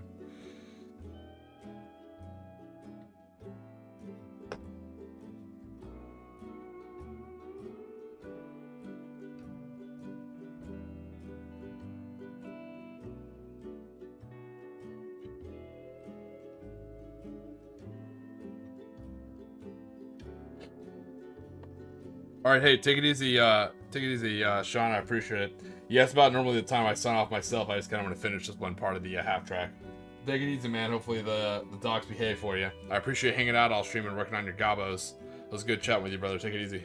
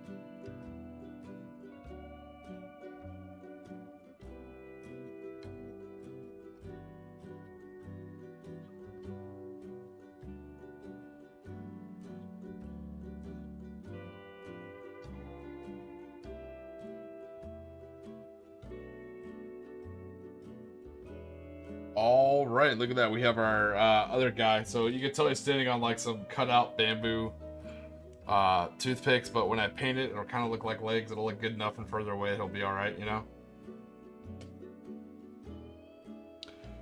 We'll just say it's a very, very, very, very tall Japanese sergeant. Once that dries, we'll cut his head off and replace it with a samurai helmet, and then we'll be good to go.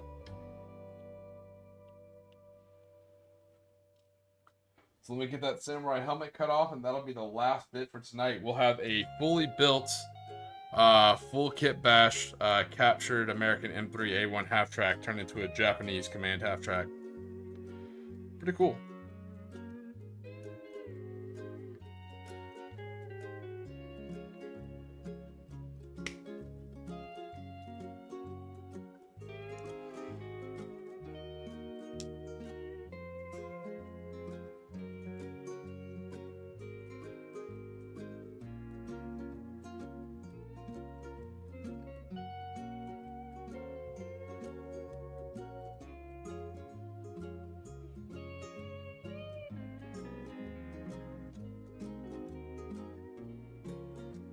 Alright, all we're doing is we're just going to let that dry for a few minutes, and then we'll chop his head off.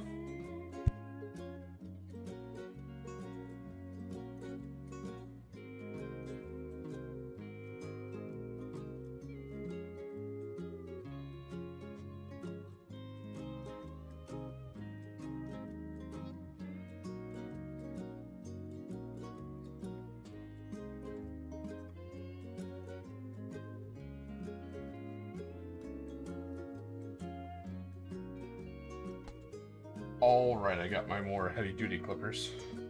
Not my nice, like, fine detail. I use Citadel nippers for, like, fine detail work. You know, these are the ones that give me nice, clean cuts off the sprue for small things.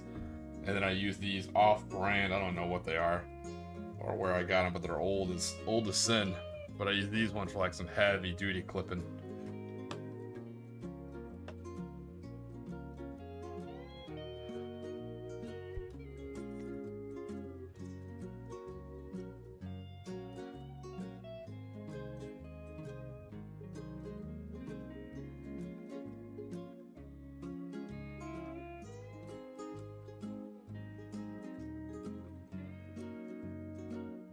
And just like that, off with his head. He probably drove past a wire stretched out by some Filipino guerrillas.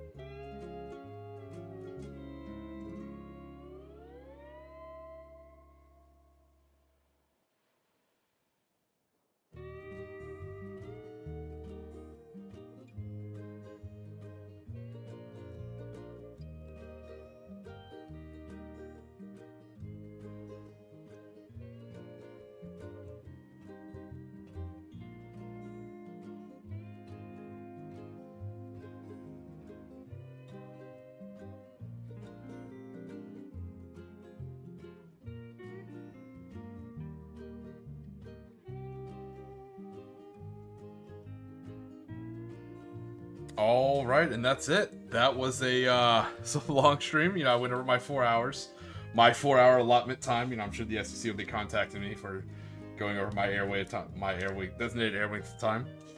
But I wanted to fully finish this kit bash. Let me move these troops and zombies out of the way.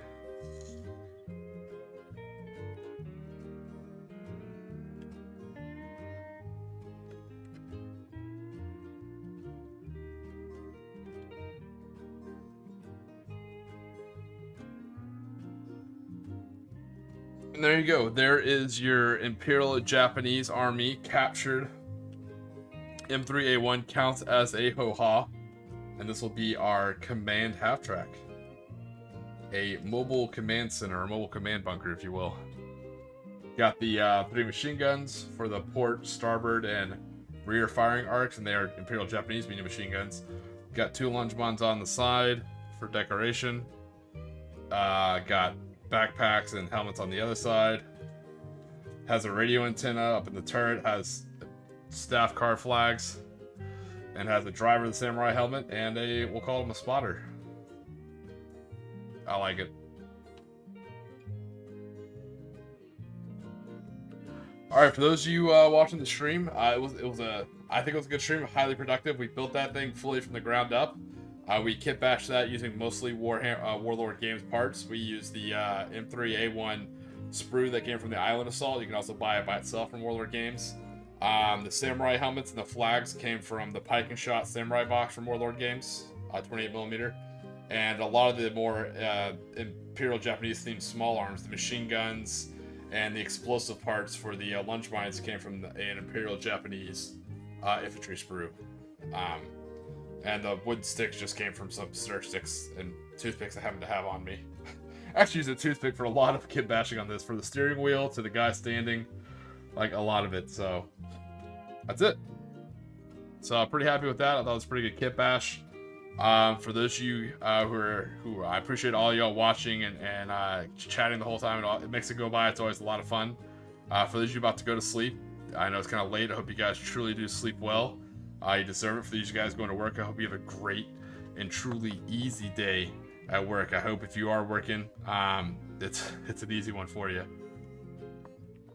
And I don't know. I felt like this is a really sorry. I'm just totally distracted because I felt like it's a really good, constructive stream. So I was pretty happy with it.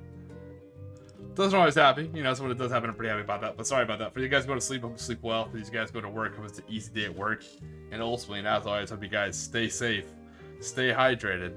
And oh, I did see you in the chat earlier, Francois. Sorry I didn't say anything when I saw your name first pop up. My mistake. I was super concentrated on the half track, but I appreciate you swinging by. Hopefully I can catch next vid's next stream on another day, you know, because I know we stream at the same time, so I appreciate you watching both our streams or coming over here. So for you guys, stay safe, stay hydrated, and don't forget to relax today, because you're on Tiki time. Shipwrecked soldiers on wooden sand, type array rifles in hand, hula gals with summer smiles, no war drums, just beach for miles. Ghost park by Tiki lights, shadows dance in tropic nights, sand beneath where boots once stood, paradise ain't so misunderstood. Lost in waves and hula tunes, tiki drinks and months of moons, forgot the fight in distant lands, just surf and play with tired hands. Bunkers built from palm and hope, coconuts and crude soap, imperial dreams, fade and sun, warriors turn beach bums. Shine to ocean gods we raise, praying for forgotten days, sake in the campfire glow, life's a surfboard, ebb and flow. Lost in waves and hula tunes, tiki drinks and months of moons, forgot the fight in distant lands, just surf and play with tired hands.